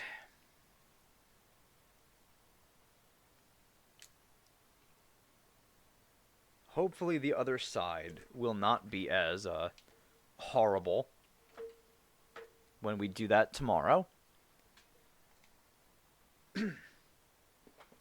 Now, the reason I don't want to do that right now is because the other ending we need to get, we need to go back quite a ways.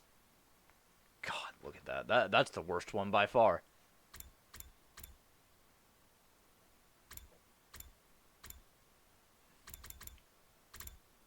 Alright, where do we need to go back to for this? We need to go to... Oh, yeah, we need to go all the way back. Yeah, we need to go here. Jump out the window. That's what we need to do when Yugamu corners us.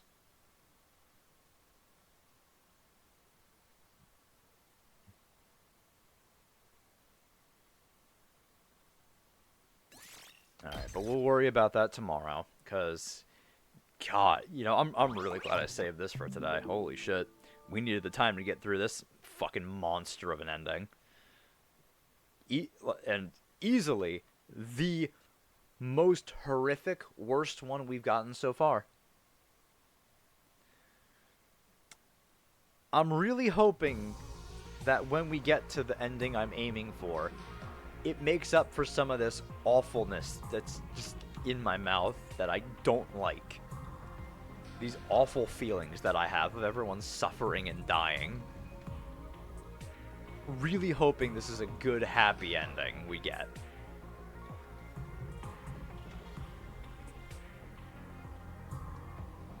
Yeah, I need to start upgrading some more people too next free time we get. Because I've been neglecting a lot of people in terms of upgrades. And a lot of people could use that +1 attack, like Kyoshka. Ugh, alright. So I'll end things off here for today. And tomorrow, same time we started today, we'll be jumping back in. Going for the other ending of the slasher route we need to get. And we'll be live until we get that. And then I might do depending on how long that takes. I might end up doing something else too, but it's probably going to take just as long to do this. I'm just glad we were able to get that ending done today. Because we don't have to go... Actually, let me see how far back that is again.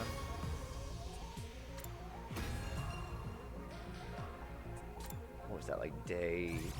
I feel like that was like day 30 something we have to go back to. Or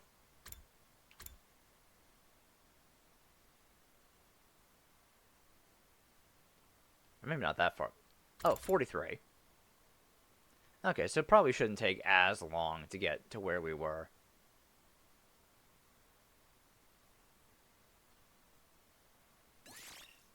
Alright. Well, if we do have time tomorrow, I might start going down Steady Fundamentals, because there is a story lock in the last route we need to do in order to get the ending I want. So we'll have to go back and do that anyway.